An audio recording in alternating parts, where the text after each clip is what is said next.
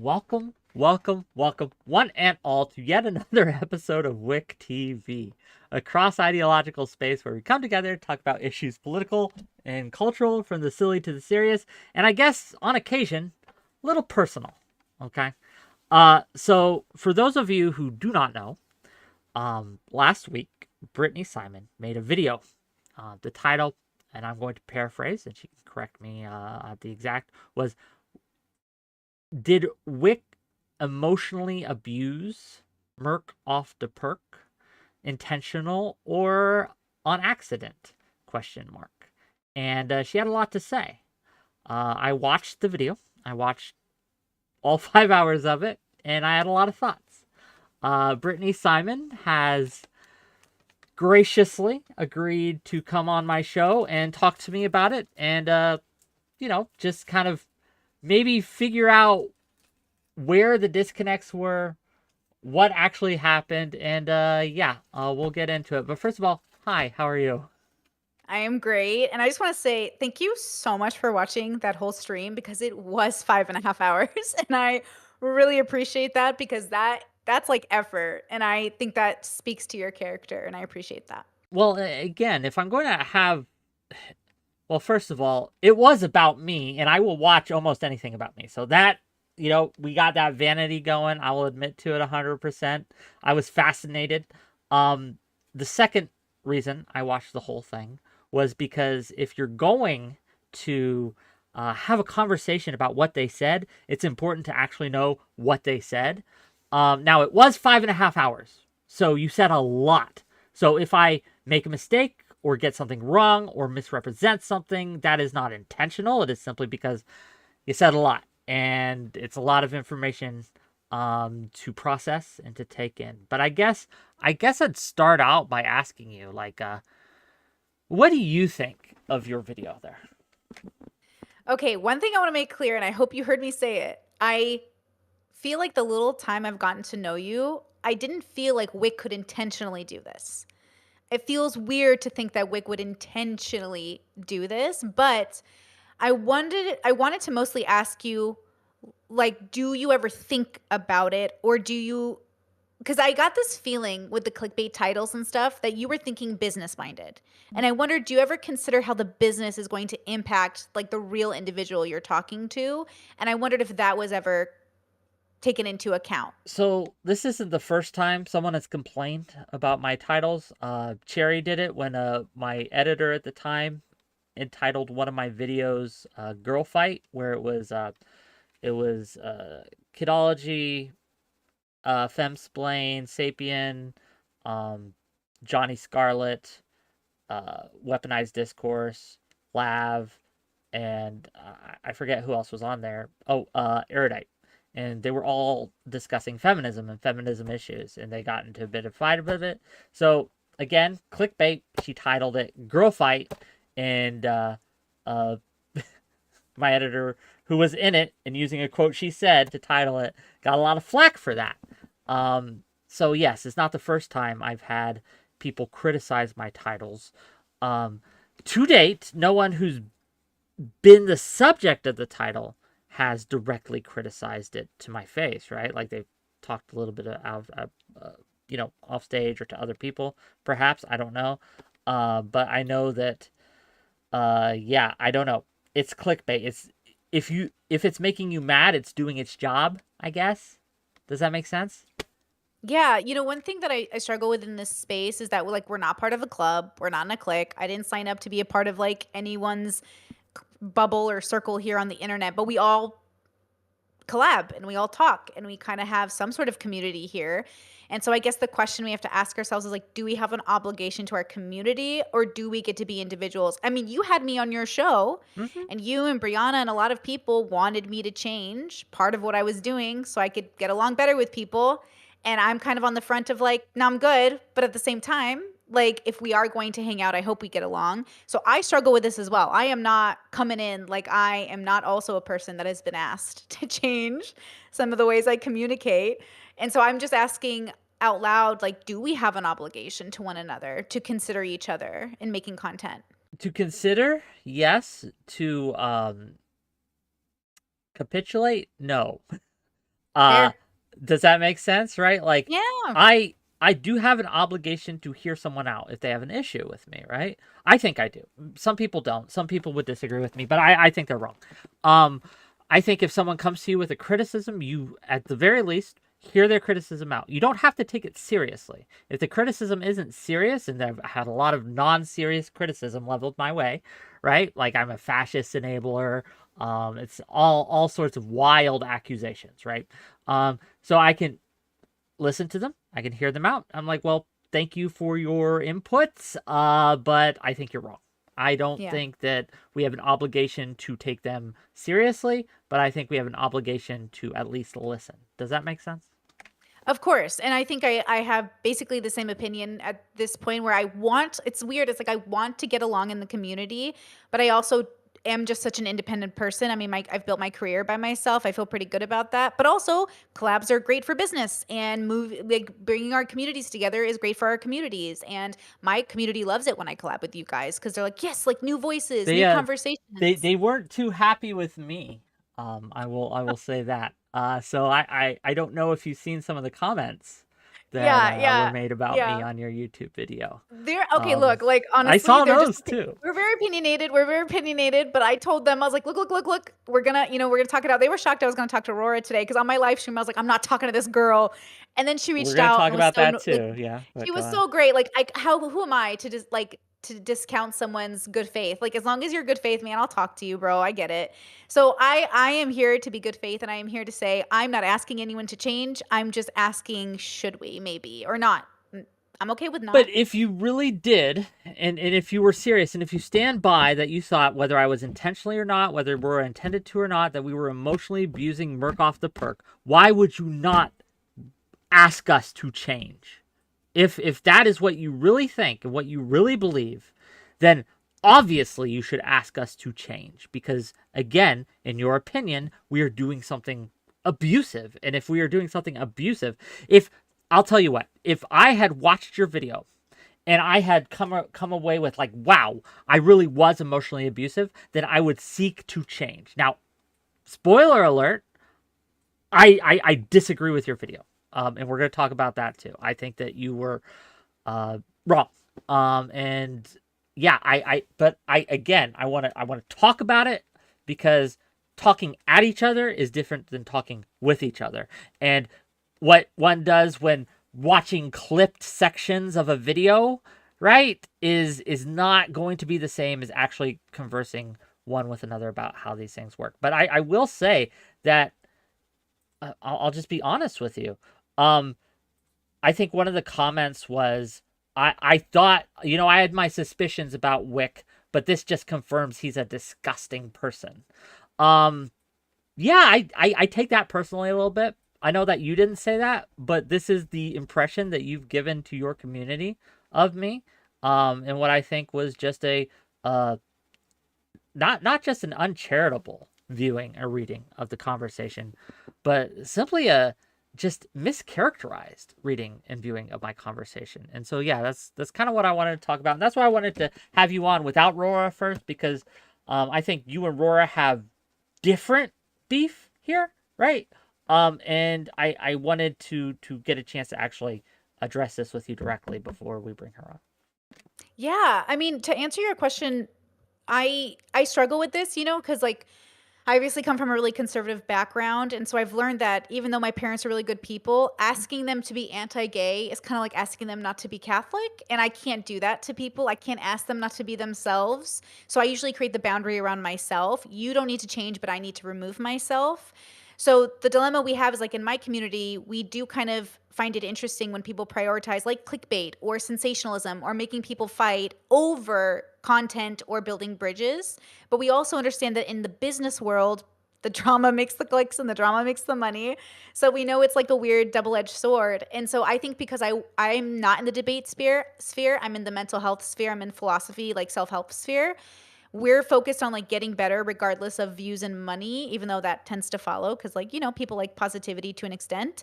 We don't want to ruin your brand, but it does, I think, rightfully make us wonder like, is this a safe space if we are just money instead of people? Well, it's not a safe space. It just isn't. Like, I'm not here Okay. to let people preach, and I'm not here to affirm. What I am here to do, and I specifically, I mean, did you hear my preamble? We replace a cross-ideological space where we come together to talk about issues political and cultural, from the silly to the serious.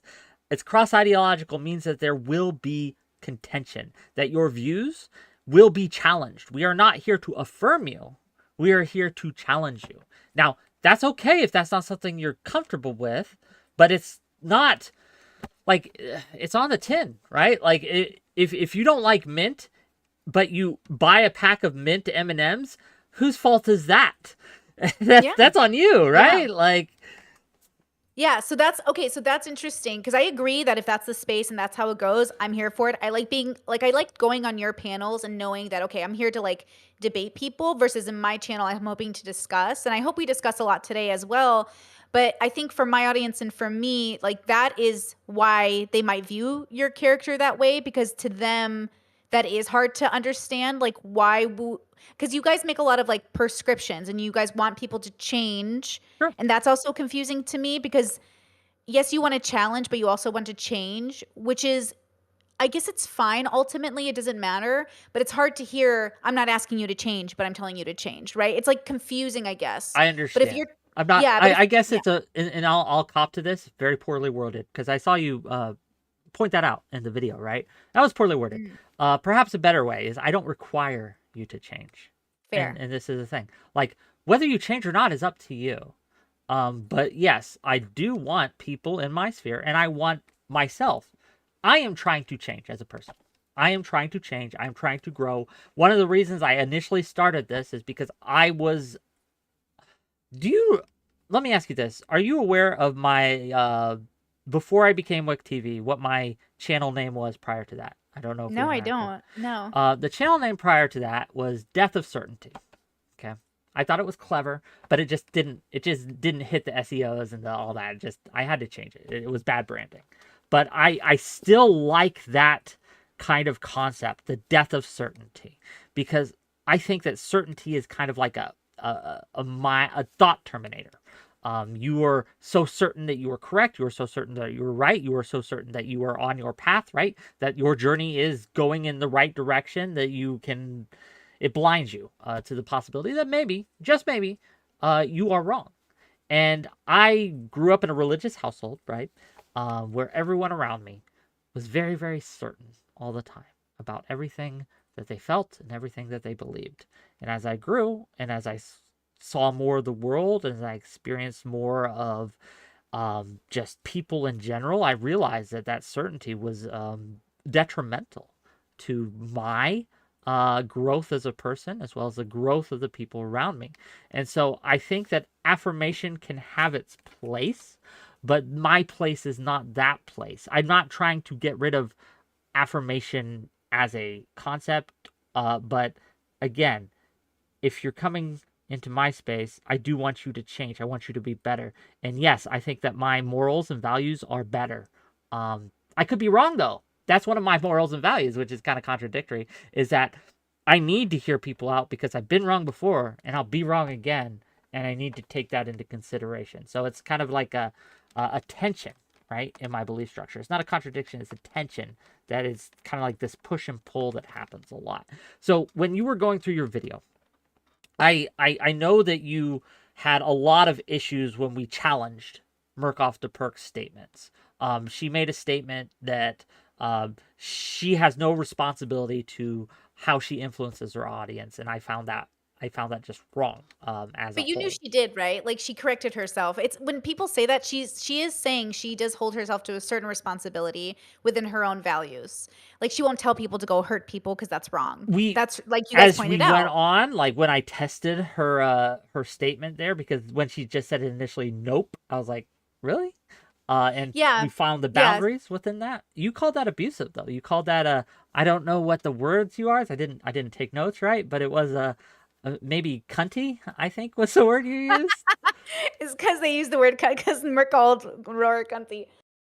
Yeah, I will say, okay, so that's the problem I'll have in this space always, which is we don't want you to change, but we want you to change. We don't think we're right, but we think we're right. You're wrong, I'm right. And it's just like we're all different, bro. We all have different values, we all have different conclusions, and probably they're all about equally right to some extent.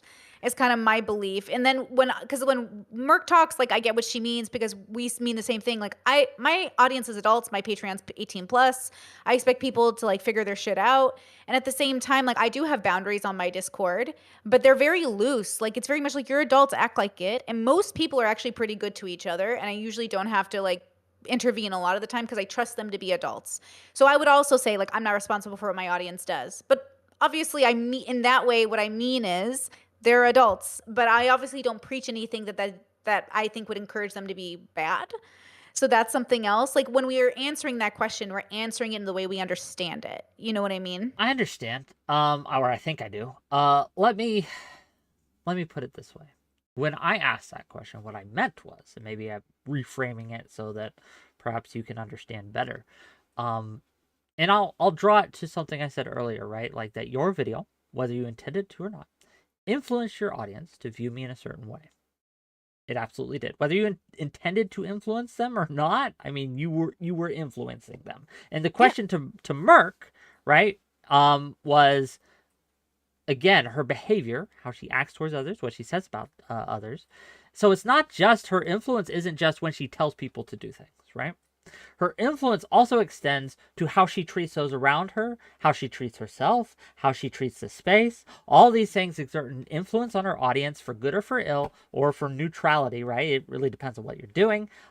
I influence my audience for good or for ill, right? It varies.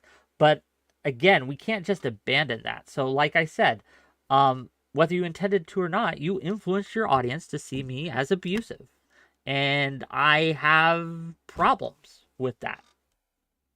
Yeah, I mean, I understand that, right? I do think it was unintentional, and I don't think it's intentional, but I think it's hard to if you tell me it's not a safe space, then I don't see why you'd have a problem with it because like that's why other people would have a problem is like you're painting people in a bad light, but when someone does it with you and how they feel honestly about the situation, you have a problem with it, but then couldn't I just say it's not a safe space? Yeah.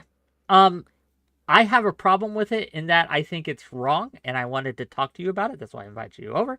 I don't have a problem with you having that opinion. Does the distinction there make sense? Right? I don't Yeah. care. Well, I care, right? I care because it sucks. It sucks when someone thinks you're abusive, right? So I care in that sense, but I mean, you at the same time, you're free to have that opinion, and you won't be kicked out of my space for having that opinion. You're not going to be exiled from my space for having that opinion. That would be antithetical to what we do here. But I think that me coming to you and saying, "Hey, I think you're wrong about me. I think that you mischaracterized me. I think that," and this happened a lot, is that we would say something.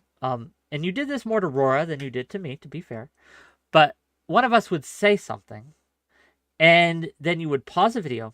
You would say what you thought we said, or what you heard we said, but it would not be what we said. You would put words in our mouth. You would misconstrue what we said, and then you would argue against that. And I think that it's no... Again, I just wanted to kind of ask why. Why did you do that? Well, it was my true observation, and it Okay. probably felt weirdly validating because, like, my audience felt like they were seeing similar things. And so again, when we have these bubbles collide, we're having like differences of cultures collide and how words are used. So when you guys sit there and you're painting Merck and holding her responsible in the way that I don't feel like we even hold adults responsible in this space, like she's 26, we're all in our 30s and 40s. She's an It adult feels though. Like yeah, she's not 18. She's 26. That's a grown ass woman. Yeah, so I disagree. Most men in the United States they usually don't feel like men till they're 35 and women about 28, 29. So I would say that's just done on general studies of when people feel like they've reached adulthood. And then you have to take into consideration her childhood trauma, which will stunt growth. And so in that case, I give more leniency to people in their 20s in America because that seems to be appropriate given how the culture has shifted. And so again, I don't hold people to like a mythical standard. I hold them to the standard I think they're capable of being held to. And then I kind of go from there and meet them where they're at. So again, I know why it hurts to be seen as abusive. And it's funny because we're all doing it to each other, right? You paint Merc a certain way, you paint this a certain way, I paint you a certain way, but we're all seeing what we think is authentically there. So then the question is who's being like who is more close to what is more accurate, I guess is the question. Well, Right? that is the question, right? And that is why I wanted to kind of hash it out, because it's always possible, and Mhm. I grant you, it's always possible that I miss something, right? That because when you're so close to a situation, it's hard to see the forest for the trees sometimes, right? That's why they don't let the victims of a crime sit in judgment, and like they're not in the jury box, right? They also don't get to choose what the people who hurt them, what the punishment should be, right? Like we break that separation for a very good reason. It's a very good reason that we have these separations and things like that, because people can get too close to a thing. However, at the same time, um, I, uh, I, I tried. I'm trying to look at these from like different angles. I'm trying to put myself in other people's shoes. I'm trying to these things. And while again, I'm not a perfect interviewer, right? I probably did make mistakes during there, but they were of not of substance, but of form, if that makes sense. They're not of function, but of form. It would be a better way of saying it. Inartful phrases, right? Miscommunication, but the act of trying to understand what she's saying, then judging what she's saying, and then if we find that saying wanting, asking her to change. Conflict is not abuse, right? Totally. I'm happy to say that you guys were not abusive if that's better, but I would say that I But think I want to it know what you believe. Like I don't want to know. I don't want you to blow smoke up my ass right now. I want you yeah, to tell me yeah. what you actually believe and think. Because if you come away with this trying to be nice to me, because I'll promise you this right now, unless you break toss, like if you start throwing out slurs, you are going to be welcome in my space no matter how excoriating you are to me right now. You can blast me. You can call me a cunt, condescending, anything you'd like. I'm giving that promise in public right now that you will be welcome in my space. I'll invite you on my shows. I'll probably still consider you friendly, right? Um, Yeah.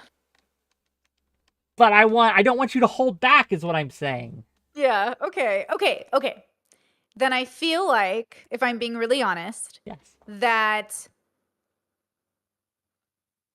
I feel like there's a little bit of dishonesty with wanting to be treated how you treat others. And I think at this rate, you're being treated the way you treat others by me. And if you don't like it, that's how others feel. Hmm. You know what I mean? Because like I think it's Elaborate. abusive, like in a way, because you're older, and so I want to hold you more accountable. But also, maybe I shouldn't because maybe he doesn't know, and if he doesn't know that it's not really abusive, it's just dysfunctional or toxic. And then I could say, well, Wick, don't do this, and you say, well, this isn't a safe space. Well, then I go, well, okay, well, then in that case, we should assume we're going to get abused in some way or misrepresented or told to think how they want to think. So in some ways, I don't know how you could be upset if you're doing the same thing to everyone else. Like, why? Like, Okay. have you know what I mean? So I I do. don't know I what the think I rules do. are. So let me take this from the last thing I think you said, which is I'm treating others how they're treating me. Well, I try to. Yes, Yeah. fair. The second thing, uh, you mentioned how if they come into my space, I'm going to say it's not space, and then you say abused or told to change or uh told that they're wrong, as if these things are the same, and they're not. And I like abuse. No one gets abused in my space generally, but they get told that they're wrong all the time, and they also get told to change all the time. And they can just say no, I'm not going to. But look, we should ask, like, just initially, what do you mean by abuse? What do you mean by abuse? Yeah, I think that's a really great question. Intentional or unintentional mischaracterization, misunderstanding, and twisting of character. So I could have been abusive to you by titling my video abusive, right? I could have been like, oh, that's so inappropriate. I'll go change it right now. I think that title to Merc was inappropriate and I would recommend you change it. But also, like, Merc came into this space. I am not speaking just of Merc though, of anybody. When we come into the space, I never know if like people want us to be ourselves or people want to change us. But there is something sort of abusive about looking at an adult you consider a grown up and then telling them, have you thought about your ideas? Are you sure you're sure? Because in some way, like that alone is sort of so dismissive and like weirdly like is that normal to go to grown adults and be like, hey, have you thought your life through? But Yes. like, Yes, it see, is. Yes, it only is in this space normal. though, right? But like only in this space. You wouldn't do it to No, people at the store. okay. I I'm not in every space. I'm not in every bubble, to use your language. That's true. But I've asking someone, "Hey, have you really thought about this?" is not abusive. It's normal. It's just a normal thing to do, Normal is especially cultural. especially if it's something that's outside the norm, right? So when she said that I streamed for 50 hours over a single weekend, that to me is outside the norm. So I asked her, "Hey, have you really thought about this?" And I don't think that's abusive to do. I You know that's also normal don't. for streamers, right? On Twitch, they're always doing stream marathons, 24 hours, 72-hour, 50-hour stream. There's marathon stream. That's really normal for streamers who are trying to get big. I think that's bad. If that's the case, that's a bad thing. Well, they're playing a I think it's real but very they're playing unhealthy. I think they're hurting themselves doing that. it's I an think event. It's like a even therapists I watched just did a 15-hour stream. It's just a celebratory thing. Like people like they do it for sub counts. They do it for it's just an event. It's like a special event. but if it's a special event, it's not a norm. But it's a norm to do the special events. Like it's a norm like she streamed it once. She did one weekend, a 50 hours, right? One weekend, just one of them. So that's normal because like she should do one a month or one every 2 months or one every like that's kind of it's an event. So I'm just saying like sometimes when we think something's normal or not normal, what I'm trying to say is like maybe in your bubble, but maybe not in hers. So before we judge someone, we should ask like how did they come to that conclusion, right? Or if you hear that Wick has horror Wick. If Yeah. you hear that, yeah, if you hear that Merc has like horrible childhood trauma and borderline, then you can make the assumption, if you know anything about mental health, that she is going to be stunted than the average 26-year-old, but maybe excels because she's parentified and in other areas, which is often very typical with abuse and trauma in childhood. So typical. You grow up faster in some ways, but then you're not in other ways. That's really common. But if you don't know that, you're going to put a lot of responsibility on her that doesn't make sense and maybe not the kinds of responsibility that you should put on her. So all I'm saying is like maybe in these spaces we think we know a lot more than we do about people and it makes us out to be more of a villain than we need to be. And I'm bummed about it, right? Like is So that how it's if supposed to be? Mhm.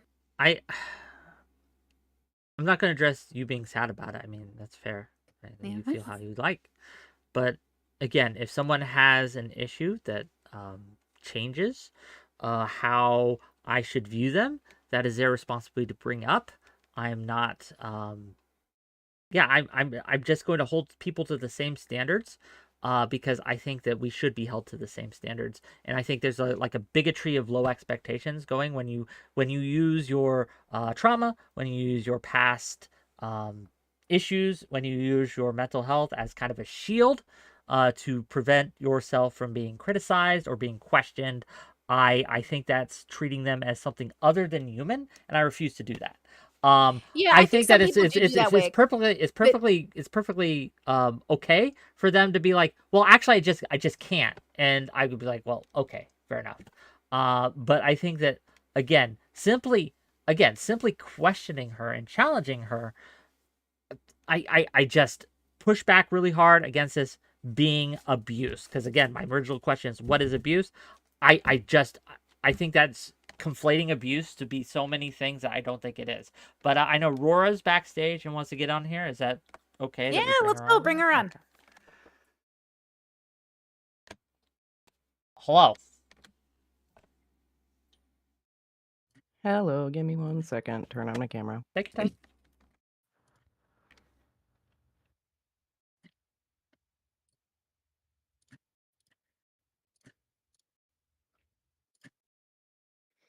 Can you hear me okay? Yes, hello.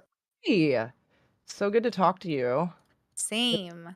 I really appreciate you giving me a chance to have a conversation with you. I know previously, you didn't want to.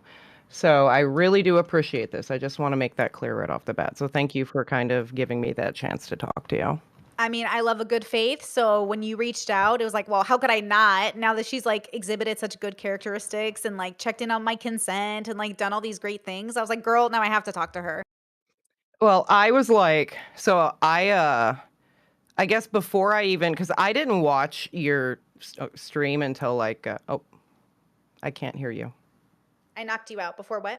Ah, um, I didn't, I guess, watch your stream until like a couple days ago because I had COVID. I told you that. So I was like, I didn't have the spoons at the time to, attack that. I did my best at the time, to approach it and be like, hey, I was already kind of thinking, about different places I could have done better prior to even like watching your stream. So I just wanted to let you know that and hope that maybe that being put into consideration would make you want to maybe have a discussion with me about it. So Heck yeah. Yeah, absolutely. Did you hear what Wick and I were just talking about earlier too? vaguely in and out. I was kind of getting up. I got myself lemons to suck on because my throat's still. So I vaguely heard it. Okay. Are you at all okay with me kind of like starting off by stating kind of like where I agree or like where I feel I could have improved? Because I feel like if I can kind of like start that way and demonstrate that how I actually feel and think about it now, that it might, help jump off the Yeah, hit conversation a us, bit. girl. Yeah, yeah. Hell yeah. Okay, so I I really like I guess I hadn't watched the stream yet and I was like, "Holy shit, was I abusive?" And I wanted to talk to you about it, but you were like, "Okay, we'll just talk about this on stream or whatever, right?" And so I watched the video. Um and I wouldn't necessarily say I feel like I was abusive, but I know everyone's threshold and interpretation of abuse is different. So I'm not going to at all put my beliefs of what abuse is onto you. I'm going to be flexible in that way. I am, as you heard me repeat in a very cringe manner over and over, I've been on the internet for a long time, but not in this specific space. I'm very new to this. I have the only panels I've ever done are Wix panels. I've never been on anybody else's panels. I've really never done anything else. This is like my 5th time, I think. So like I could have definitely like the saying I understand and then the contradicting myself and the kind of like flip-flopping in like speaking in absolute stuff like that. I am learning how to communicate. That's not an excuse for putting 𝕾 through anything stressful or anything like that. And I totally see how it's not going to be helpful in a conversation or Yeah. make her, or help Oh, her want to I'm gonna actually have be to mute receptive to what I'm going to myself, say. but no, it's okay to make her like it's okay that she was stressed a little bit, right? Stress isn't bad. Okay, go on. Sorry. That's fair, right? I'm not saying stress is bad necessarily. I'm just saying the things that I thought I could have improved on overall. And if this is a space I want to communicate in, I'm always open to learn and improve. So I'll just state the baseline that I approached that in, and the base advice I wanted to give was kind of like based on 𝕾 using slurs and doxing herself. Like at the time, I felt it wasn't conducive to like her personal safety. Granted, everybody's version of what safety is different. I get that. Like for example, if someone were to try and cause her harm because she doxed her address, that was on my mind. And like additionally, I felt it wasn't conducive to growing a long-term career in streaming. I know again, that's different for everyone. Something she seemed to want at the time, based on what she said, was that she wanted a longer-term career in streaming. And after talking to her, and before I even watched your stream, I decided that 𝕾 and I essentially had our own separate bubbles. 𝕾 has hers, I had mine, and what I was doing probably wasn't helpful. I tried to bring her over to my bubble to have a chat. She did not want to do that. She wasn't comfortable with that. I did not dislike 𝕾 going into this. I felt it was quite the opposite. I felt I saw good parts of her. And my intention was to simply offer a space for conversation within my bubble, which she demonstrated she didn't want. I wanted to kind of like, I watched your stream and, I'm just trying to communicate this in a way that hopefully, come Thank over to you. your space and talk to you in that manner. So that's the Yeah. basis. That's how that was the foundation. So, and Yeah. it's like, for example, I can definitely see at times where I could have been projecting on her, but I think a lot of it was like me saying, like me, we're alike, stuff like that, instead of saying, I also do X. Like, if I would have shifted that wording, it would have felt a lot different. And the part where I was like, no, you feel attacked, I lost my patience. I left that stream knowing that was naughty. Okay. Like I knew that immediately. So that's, and I little broed the hell out of her, the age shit, cringy, not, when I after the stream, I thought to myself, and I'm like, when I was that age and people did that to me, it made me want to go, fuck you. I'm going to do what I'm going to do anyways. Right. Yeah. And, I said in the conversation I wasn't being condescending. I was sort of aware of it and not at the time. I know you've said that you're also sometimes like not aware fully all the time when you're being condescending, and that was kind of the vibe. Like I was and I wasn't. Obviously, in that situation, what could have been more helpful is hearing her more when she said that. But I was so focused on the goal that I lost sight of that. And that's something I can improve on in conversations if I want them to go constructively in the future. So that's how I'll start this. Yeah, I think, the parts I struggle in this space is if we're all grown adults and we're treating people like that, when you invite a person into your space, do they know they're coming into a debate space? Do they know what kind of an interview it is? Are they asking for unsolicited advice? Did they ask you to challenge them in that way? Are they coming? So it's like, I don't know how much informed consent is even going on here. I don't know if Merc pre-watches people's streams or does any of those things. Like I know when she and I DM'd, and I reviewed her with Kyla, and I said, I'm not reaching out to Merc, but if Merc wants to talk to me, she can reach out, and she did. And then I said, hey girl, glad to hear from you. And she said, hey, I don't want to do a debate. And I said, good, I don't debate really unless I'm a guest on people's panels. Come on my show, we'll discuss. She's like, cool. So we already, talked about consent behind the scenes before she came on my show. So it was much easier for her to come on my channel because I was like, oh, I'm not going to challenge this girl in any other capacity than to share my thoughts. Like we did when we went over trans kids in schools and trans education. I'm super pro LGBT, as you guys know, maybe, but I'm super pro that. And I would love a school that reinforced kids' genders and encouraged them to be themselves. But we talked about that and we disagreed on it. She had some feelings around it, but I don't care about her changing her mind because Merc changing her mind isn't going to matter to my world, my bubble, right? Like who cares about Merc? But like as a person, it was great to hear from her and do all those things. Now I will say this. If the word abuse is inappropriate, I'm open to toxic. But if I was going to hold everyone to my standard, if I did any of the things that were done to Merc on that stream, I would be abusive.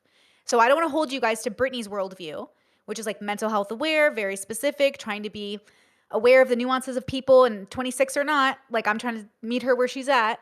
So I called it abusive because I think if I did it, it would be. But I'm not sure if that's fair to you and Whick. You know what I mean? Maybe just like misunderstanding. Like did Whick and Rora misunderstand Merc, Yeah. Well, I'll let you guys go back and forth. I have thoughts, obviously, but well, sure. I'm here to talk to both of you. Yeah, but I went on for a while. I'm just trying to give Rora space too. I don't want to suck all the oxygen out of her. I guess I would say, like, I'll ask a question. Could we technically say that you were maybe verbally abusive to me? Yes, 100%. Okay. Yeah, okay. 100%. And granted, my feelings are hurt. Like, I am also the type of person, like, I did hear Whick say, like, you could call me whatever and I'll still talk to you, as you can see. Like, that's not, beyond my threshold or anything like that. So I'm glad that we're kind of like, being constructive in that way. I really appreciate that. I am infamous for bullying Sneeko and Pearl, and I always joke, I'm like, hey, the bullies can get bullied. That's my rule. But also, like, I'm friends with Sneeko. I have no problem. Like, I like Sneeko as a consciousness, but like, I go ham on him sometimes. But I still like, he's in his mid-20s. Like, he's a kid to me. Like, good luck, bro. Like, good luck, little bro. But he's not, okay. He's not a child. Let's stop please. He's not a child. I don't have sex with 25-year-olds, you know. But he's not a child. Right? Well, he's a an adult, but, 25-year-old like, he's man still a is kid. not a child. A 26-year-old Look. woman is not a child. We need to stop treating them as children. They are not children. They are adults. Well, I'm treating them like I would a 25-year-old. Okay, but they're not a 25-year-old. They're a human being with their own personality, right? Me at 25 is much different, right, than someone else at 25. Whether it be much more mature, much less mature, that doesn't matter, right? We can at least say if you're in your 20s, you're an adult. I think that's a fair statement to make. An adult because that, some like, of maybe can't buy 20-year-olds beer are or much rent a more car. mature than some 40-year-olds. I've seen that happen. But, like, Sure. that's true, but we live in a world where, like, even the government and even insurance companies have issues with people under 25. So though they're adults, don't let them do everything they want to do, right? We still have restrictions on what adults can do. What can't a 25-year-old do? Well, 25 is usually the age when you finally get to have, like, a car rental, right? And do that kind of stuff in plenty of states. Usually you can't rent it under 25, depending on, like, your state has different laws. Or 21, you can drink a beer finally. Or everyone has a different relationship with age and, like, what you can do. In some states, women can't even, like, tie their tubes until they're a certain age in their 20s because the doctors want to be liable for a woman making a regretful decision. So I just want to be open to the fact that even as a collective, we agree, like, some people are kind of different. Your brain doesn't stop forming till your mid-20s. People in the States don't even feel like real adults until they're way into their, like, late 20s, 30s now. I'm just trying to meet people where they're at, right? So again, if I held people to my standard, it would be abusive. If I held it to your standard, then it's not abusive. I'm trying to meet people where they're at, right? Okay. Fair Culturally enough. speaking, age, I just everything. don't think that holding people to a standard is abuse. I just don't That's think fine. it is. Yeah. I think that's fair. I think that's Yeah. fair. I think, again, if you want to live in a space where it's not a safe space, then I don't see what I did could even be in any way bothersome to you, right? You're bothered in the same way that I was bothered with you, but I'm bothered because I'm trying to make a better space. You're bothered but saying there is no safe space. So why do you think you can be bothered if there's no safe space? Because even though it's not safe space, like, look, what people hear when you call someone abusive, right? And I can't remember, because I watched some of my conversation back with Merck, but I didn't watch all of it because I was there, right? So, like, I only skimmed through that. But I don't believe I called her abusive. I don't think I called her a predator. I don't think I called her anything but wrong. I think maybe I called her dumb, and that's fair. But I think that there's a substantive difference between making an accusation of this person is this and saying, hey, I disagree with you. I think you're wrong. I think there's a substantive difference between calling someone abusive and saying, hey, I think you're wrong. Does that make sense? Yeah, for sure. I'll change my title right now. If No, you really no. Because, feel... again, I value your honesty. It would bother me more if you lied to spare my feelings than if... I'm not lying. I'm trying to see you. If I don't think your intent... Again, like, the title is like... How do I say this? Look, I don't think this is a very safe space for the mentally ill, right? It's beyond the title, because if you watch what you said, like, condescending, cunts, patronizing, these people are being abusive. Like, it's not just the title. The whole thing is you just excoriating mostly Rora, mostly poor Rora here, which is also wild to me because I think me and Rora did the same thing. Like, I don't get that, but maybe I don't know. But, like, me and Rora were basically doing the same thing, and yeah, it's just weird to me that she got more flack for it, but that's neither here nor there. Yeah, simply changing your title won't do it. I get okay. Here's simply taking your title question, won't do it. Yeah. I did not get the impression either of you went into that conversation with lack of judgment of Merck, right? You came in prejudging her and wanting to make a prescription of her, right? So in my mind, that is the worst way to get to know someone, right? So you guys weren't there to see her or to value her. You were there to project fear onto her and mischaracterize her because of your worldview, and you never fear onto her. What do you mean by that? It felt very afraid. I'm afraid for her. I'm afraid for her. I'm afraid Yes. for her. But wait, she's a grown adult, right? So are you holding her to the same standard as being a grown adult? So why are you bothering this woman If I see if she's a someone grown that is adult? driving and there is a cliff and I see them speeding towards that cliff, I'm going to be afraid for that person. I'm like, yo, slow down. You're about to drive off a cliff, right? I think that that's a reasonable fear that shows empathy. Like, I care what actually happens to her, right? I don't want her to hurt herself.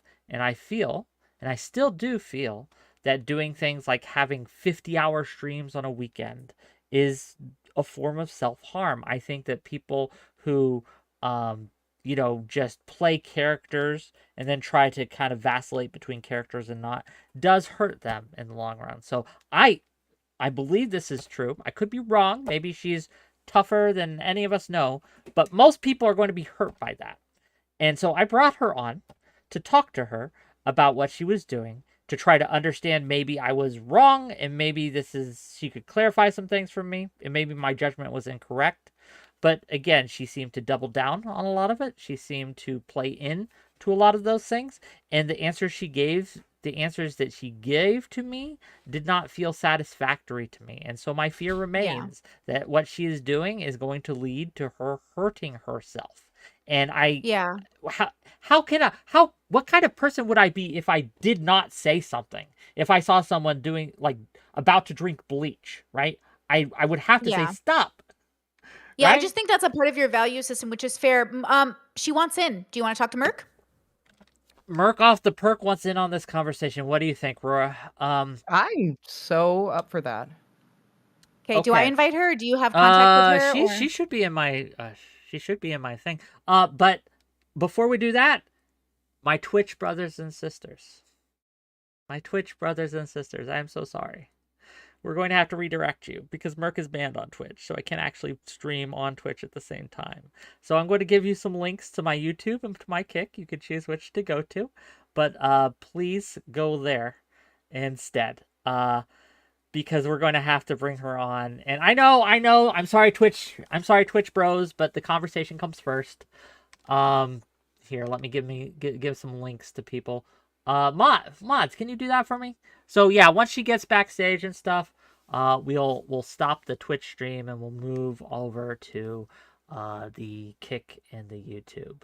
Apologies for kind of this housekeeping thing. I just don't want to be banned on Twitch. I need my money. So I'm telling her right now to get backstage on your Discord. Yep.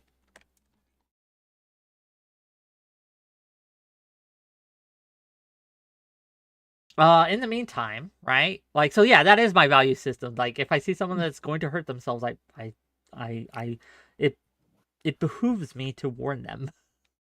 I'm always, the 𝕾𝖍𝖎𝖙 is paved in good intentions. And so my fear is, again, how do you know you're not being the religious zealot that's trying to protect the gays from harming themselves? How do you know you aren't turning into the same thing that you ran away from? You know what I mean? Sure. How do you know you're not being closed-minded? How do you know, like, when to mind your business? How do you know when to respect people's agency? How do you know when to allow people to have a different culture than you? That's what I'm worried about, is that people aren't being honest with their good intentions because they don't even know their good intentions are bad.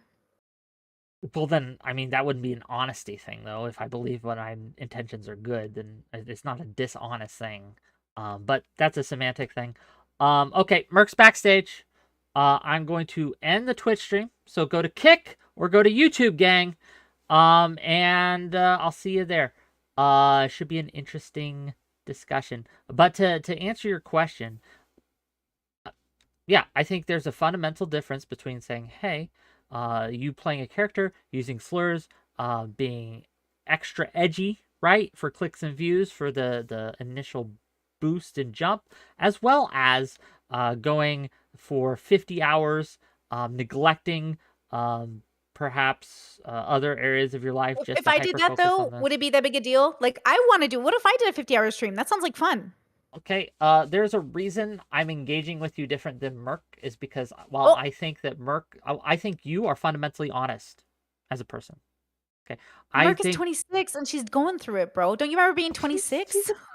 She's a human. What? No, you keep bringing up this 26 is bothering me because 26 does not matter. Because when I was 26, I also made mistakes and I did things and I said slurs on the internet. Like, it's just like growing up a millennial. Like, I Okay. don't know, it's just normal to me. I ended the Twitch stream. Let's bring up Merc and let's talk. Okay. Hey, you're live. What's up? What's up? What's up? Give me 1 second. All right. Before we start this conversation, I think I need to take the time to kind of establish myself into the conversation. So one, I acknowledge that this is not my sphere. Okay, this is Brittany's. Wait, who's streaming this? So whose point of view are we looking at it from? Whick's, right? So we are in Whick's bubble right now. Therefore, I will not be acting like my character because the only place that is safe for me to be my character is within my own community. So I will be serious throughout this conversation. But do not take that for me saying I will not be honest. I'm going to be honest with exactly how I feel. I'm going to call it like I see it, but I will do so in a respectful way. So if you get offended by what I say, I apologize that you are offended, but I'm not going to sugarcoat the truth. Okay. Does that make sense? It does. Also, I just quit my job and I was able to sleep for the first time normally. And I have not taken my ADHD medicine. So if it seems like I'm bouncing off the walls, it's because I most definitely am. Okay? Okay. Is that a good news that you quit your job? Are you excited? Okay. Okay, listen. So you're not taking your can I ask why you don't don't take your medicine? my ADHD medication? Because I don't want to, because it's a methamphetamine or an amphetamine and I don't like it. As long as I'm not hurting anybody, it's fine. I stay at home, I stream, I don't need to take my ADHD medication. Now, if I actually was a schizophrenic like people think, and I wasn't taking my schizo pills, then that would be a problem. But ADHD isn't necessarily like a bad thing. ADHD is my superpower. Sorry. Okay. Is that wrong? You think it? This was going to derail us if we go down this road. It's going No, to it's a derail conversation. us. I think I understand. it depends on if but I anyone else think wants to that talk about it. yes, if you are prescribed a medication for ADHD, for bipolar, for whatever it may be, Not the same. But Wick, not the same. Like, you have to understand, ADHD medication is not the same as bipolar medication. One you have to take. Certainly. But again, if you are not taking it, if I have a condition, even if it's a mild condition, and I refuse to take my medication for it by choice because I just don't want to, then there is a risk of that condition exacerbating to a certain degree. And while it might not hurt her as much as someone not taking their taking their antipsychotics or whatever, there is a risk when you come, like, you are prescribed this medication for a reason. Right? But it's like For a choice. focus. When For you get focus. ADHD, if you get ADHD medication, if you get like herpes medication, if you're getting medication, these are optional medications. Your doctor doesn't make you take them. Some people benefit from them, some people don't. I recommend ADHD medication if it helps you, but it's an optional medication. So, like in my case, right? Whenever I worked a full-time job, I would take it. I didn't like taking it, but for those days where I needed to be focused, I needed to not be bouncing all over the walls, that's fine. But fortunately, I am put into a position where I can quit my job, so I'm streaming full-time now. I don't need to focus. I can be zany, I can be funny, I can be bouncing off the walls because that's how I feel comfortable. Now, if I was in a situation where I need to have that focused, then I would take it. But right now, why do I need my ADHD medicine when I'm not working? I'm working, you know what I'm saying? I'm not a doctor. I'm not a therapist, right? I'm not an expert by any means, but it would, again, I would feel bad about myself when I'm by myself if I didn't say, hey, maybe rethink that.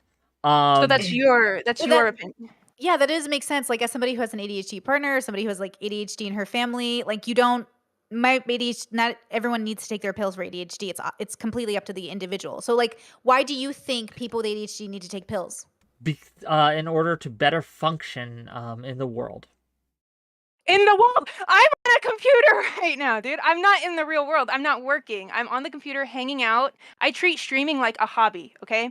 It just happens that I make money and that I want it to be my full-time job, right? I'm not out in society where I need to be. It also depends on how and again, I don't know you, Merc. I don't know how severe your ADHD is. Thank you for admitting again, that. we've talked about this before, how we let the most functional of the mentally ill, right? Or the people with mental issues like ADHD be the front for people for all of the mental illness that is out there. And while some people may be very high functioning with ADHD, there are some people with ADHD who literally cannot function at all, even by themselves. True. Without their taking meds, yeah. meds. Yeah, And that's I me. think that, I agree. again, I don't know you, Merc. So not knowing you and not knowing which of these you are, again, like, you do what you want, but I think that, again, it feeds into the whole, well, Merc is probably doing some dangerous things, and we probably should tell her about it, and maybe warn her a little bit. I think that's a fair thing to do. I don't think that's condescending. I don't think that's patronizing. I think that's something I would like people to The do worst. with me. And that's what I'm curious about. Like, why'd you assume the worst? Because if it's not the worst, then you can just ignore me. But if it is the worst, then hopefully, I don't know what me saying this would do, right? Because it's really hard sometimes to get the mentally ill people to take their meds. Like ADHD especially is not a psychotics, mental right? illness, though. It's just a disorder. You're not mentally Yeah. ill if you have ADHD. You just can't It's all focus. under the same bubble, right? Well, kind of. It It is, depends but it's on how not. you read the DSM. Can I just Compared ask to- Wick, so is this about But like again, I'm not relieving a your guilt? doctor, So huh? you know you've said something? Is it about like relieving your guilt so you know you said something, It's not not about helping just a Merc? guilt thing. That is part of it, to be honest with you. Like that, there is this like, when you have been warned, it is becoming in you to warn others, right?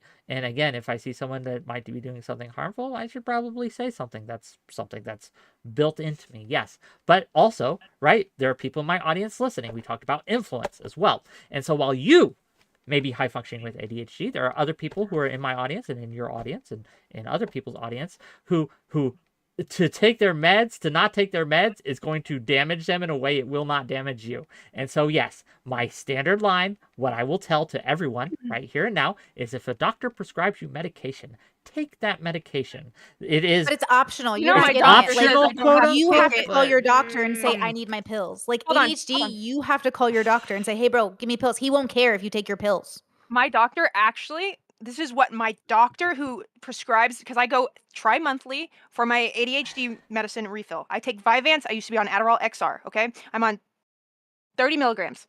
My doctor said that if I don't need to take it, I don't have to take it because, one, you get accustomed to taking it all the time. It doesn't have that much of effect. So it you barely can focus anymore because it's like you're so used to it. And two, it is bad on your heart. Vyvanse is very bad on your heart, which is why I don't take it all the time. High blood pressure runs in my family. Obesity runs in my family. All heart disease is very prevalent in my genetics. So therefore, I don't want to fuck up my heart any more than I have to. So if I work a real job and I'm out in the world and I need to focus, I will take it. But when I am at home in my safe space, streaming, being a retard, I don't have to take it. And like you said, you're not aware of what my doctor told me. Well, guess what? Now you're aware. So my doctor approved that I don't have to take it. So what's the conversation? Can I attempt to build a bridge? Sure. I have ADHD. I'm the type that if I don't take my meds, literally can't be a human. Like I'm not a hyperactive ADHD. I'm a functional ADHD person. And my psych and my doctor both said to lessen the chances of severe side effects and to also lower tolerance. They call it a medication vacation, where you take a break from them on days where you don't, need to function. So like for me, it would be on a weekend day if I'm going on a walk or something, you know what I mean? So I take that break because I have a high cholesterol. I've had it since I was a kid. It's genetic, and I have a heart murmur as well. So I'm just attempting to give my perspective to hopefully build a bridge in this situation. Some people with ADHD do struggle with impulsiveness, but I'm not going to assume Merc being impulsive has anything to do with that. But is it fair for me to say, and you can correct me, Merc, would you feel like, is it more fun to stream when you're not on your meds versus when you're on them? I think, okay, for example, when I take my ADHD medication, it's much more serious. Like I'm much more serious. I'm more focused. Like I need to be doing something where I can like be productive, right? I don't want to be productive all the time. Sometimes I just want to be myself. I want to have fun. I want to watch stupid stuff on the internet. I want to game. I want to goof around. I don't want to be serious. And for me, my ADHD medication makes me serious. So by that logic, your statement of, do you think that it makes you, yes, most definitely, which is why I choose not to take it. Now, if I'm doing something serious where like, say I was going to write like a thesis for college or do something like that on stream, then I would take my medication. But there's no need to take ADHD medication if you're not going to be serious on the internet. I will cop to that. I don't know your situation. I don't know your doctor stuff. It is what it is. Fair. I guess to kind of re-rail us, so let me just ask you, Merc. Do you feel that me and Rora were abusive towards you when we had you on? So if we are going off the definition, this is your sphere. I'm asking you what you feel. So if we are in my space, in my bubble, for me, I feel like you guys weren't being physically abusive, but you were very aware of what you were doing. Whether subconsciously, consciously, you were being very condescending to me. I was screaming, telling you, this is who I am, and you wouldn't listen. Whick, you cut me off multiple times. You didn't let me finish my statements. I would answer a question, and you would just completely ignore my response. I think you guys, and this is just my opinion, my brain, I think you guys went in there hating me or disliking me, whatever it may be, and you guys felt like you knew more than me. And whether it came from the goodness of your hearts, whether you guys didn't like me, I don't care. The point is how I felt, and I felt disrespected, most definitely, which is why I left the call. I mean, so were you being abusive? Verbally abusive? Borderline. Almost there. Basically there. Abusive. Okay. Which I think is a fair statement. Fair enough. I guess I would challenge this though. And again, this is a little difficult because I watched in great detail Brittany's coverage of what I said. I didn't go back and in great detail watched our conversation again, right? So I only saw the clips that Brittany showed, right?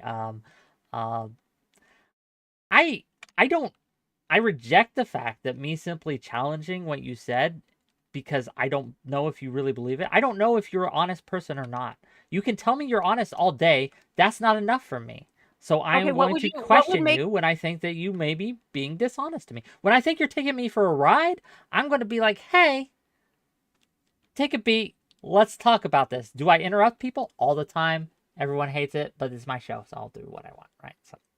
Fair. Okay, fair. But don't get mad when I'm trying to be honest with you, and then when you don't take my honesty for honesty, I start to troll. Because what's the point in the conversation? You're not going to believe anything I say anyway, so what's the point in being serious? So then I am going to start trolling because it's like, I'm already in here, might as well fuck it over because you guys don't believe me anyway. So either A, you need to take what I say as my honesty because I'm sitting here being an honest person with you. I am not under the influence of drugs. I didn't take my Vyvanse.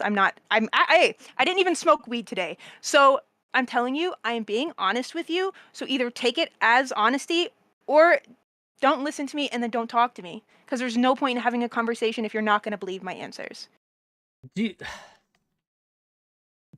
Can one challenge your answers, believing you to be honest, but still wondering if perhaps maybe what you're saying, maybe you haven't thought it all the way through, that maybe you actually honestly believe what you're saying, but you haven't really thought about the implications of what you saying. And while you could think you are saying one thing and intending to mean the other, what your words are actually communicating might be something entirely different. Do you think that's possible?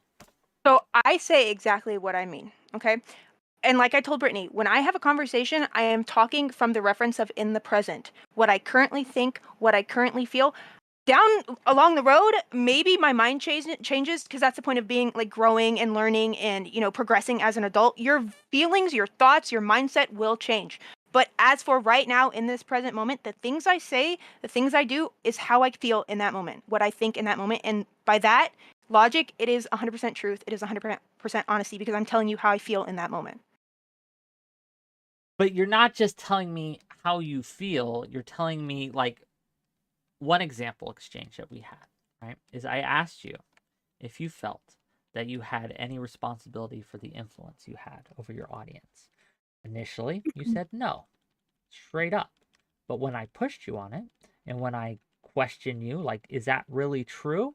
Then you copped to me, like, oh, well, now that I'm thinking about it, well, I wouldn't tell people to go kill themselves, or I wouldn't tell them to do this. And you set boundaries for that. You engaged with my pushback. Your initial statement was challenged. You reformed your opinion as you thought about it more. And I think that's a healthy way to interact, right? What is abusive about that? What is abusive about that exchange? Hold on. Too much words. Okay, let's just talk about you saying, like, talking about the influence I have on the internet. Yeah. I claim responsibility if I outright tell somebody to go shoot themselves, shoot somebody. Like, I claim that. That is completely different than somebody like the PewDiePie situation that I talked to Brittany about, where the guy went, subbed to PewDiePie and shot everybody. Like, that's different. PewDiePie did not hold responsibility. He shouldn't have been made to hold responsibility. Now, if PewDiePie told the guy, hey, go shoot up all these people, and say that is his responsibility. Those are two different things and you cannot compare them. Now, if one of my viewers, if God forbid this happens, if one of my viewers is like, oh, like they go and like push a fucking kid off a slide and like, oh yeah, 𝕵𝖎𝖏, right? I should not claim responsibility for that because they made that their own decision. Now, if I told someone, hey, if you ever see a little kid, go push him off a slide and scream 𝕵𝖏𝖏, then, only then, should I claim responsibility because I told that person to do it. And that is genuinely how I feel. Would you not feel responsible, at least somewhat responsible, if, again, as you did here, you said, well, ADHD people don't always have to take their meds. I think it's okay. I'm not going to take my meds. And then your audience who hears this, who also has medication that they, again, they have a different, like they may have the same condition as you. They may have a slightly different, but I'm not going to listen to my doctor. I know better. I'm going to, you know, I did because listen you to are my doctor. listening to My your doctor doctor. said Yeah, it was okay. I'm correcting myself. But yeah, in my case, I don't have to take my meds. They hear this. The influence you say is, oh, well now, if 𝕵𝖏 doesn't have to do it, maybe I don't have to do it either, and it ends up hurting them. You would feel no responsibility whatsoever? You missed the point. You just said it yourself. I said that my doctor approved it. That is the conversation. That is the context we're taking. My doctor said I don't have to take my ADHD medication if I don't want to. Did I say, oh, chat, my doctor says I don't have to take my medicine, so therefore you don't? No. If your doctor says you don't have to take your medication, don't take your medication if you feel like you don't want to take it. I'm talking for me because it's my experience. I'm not telling my chat to not take their meds. I'm saying that my doctor said I don't have to, so I'm not going to. Now, if they choose off of what I said and what I included in my context, that's their problem. I just said that my doctor said it was okay. It doesn't mean that their doctor says it's okay. You did when I pushed you on it, right? You did clarify when I pushed you on it, but I'm wondering what you said to your chat in general before I have no idea, right? I've not talked about not taking my medication until like it comes up like this. Okay. Like my medication, nobody gives a fuck if I'm on my meds or not because it's me. Like nobody cares about that shit. My chat most definitely doesn't. Like we don't care, and they know me because I do have personal conversations. And if it does arise, I'll tell them exactly how I feel. Look, this is good for me and only me. My doctor approved it, and that's it. Fair enough. I think. I just don't. I hear what you're saying. I just, again, you were doing these kind of like word game things. I think that you're kind of dodging what is actually being said, and saying, well, no, technically I didn't say that.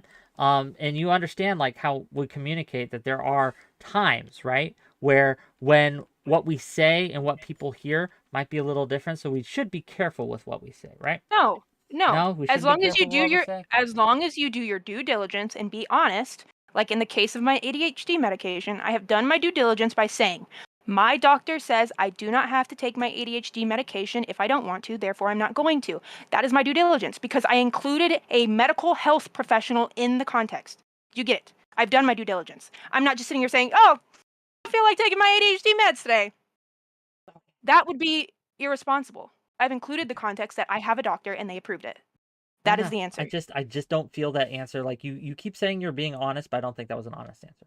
I'm just being real with you. Okay, so you think that is not an honest answer and that is your problem. I'm being honest with you.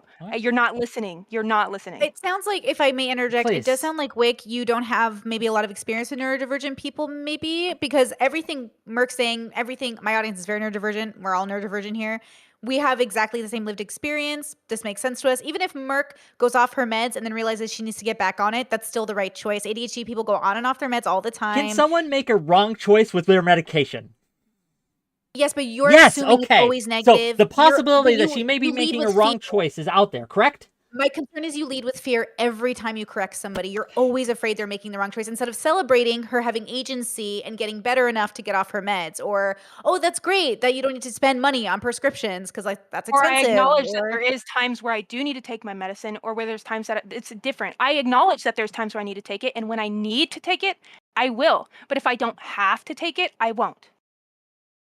Or else, if I never wanted to take my meds, why am I even on it? I'm just saying right now in this space of my life where I can acknowledge that I am grounded, it is safe to say that I don't have to take my medication and my doctor approved it. End of discussion. Like it doesn't matter if you believe it or not. It's my truth because I'm the one taking the medication.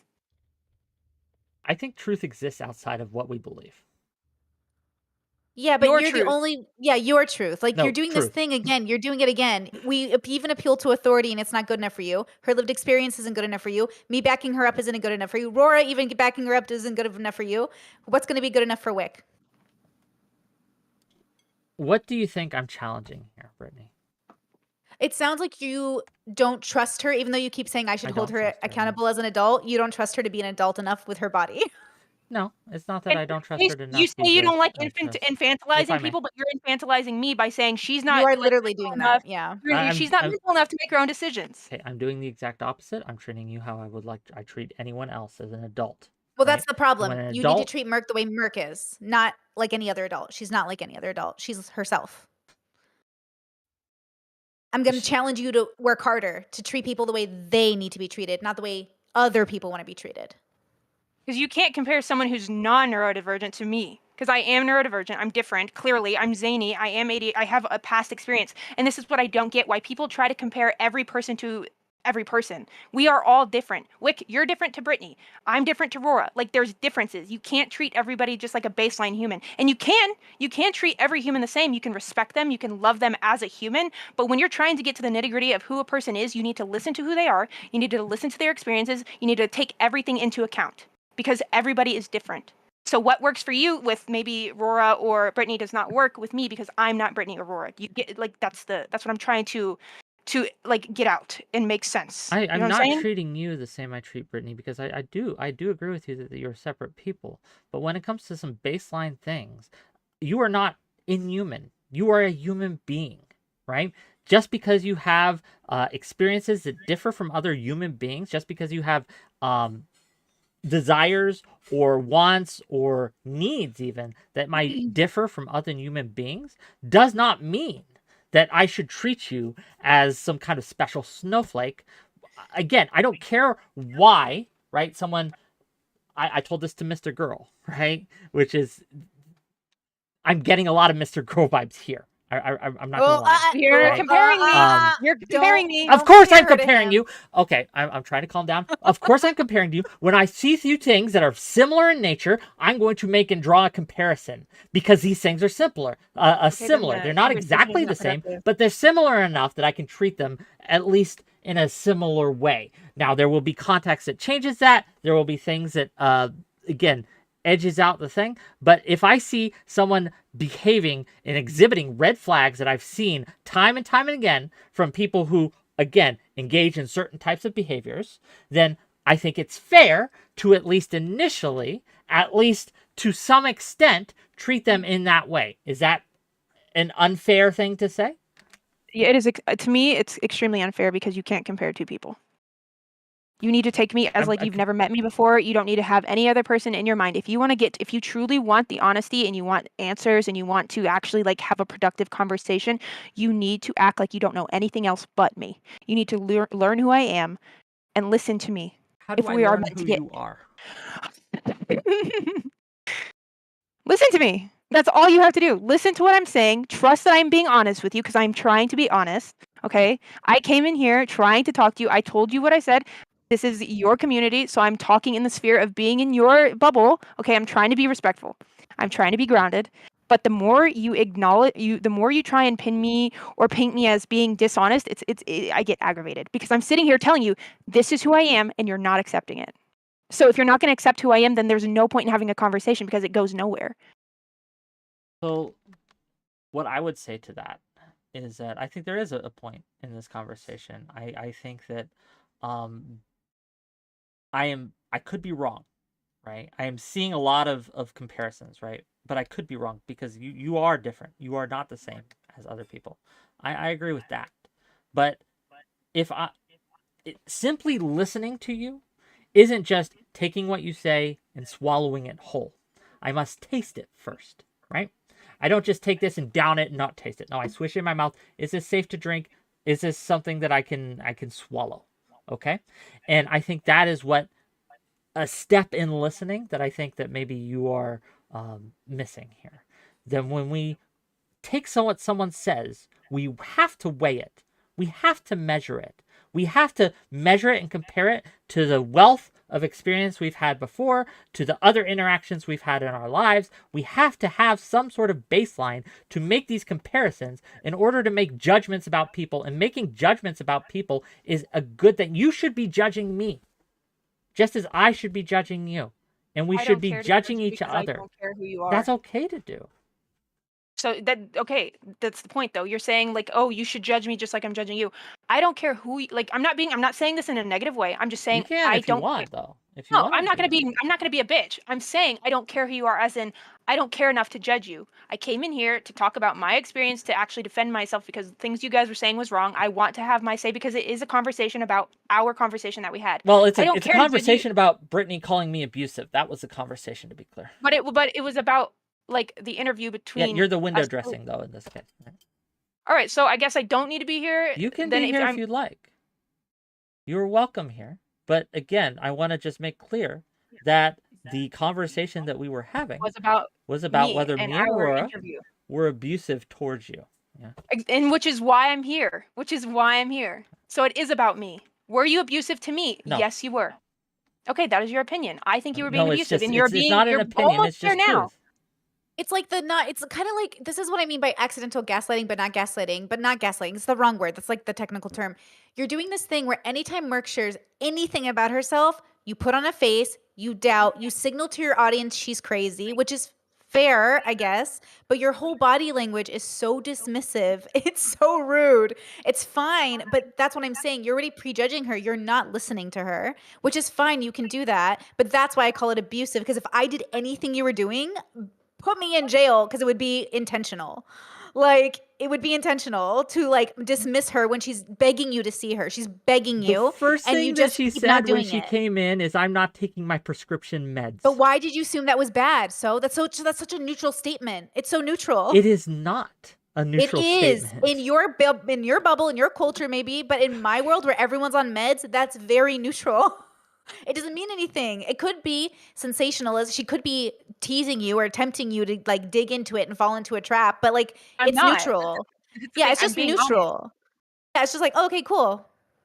So, and this is where it becomes unproductive. So either we establish and accept that I'm being honest and we continue the conversation, or we keep going in a circle arguing about whether or not it's bad that I take my ADHD medication. Because you already see how we're caught up because you're not allowing. How about this? I will just- give you this. Why don't you all, right? By you I mean Merc and Brittany.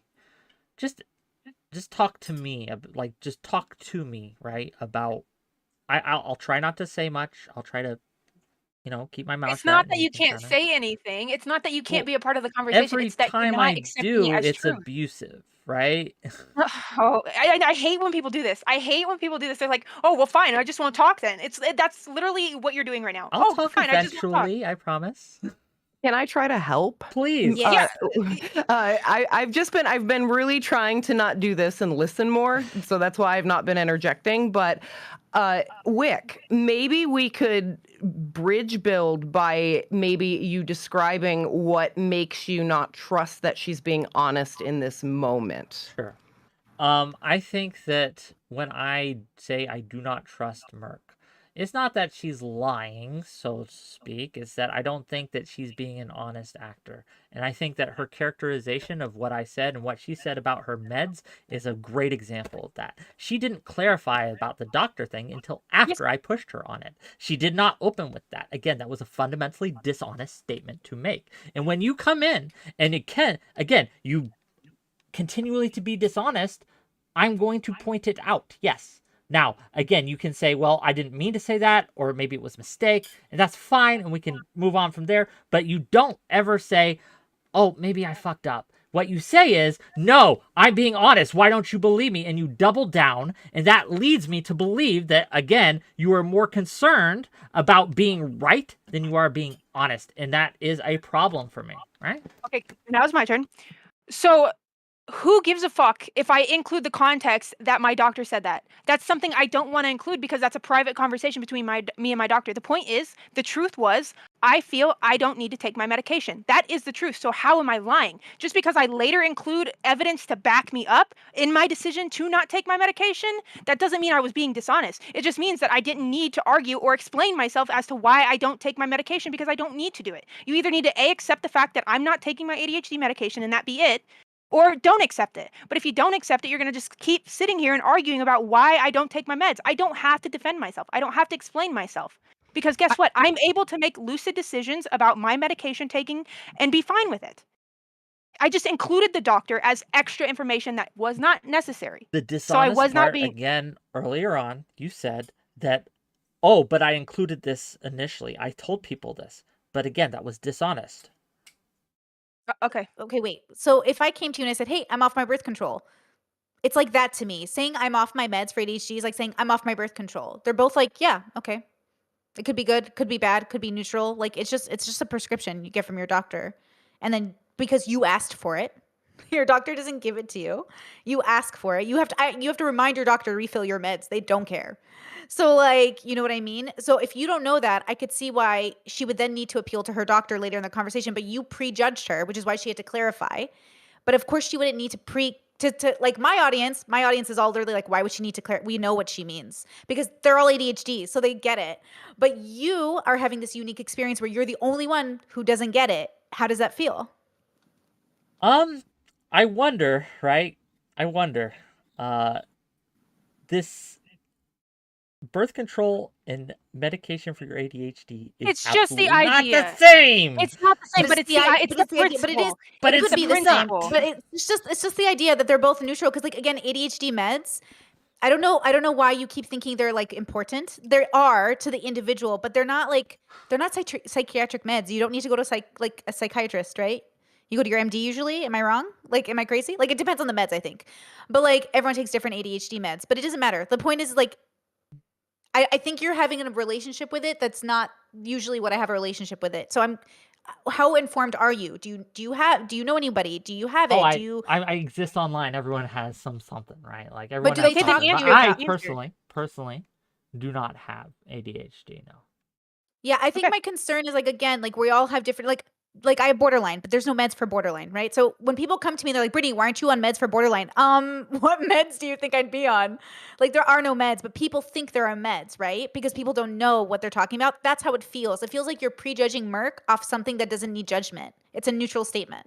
We absolutely should prejudge everyone, right? If I invite you to my space, I have absolutely done due diligence to see who you are, what you say, what you think, and make some at least a temporary judgment. Well, then don't on complain when things people like that. don't want anything to do with you on the internet. Or I if they won't, think you're right? Like abusive, if right? if people are offended, like I'll be real and I'll be honest with you. If people are offended that I'm questioning you and challenging your beliefs, then this is not the space for you. You just aren't going to You're thrive doing here. that You're not thing going to be again. happy here. It's not going But to be good for you here, and that's You're fine. doing this thing where you paint people like they can't handle it. They're the snowflake. I'm just challenging you. But I'm saying like that's fine. But that's why the space isn't healthy for people because it's not honest. I said It's a- no. Okay. This is okay, the go opposite ahead. of true. Let me tell you what it Okay. is. A space that affirms you no matter what and will simply believe you is the most toxic space you could ever be in. Yeah, It's but going to assuming lead you're you a to liar is disaster also and fucked up. destruction. Yeah, but She you don't is want to a be in a space where liar. everyone. She but lied. when? When, again, as she said when she came in, hey, gang, I'm off my meds. And so That's not a lie. I asked her, what do you, like, really? And I had some issues with that. We had a back and forth. And then she clarified, oh, my doctor said it was okay. But it's not so a it's lie. okay. There's nowhere that And you're then, a lie with. that wasn't the lie. What was the lie is when Thank you, she Kinga. challenged me on me next. She, again, intimated that, oh, hey, when I initially came in, I already told you that it was the doctor's okay, it's off the meds. That was the lie. That was Okay, the it was a dishonesty, mistake. right? She just moved her sentences. Like she didn't. No, she did it. I was here too. She came in, made the statement. I made a statement. You made a judgment, and then she clarified, and then she brought in her doctor. That sounds like a normal conversation. There was no that lie wasn't there. that wasn't know, the but lie. later, It was when when she she pretended clarified- that's not how it happened. That was But the that lie. didn't mean she's not like literally lying. She just switched to the thing. She's saying not literally lying. no. You're judging her for misspeaking because like literally, I know she was talking fast and she was basically saying like I mentioned it earlier, but you were trying. No offense, Wick. This is why I'm having a hard time in this space. Because, I like, understand. you know what I mean? Like, even my whole audience is very confused. Like, people, like, hundreds of people are watching right now. And again, I'm not saying you're a liar. I'm saying you're not taking her at any good faith at all. At all. You're not giving her any chance to be a person. Because the first initial thing, and I'm trying to reset it, right? I tried to reset it by saying, okay, now you guys can talk and things like that. But that became a whole thing, right? But if the first thing you do when you come into my door is misrepresent things like that, then yes, I'm going to have a problem with it, right? I was taking a chance and actually being honest so you guys knew where I was coming from. So it wasn't like, so you didn't have to be on guard and on edge. I wanted to clear the air saying, like, look, I'm coming in here. I'm not high. I'm not on my ADHD medication. I'm not going to troll. I'm going to be honest. And I did that so we could start off a productive conversation so you could believe me. So you didn't have to ask, are you in character? Are you like, I did that so you wouldn't have to think I'm lying. That's why I did that. So by that logic, even when I do that, I'm still lying. So who gives a fuck what I do on the internet? Because I'm not going to please you either way. And at that point, I shouldn't fucking care. Can I try to make this more productive? Please. Yes, please do. Wick, Merc is an adult, right? Like you've said that we're saying that Merc is an adult. A grown woman. So if we want to talk to Merc, we have to take Merc at face value to have this discussion. So if Merc is an adult and we want to talk to Merc, then we have to trust Merc in this situation that she is being honest. Otherwise, we can't get beyond that and have any productive discussion. Now, obviously, you may not be trying to have a productive discussion. I don't know, right? But that under the situation where if we're actually trying to have a productive discussion, we need to kind of like, at least where I would view it, play in the realm that, yes, Merc is being honest and play along with that so that we can speak on that level with Merc. That's just me trying to at least make it productive. The difficulty we're having on being as honest as I can be is that whether you think you did or not, I view that as deceptive. That you view that as deceptive. So I can pretend. I think we can all agree that the three girls here or individuals here, don't want to misgender or whatever, the three people here besides you can accept the fact that I'm being honest. So either A, we move on and have a productive conversation with the majority thinking, which is me being honest, or we play by your rules of me being deceptive and we don't have a productive conversation. What would make you happy? Oh man, $1 million would make me happy. A lot make me happy. How about this? Like I'm trying to again. I'll try again. I want to give you the ball, Burke or Brittany, one of you. Going to give you the ball to lead the conversation. Okay. Don't give me. Well, whoever to lead this conversation. I've been leading it up till now, right? Because I was going to lead it with me, Brittany, and Rora. But you are a new factor in here, one I didn't entirely prepare for, and that's fair.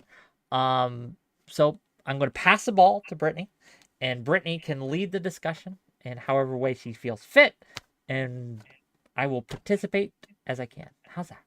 Okay, I love that. I appreciate that, actually. I'm, like, honored. If I do badly, I'll give it to Rora, and then we'll pass it along. That's fine. We can hot potato, right? So. Okay, perfect. I guess for me, the way that I would see this conversation going in a more productive direction is, what do we intend for this space? Like for myself, I intend good faith conversations, discussions, and learning how different we are and being okay with how we're different. That's kind of the goal of my channel, is to say, like, we're not the same. We're never going to be the same. Instead, we should see if good people can get along even when they're different. And so I want that to be the space that I curate, but I know that doesn't coexist with the debate space, which is why I'm not really a part of it. I just visit on occasion. So that's what I was hoping, and that's why I think I was so frustrated with the conversation, because, again, I don't know if Merc knew she was coming into a debate. I don't know if she knew she had to defend herself. I don't know if she knew she was going to be put on trial, but I think this space doesn't – I don't know if you message people and say, hey, I'm going to debate you. I'm going to tear you apart. I'm going to go after your character. I'm going to assume you're lying, and you're going to title my video salaciously. You know what I mean? Yeah, but so let me do you mind if I read what I DM'd you initially, Merc? I don't want to – yeah, we can talk about it. Okay, let me get it up so I'm not mischaracterizing it. Hold on. Because initially I sent her a DM. This is what I sent her. Yeah. Okay, and by the way, I want to make it clear really fast, Wick. I don't think any of you are bad people. That's really important. Sure, I don't think you're bad people either. I do think that Okay, I won't say it. I'll keep my mouth shut.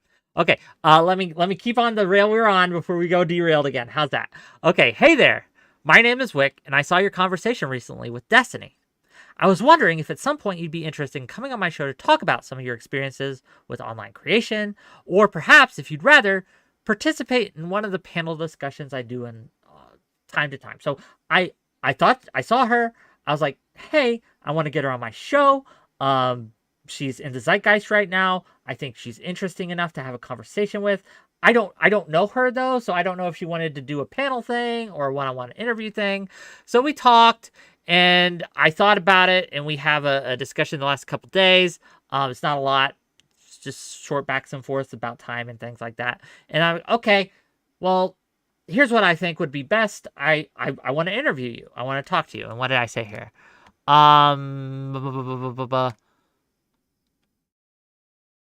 Where did I say it? Oh, I don't really. I guess we don't really talk about whether it was going to be. No, you said okay. Hold on. Can I interject, please? Yeah, please. You said because I'm showing you're talking about the DMs. I'm showing the DMs on my stream. You Sure. said that it was going to be a conversation. So me, from the mind of someone who is new to content creation, who is a new streamer, a conversation means let's hang out.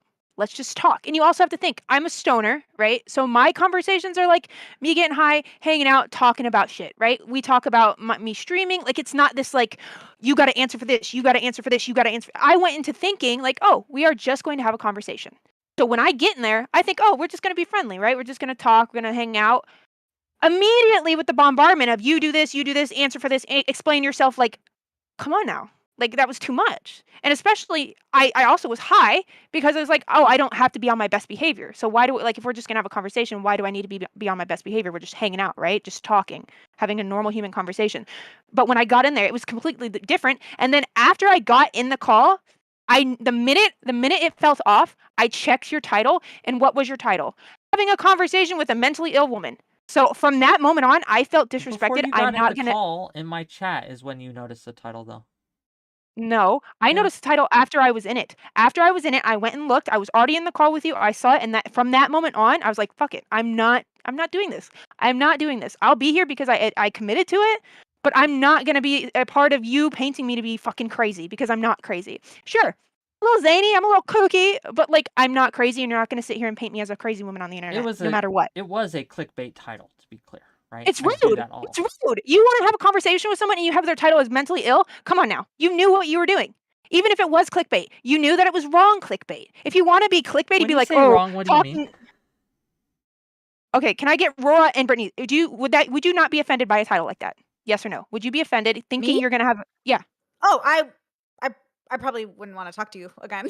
See, that's the thing. And I still stayed in. I still stayed in the conversation because I committed to it, but I didn't take you serious. And I'm not going to have a serious conversation with you. Whether I was high, whether I was playing it up, whether I was trolling, you're not going to get a genuine conversation out of me because of how you treated me and because of your preconceived notions. So you can either approach me like you guys are doing now, like we're having a normal conversation and you're actually like you, not so much, but like Brittany and Rora, like they've always taken a time like right now to listen to me and actually accept and what I'm saying. You still are the only one who has not accepted me for who I am.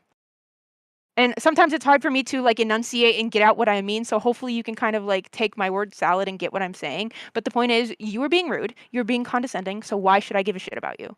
And I'm just being very matter of factly. I'm not trying to be rude, not trying to be an evil bitch, but I'm just being very matter of factly. Why should I give a shit? You don't have to. It's not that Whick. No. It is not that I don't like you. I don't have any beef with anybody on the internet. But what I'm saying is, if you're going to come at me a certain way, why should I give a shit about whether or not we have a productive conversation? Because you're not going to listen. So who cares? At this point, it's just useless. It's fruitless. You know what I'm saying? It's not that I have any personal vendetta against you. It's not this is not. It's not a personal thing. Beef. I'm not taking it as beef. And now you're mincing my words. I'm just saying, don't take it personally. I'm not saying I don't like you as a person. I don't like the fact that you put that in your title. I don't like the fact that you didn't listen to me. I don't like the fact that you think I'm lying. That's what I don't like. I can separate the issues from the person. Personally, I have no feelings because I don't know you personally. But as far as your behavior on the internet regarding me, that is what I have a problem with. And I'm able to separate the two. I can separate your actions from who you are as a person. Sure. And that is what I'm trying to do. Fair enough. Yeah. So. I want to clarify again, like Wick knows this already, but I didn't know he had that as the title. I typically don't watch Wick's chat while I'm in these conversations because I'm the type that will get sidetracked if I see something. So when you said it during that call, that was bringing it to my awareness. I didn't know that. I'm not gonna judge Wick if he wants to do his stream however he wants to do it. I think that when we kind of get used to doing things a certain way, I think, that's just how we do things. And I think that's probably his line of thinking, like clickbaiting, whatever. It's personally... almost, it's like half and half. Like, if you've seen any of my content, you can look at the titles: leftist on leftist scum versus leftist scum, right? Like, but you should have, but you should have told me, like, look, my title's gonna be a little bit insensitive. You didn't even discuss. You didn't even discuss that I with will me. cop to that. I Don't call it again, copying. Just say you are right. And when I'm wrong, I can say, okay, I was wrong. I'm So just going say to say you are what I right. believe, not what you want me to say. So Make so you that don't clear so straight you don't up. think I'm that you not going could to have. let you dictate my words or beliefs or feelings. That's just not going to happen. So you don't think that you could have told me about the title? Yes, I could have. beforehand. So you are But I wrong don't by think that logic. I think because I don't think me not telling you So about you my can't title admit that you're wrong. is You say I can't admit that I'm wrong. You can't admit that you're wrong. because I'm not wrong. Oh my god! I am not going to just take your worldview and replace mine and just swallow whole everything you say because you say it. That's not how this works. That's not how life works. And if you think that's how life works, you, again, need to go back on your meds. I don't know what to tell you. It's okay. That was like a passionate, I get that. He doesn't mean that. We'll give him, like, you don't mean that, Wick. Come on. Right? Like, ultimately, we know we're all good people here. We're just so different. And so, again, like, I have a curious question. You don't have to answer this. Do you plan on changing the title of that Merc stream? You don't have to. If she wants me to change the title, I will change the title. But that is not me saying that title was wrong. I do not consult my guests about the title before I just don't do that. Why would people don't probably want to work with you in the future, because if what you are do you that, talking about that people don't want to work with me in the future? No, People okay. are Let's not. Wait. Let's not. Okay. But the thing is like you said to me, Wick, you don't want me to just do it to appease you. I don't think Merc wants you to do it to appease her either. Merc, we're just asking, where do you stand, right? Like, where do you stand with humanizing your guests? Or is it more clickbait? Is it clickbait more important than humanizing your guests? That's the I'm question. not here to humanize my guests. So, yes. Fair. Okay, fair. No, wait. Fair. That is one way of clout chasing and clickbaiting and all of that stuff. Wait, okay. What do you mean by humanize my guests? Treat them with dignity when warranted. I think that's fine. I don't think I did not treat her with dignity. I thought I taught her with more respect than I thought. That's not an act of disrespect. Okay, I'm telling you, I feel disrespected. Yeah, okay, that is disrespect. I feel disrespected by you telling me you disrespected. Does that mean you disrespected me? Obviously not. Your feelings on a thing do not dictate whether something is disrespectful or not. You can feel disrespected. You can feel offended. That does not make the thing disrespectful or offensive by its very nature. Your feelings do not dictate reality. Okay, that's fine. So, question. You told me that I incited my audience to think you're abusive, but I do think you're being abusive emotionally, unintentionally. And that's fine. Right. So, like, again, but I would consider your feelings in this moment, and I would change my title, and I will change it just even for Rora's sake, for my sake, to say that I think, like, toxic is more appropriate if that's okay. Because, like, not that I want to change my title or you. I want to change it because my values say to show people dignity to the best of my ability. And this is within my values. I wouldn't do it if it was against my values. But because it's within my values, I'm happy to do it. And all we're trying to get to know about Wick is, like, what are his values, and can he be a safe area for us to engage with in the future? And all of us can make those own decisions. But that's the thing, is, like, what we're basically asking, who is Wick? Wick wants to have a conversation where I figure out, right, and help my guests figure out, because I'll tell you why I brought you on, Merc, and why I decided the format I did, and why I invited Rora to get on, because I thought Rora could identify with you a little bit. I thought she could empathize in a way that I couldn't, right? Because I've talked to Rora off stream. I know Rora a little better than I know most in the space. That's not to say I know her 100%. But I was like, you know what? I could be just me and Merc, but it might be helpful to have Rora there. Okay, can we pause? Yeah, because I will forget it. Okay, so if Rora tells you that the title was insensitive, would that mean something to you? Because you said Yeah, you introduced your no. you could. I guess I'm fine with it being insensitive as a title. Okay, then just own it. Okay, you're fine with that's what we're trying to get. That's what we're trying to get to. I You think acknowledge maybe that just like I'll just speak how it would make me feel. If I Sure. was in Merck's position going on a stream and I saw that title, I would immediately probably feel attacked and then not want to have a healthy conversation or toy in Whick's bubble. I'm trying to bridge build here really badly. I apologize that I'm not giving a lot of pushback and I'm not Why are you digging in here. apologizing? I'm Be just you, trying Rora. really Be you, hard be to you. listen and It's engage okay. on an honest level here. I'm trying to not be defensive. I'm just... And by the way, Merck, I don't not like you. You can interpret that however you want. I'm not going to tell you how to feel. I never approached that in a way where I didn't not like you, okay? I'm just going to I don't lay have that any out there. issues with You can take it. Yeah, same. You can take it however you want. I don't, it is, you do you, but I'm just making that statement clear.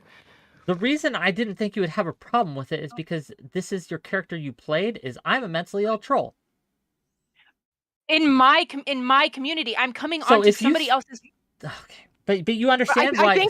think Merck is, or Whick here is trying. Like he's saying, this is how I thought and felt when I made that as the title. Like he's attempting to explain his line of thinking. Okay. But when I told you that I felt some type of way, you could tell I felt some type of way about the title. So why not change it then and there? You because kept I'm it. boomer and it's very hard for me to change titles. And now that's an excuse. Let's not use a boomer as an excuse because you don't want me to be infantilized. I don't want you to boomerify yourself, okay? Let's just take it for what it is. You did not want to change your title because it's how you felt.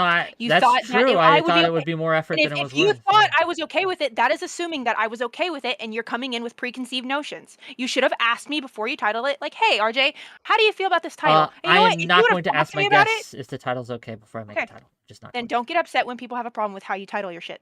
Okay?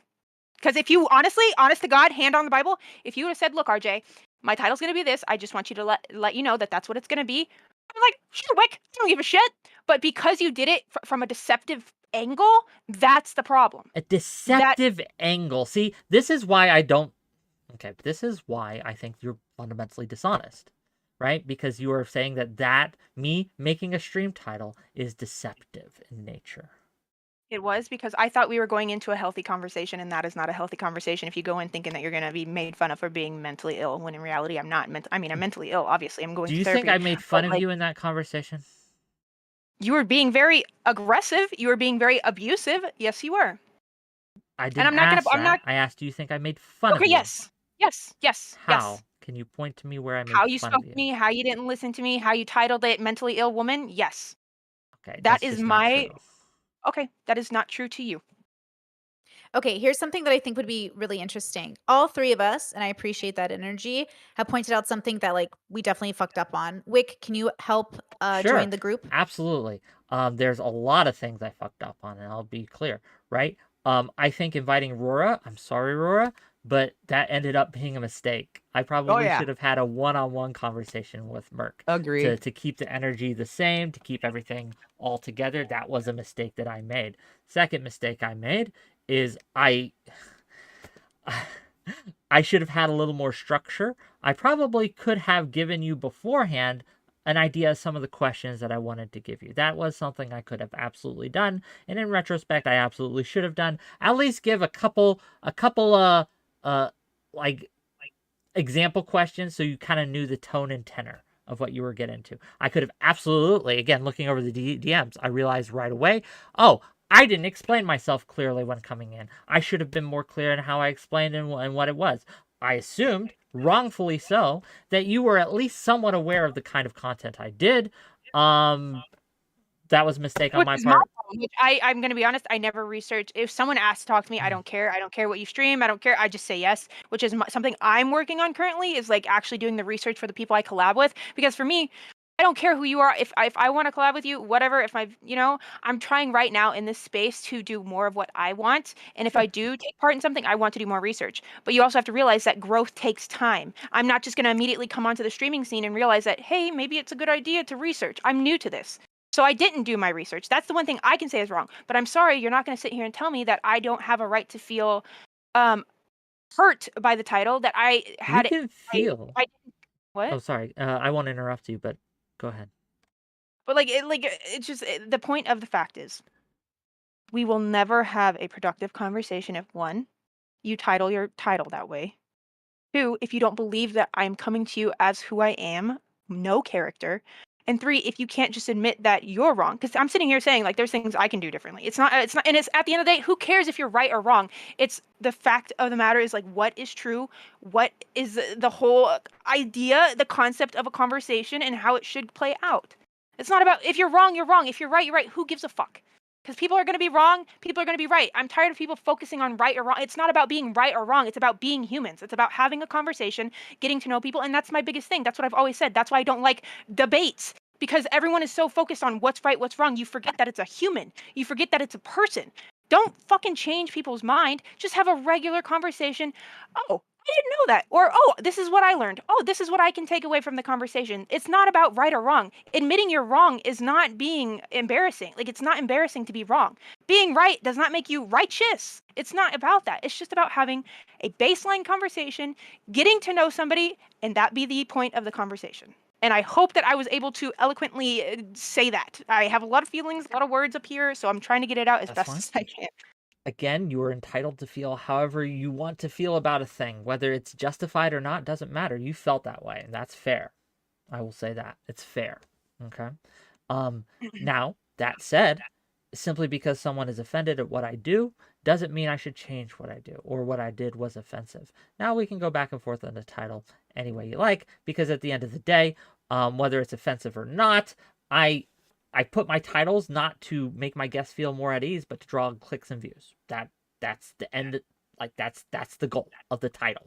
When I'm with you in the actual conversation is when we have an actual conversation. And I take umbrage, and I think that you are wrong when you say that I was abusive to you, and then I say Okay. when you say That is that your I opinion. was no, it's okay. So you say that we shouldn't focus on right or wrong, but I disagree with that But as you well. can still I say think things you are can right and things are wrong. Now, sometimes there's gray areas that absolutely exist, but when we ask the question, was Whick abusive? There is a right answer to that question, and there is a wrong answer to that question. It is not based on our bubbles. It is not based on our perception. Was Whick abusive? There is either a yes, or there is Yes. a no, or there is a, in some cases, yes, in some cases, no. Those are the three options we have. I think you're manipulating. I don't know how to say this because like I don't have the verbiage to use in spaces like this. But I think you're trying to change definitions and change things to fit you, right? So yes, it's not important whether you're right or wrong, but you can still say like. According to me, I found you abusive. That is valid to say. It is valid for you to say, "Oh, I don't think I was abusive." But to me, as a person who is a part of the conversation, the person you reached out to, the person whose name was in the title, you reached out to me, I was in the title, you're the person asking me questions, I found those questions abusive. And that is my truth. It's not about being right or wrong. That's my truth. And to you, your truth is that you weren't abusive. There's nothing wrong with us disagreeing in that. But you can't just sit here and say, no, I wasn't abusive, because it's all about perception. My perception is my reality. Your perception is your reality. It's not about accepting one argument. It's about acknowledging that both arguments exist, and it's okay to have two differing opinions. We move on. I say you were being abusive. You say you weren't being abusive. That's okay. But you have to acknowledge mine in order for me to acknowledge yours. Does that make sense? The reason that it does actually matter, right, is because if I was abusive, because how I treated you is not unique. This is how I conduct myself when I talk to people, right? And so it's very important that if I actually was being abusive, that people point that out to me, and that I recognize that, and that I change my behavior, because I do not want to be an abusive person.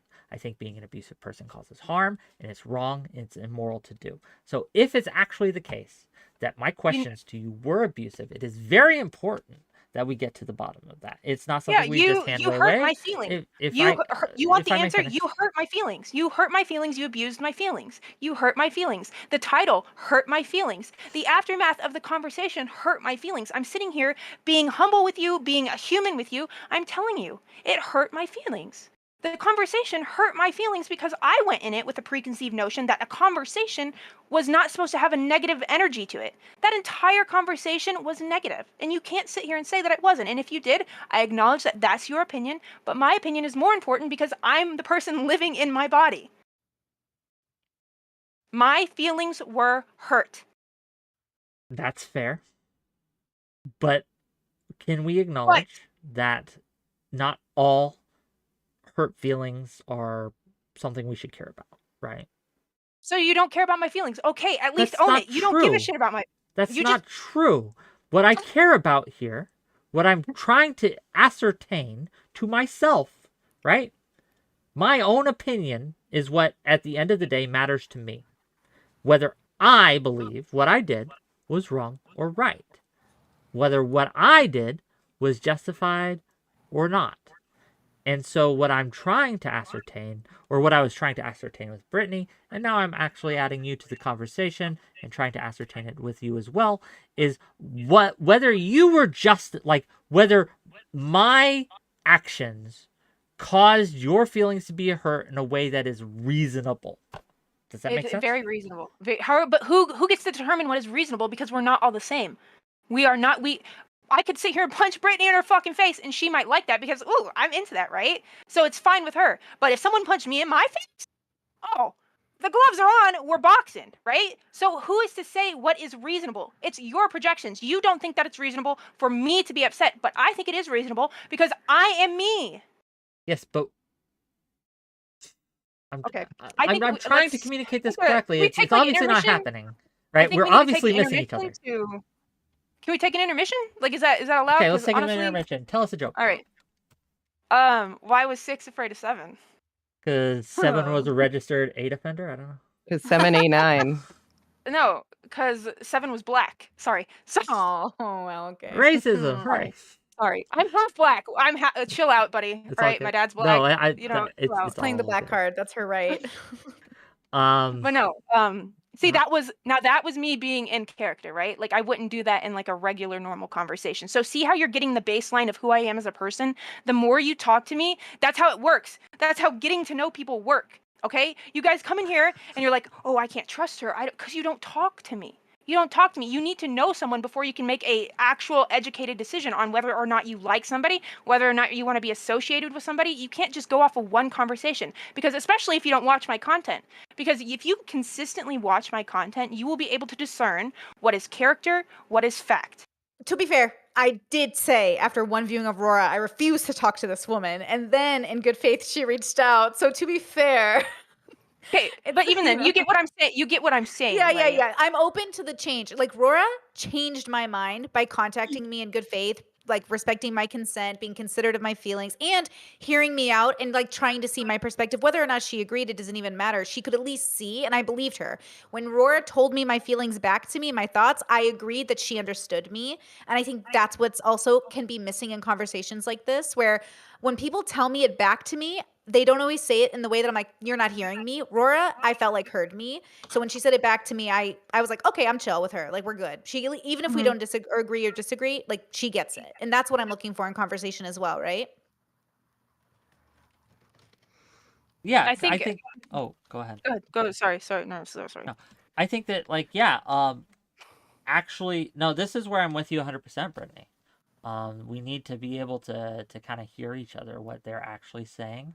We need to be able to kind of understand what is being communicated. And one of the frustrating parts of all this for me is that I don't feel heard when I'm trying to communicate, right? Because you're biting your nails, but I don't. Because I think what you're oh, you know how I feel. Now we can see each other because you feel that way. Just listen to me right now. I feel the exact same way. So you're saying it's very important that we hear people, that we listen, but yet you don't listen to me. So why should I listen to you? I think you both don't feel heard, and if you both like try to hear each other, and I'm not saying you're not Merc, but I'm saying if we both try to hear each other in the way that the person is trying to communicate, then it can become and I agree. potentially productive. Yes. But it's like I'm not being heard. but there is a point, there is a line that I draw in the sand because, and there is a reason I have this line, okay? There's a reason I have this line is because I see it happen all the time, not just in this space, but I've seen it happen in my life. I've seen it happen in other lives. I've seen this happen over and over again. This a tale as old as time, right? Where someone will misrepresent who they are, weasel their way into situations, into people's bubbles, into people's circles, and then hurt them, right? Take advantage of them. You reached out to me. I didn't weasel my way into your bubble. You reached out to me, and I came into your bubble because you Well, invited hold on. me. Wick is also expressing like a real hurt he has that I think could be the fundamental reason the not to me? miscommunication happening, right? I think this is before Wick. I mean, before Okay. Merc. Yeah, this Wick, is this. I'm right? talking in general. Okay. Okay. Yeah, I'm yeah, talking okay. in general. Okay. This isn't to you specifically, right? Okay. So again, I think that it is not only wise, right, but a good thing to kind of measure when you bring people into your spheres. Because one of the reasons I brought you on initially was like, who is this person? Will they be interesting to have in my sphere? Okay. Will they be interesting to work with in the future? I don't know. Let's find out. Let's see. Okay. Are they a good fit? I don't know. Right. One of the ways I judge who's a good fit, can you take pushback? One of the reasons I didn't reach out again is because, I think I might have invited you on one more thing. I could be wrong. There's a difference between pushback and being actually condescending and rude. Like, it's okay to challenge my belief. Brittany challenged my beliefs. She thinks she feels some way. I feel some way. Like, we had that discussion, and it went fine. That's the point. It's about how you approach it. If you approach it a certain way, like, look, I'm going to acknowledge that people think differently, and that's okay. It will be much more acceptable. But you did it from a place of condescension. You interrupted me. You didn't listen. So that is what I didn't have a problem with pushback. I had a problem with how you treated me in the conversation. Let's get that clear. It wasn't the pushback. It was how you did it. I agree with you, Wick, though, that people do misuse and they make excuses for their mental health. And I agree with Merc that people will be like, oh, you're just not tough. You're not logical. You can't, but like, the questions you're being asked are so bad faith. It's like, why should I answer? So I think both things can be true in this space. Oh, sure. But Brittany, like, in your opinion, Brittany, I want to ask Brittany this because, again, I'm more familiar with Brittany than I am with Merc. I know Brittany not a lot, right? But I know her better than I do Merc because I've interacted with her more. So what do you think was the most condescending, bullying, inappropriate question that I asked to Merc in that interview? You know, I would say that it was more that you seemed to ask a question and it didn't even matter how she answered. You weren't going to believe her. So you had the next question ready or the attitude ready. It was the prejudgment. Like, I'm not sure that, like, you seem much more open to me, to be honest. And I'm not sure what it is about Merc. But, like, I can understand maybe it's like we're closer in age or, like, maybe it's like, I don't know. But, like, I'm not sure. But there did seem There's to be an a answer to prejudgment. that if you want it. Oh, yeah, please. Sure. It's because I view you as an honest actor in a way I don't view Merc as an honest actor. Yeah, So I will I'm be honest and confused. open with you in a way it's hard for me to be with Merc. Okay. Is it Now, because Merc you're can the say character? Merc can say that I don't. just real quick. Merc can say that that's unfair of me, and I'm open to having my mind changed in the future. But that is, again, there's a point where you just have to trust your instincts in a certain way, right? And when you see a lot of red flags just pop up, don't ignore that entirely. And I think that it's very fair. Now, I will take issue with your characterization of my questions being prejudged. And again, I didn't know Merc. I had no idea what she was going to say before she said it. And I had no idea how I would feel or how I would judge what she was going to say before we said it. But her answers felt extremely unsatisfying to me. I couldn't even get my answers out sometimes. So let's just be honest. I didn't even get to finish what I was saying half the time. I just want to put that in there. Well, I think it's more interesting that I want to know why you don't trust Merc, but like I assume it's because she plays a character and I don't. Like, you just compared her to Mr. Girl earlier. In Mr. Girl, like, I get you on that because, like, I don't know what's going on with that guy, but like I don't know what's going on with him. But like, is it because Merc, you just don't know which part of her is honest, so you can't like feel safe? That plays a role, obviously, right? But do you know? Can I thought? you realize that like that whole 6-7 joke, that was a way to give you more information so you could tell when I'm in character and when I'm not in character. Because right now, when I'm trying to have an actual conversation, I'm not making racist jokes. Now, when I asked for the intermission, that was the information you needed to be able to discern whether or not I was in character or not. So can you acknowledge that that person is different than who I am for the entirety of this conversation? But why would I ever know that? I gave you the information. I just gave it to you. No, like I'm offering it. Yeah, now you did, but at the time you said, "Hey, can we have an intermission?" Okay, I asked you to tell a joke to kind of lighten the mood. How was I? What Let's signal base it would? off of our DMs, right? Let's base it off of our Discord DMs. How did I talk to you in the DMs? Let's talk about my energy in the DMs. Was I respectful? Was I kind? Was I upbeat? Was I saying N-word this, N-word that? No. I have not enough. This was DMs. There's absolutely not enough information to make Wait, any. that makes a lot of sense. So you didn't have enough information in the DMs, and you didn't know Merc, and you were getting to know her. So then, at what point did she become an untrustworthy person to you? I'd have to go back through the conversation, but I can't give you the exact moment, right? I just can't. Fair.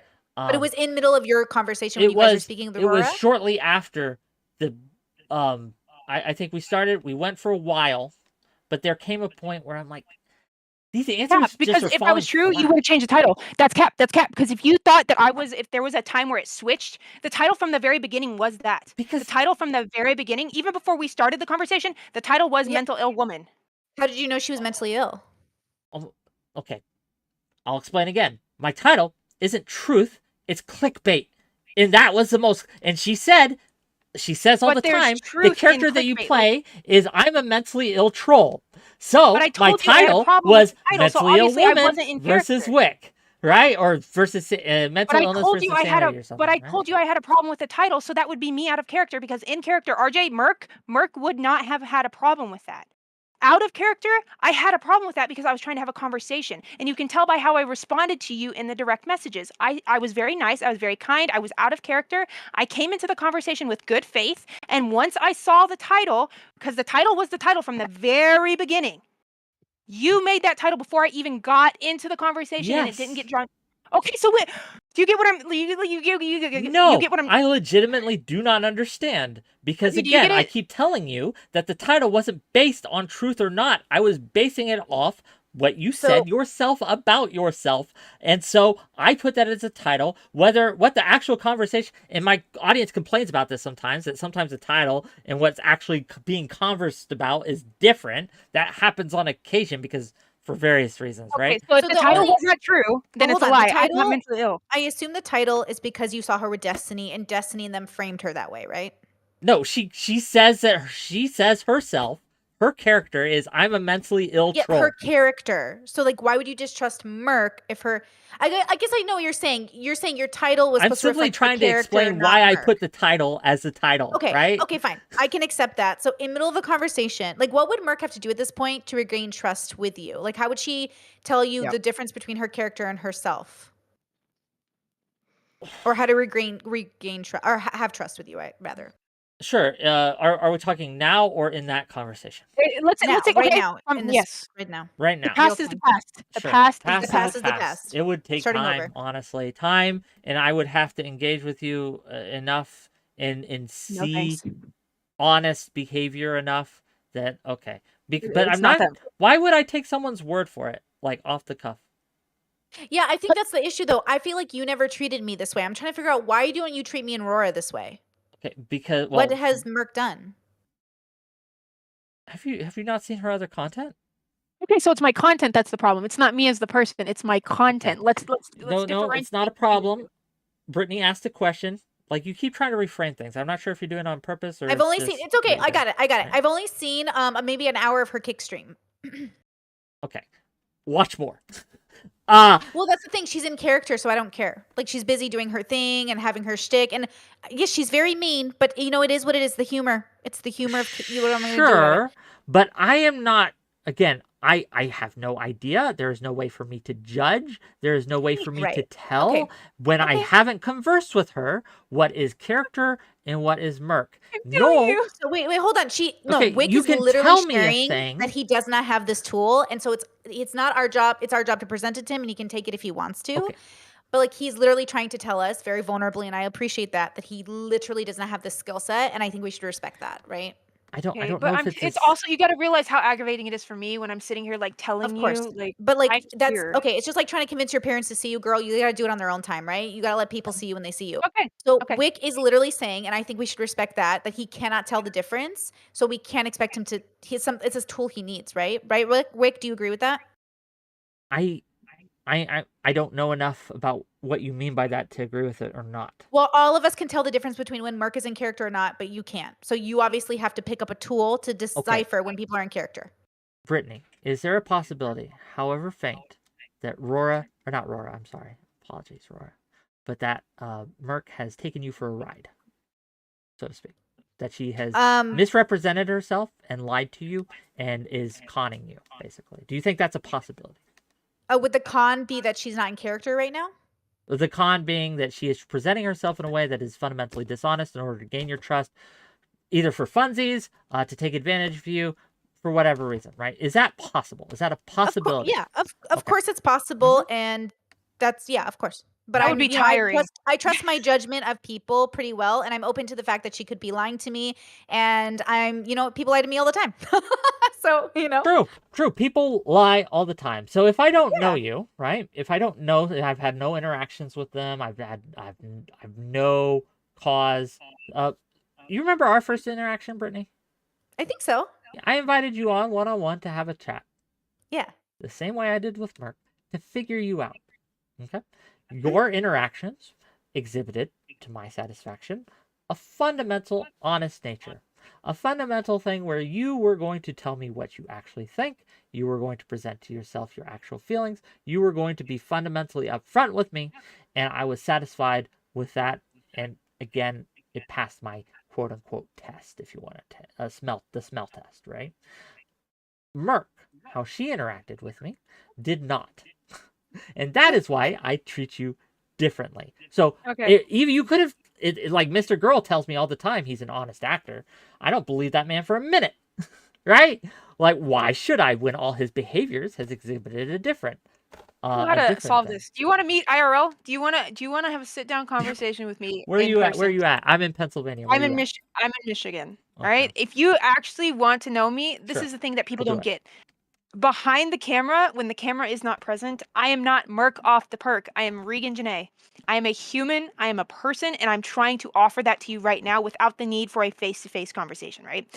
In person, you will be able to see who I really am because the cameras are not present. Possible. So that's what I'm saying. So either A, you accept this as me, who I am, or A, or B, you pay for a flight ticket and you come see me, or I come see you. Gang, if you want this to happen, you're gonna have to help me out because I'm not a rich man. So, gang, if you were liking I'm not this a rich content, girl. Just quit my job. So I guess it's not gonna happen. Okay, hold on.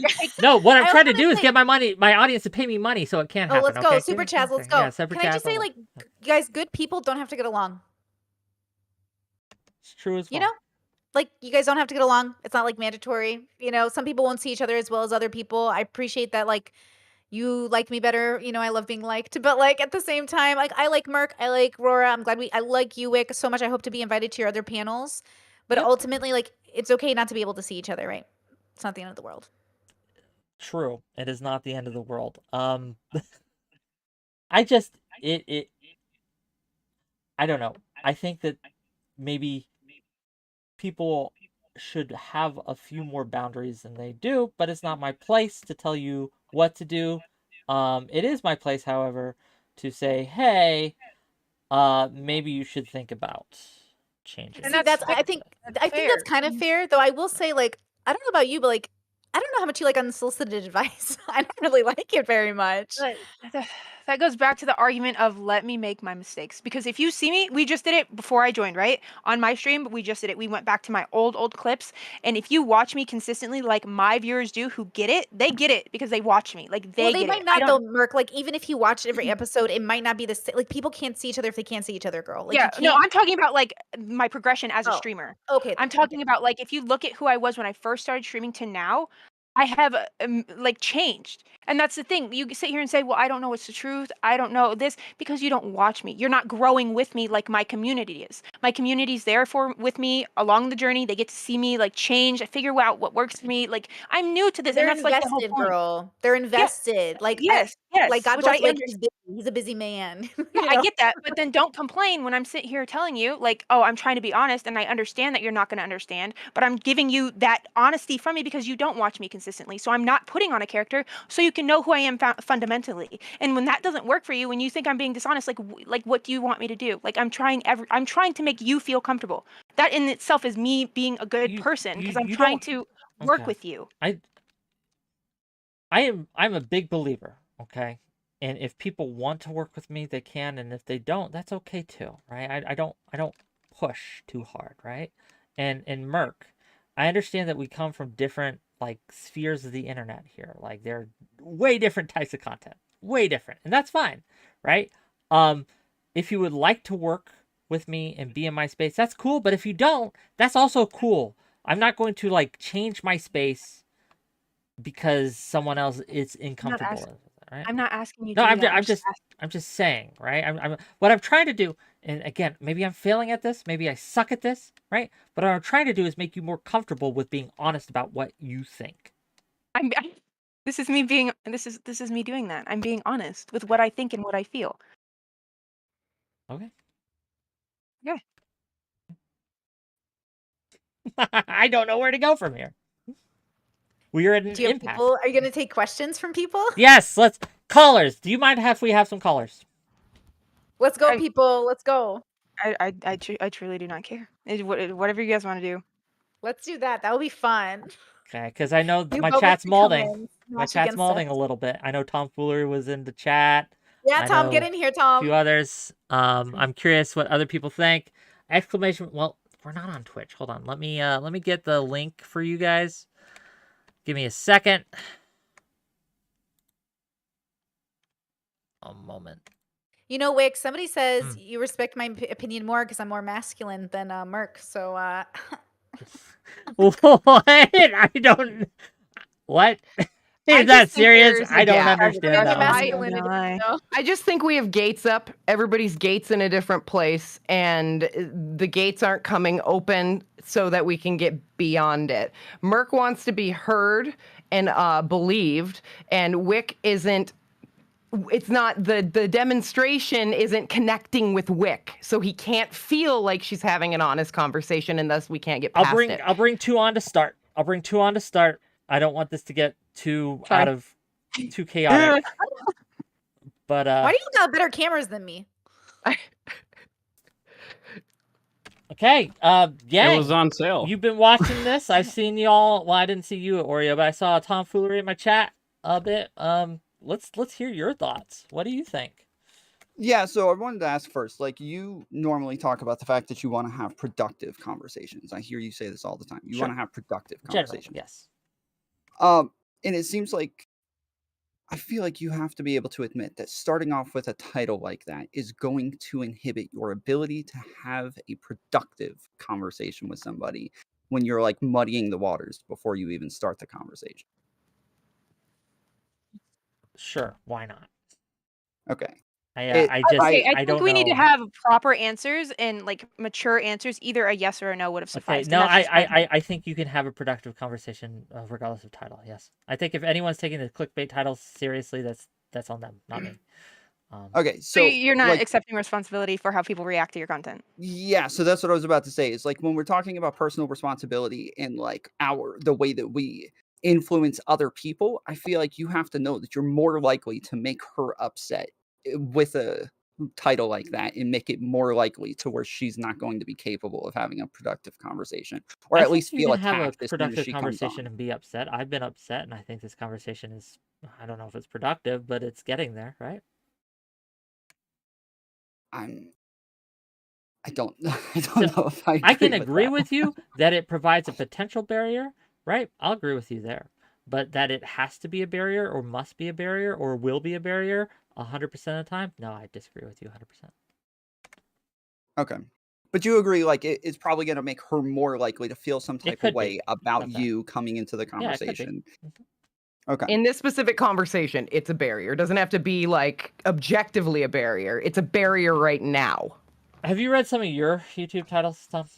Oh, here we go, pointing fingers. I have, Okay. but I don't ever make those the titles before I talk to those people. Fair enough. I that's the part that I think is a bit odd, is making that the title before you even have the Well, conversation. I'm trying I to think bring my titles people will in. I want reflect the people to click on conversation. the video. That is why I did it. Oh, Sure. this is a cool, interesting title. Let's click.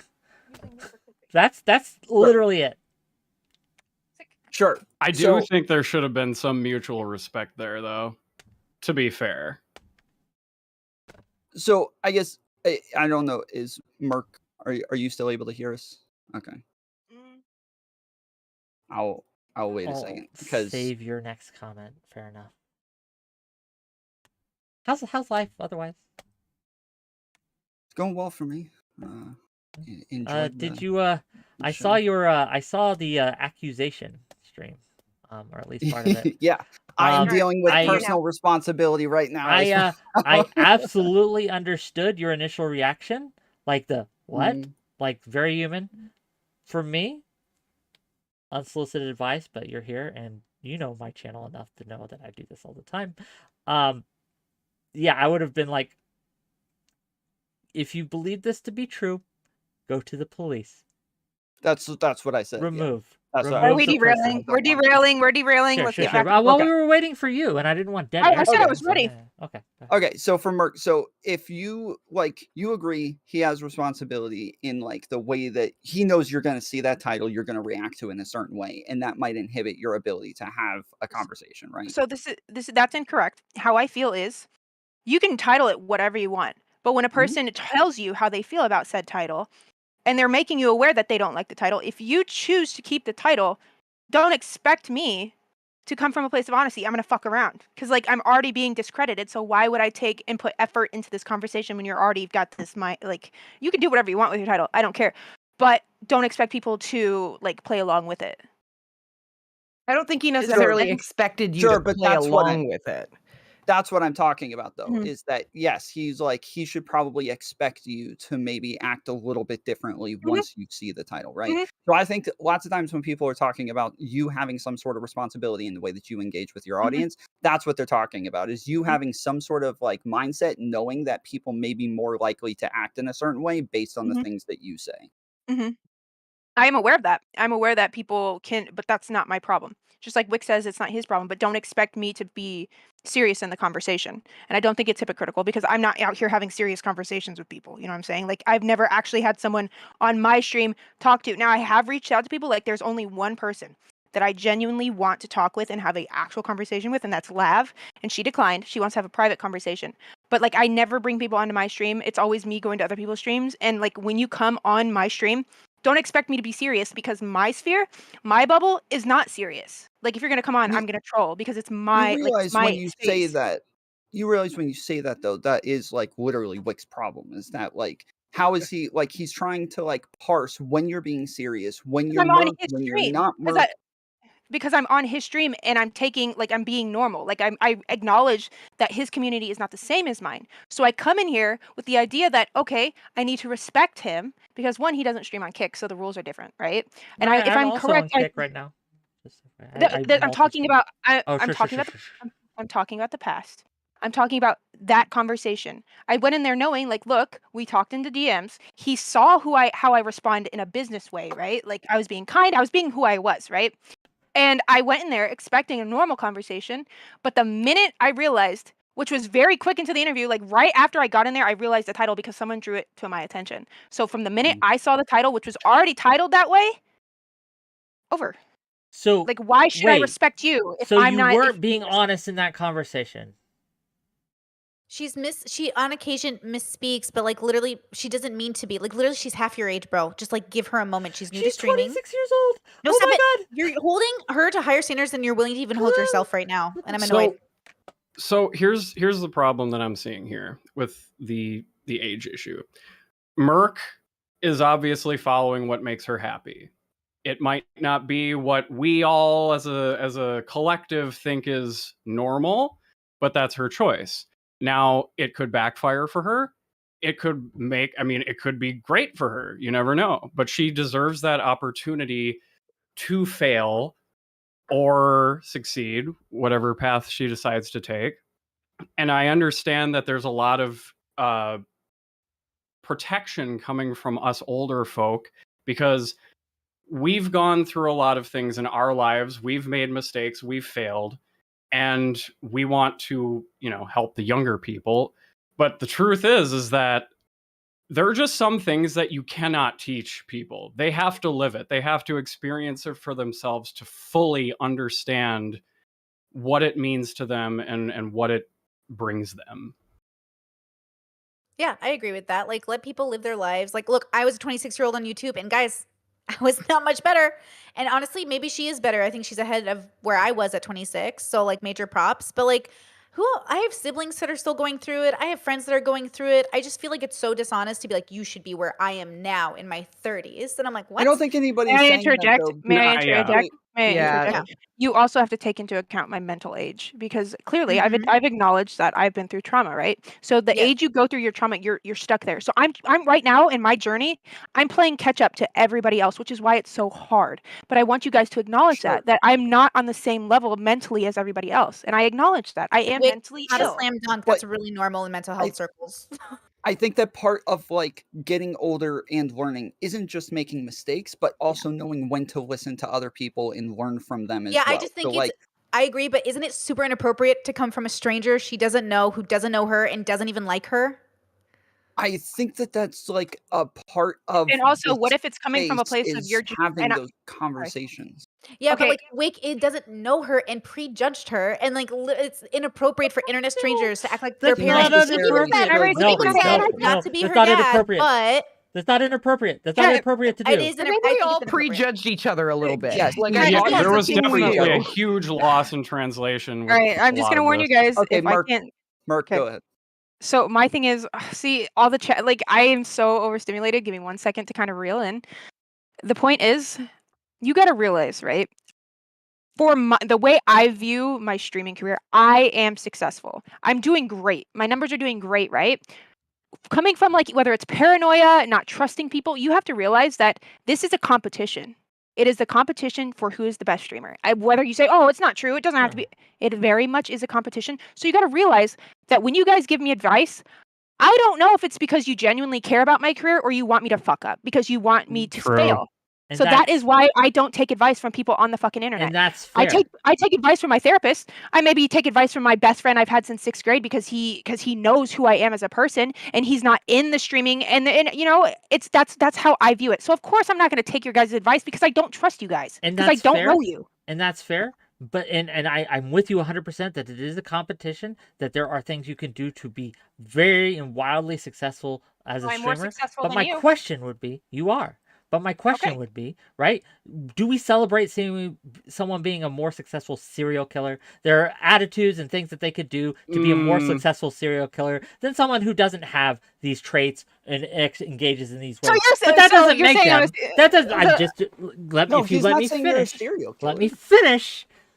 What I'm saying is that there are traits and things you can do to be much more successful as a streamer. But the question is this going to be more successful for me? The question to me is, are these things right to do, moral to do, and what cost will they come at? Those are the questions that I think are, and to me, and you may not care about it, and that's fair, but to me and to my audience, those are the more important questions, because I know that if I started leaking everyone's DMs and acting a fool, saying slurs, being a crazy guy, I would get much more viewers than I did. I promise you, like I did the dog fucker panel that had like a lot of viewers. I've done all sorts of crazy things, right? I had way more viewers, but I was like, you know what? I don't like this. I don't like how it makes me feel. I don't like how I'm interacting with others. You grow as a person, which is what I'm literally doing. You're growing. That's the whole point. That's my shtick. My shtick is it's like, think of it, and I don't want to be like egotistical. I don't want to sound woo woo. My approach to streaming is exactly what I'm going to say. It is the art form of a streamer growing and making their rounds through the internet, learning who they are, what works, what doesn't, and then ultimately you get to see me on top. You get to watch the streamer grow as a person. That is what I'm doing. People are watching me grow.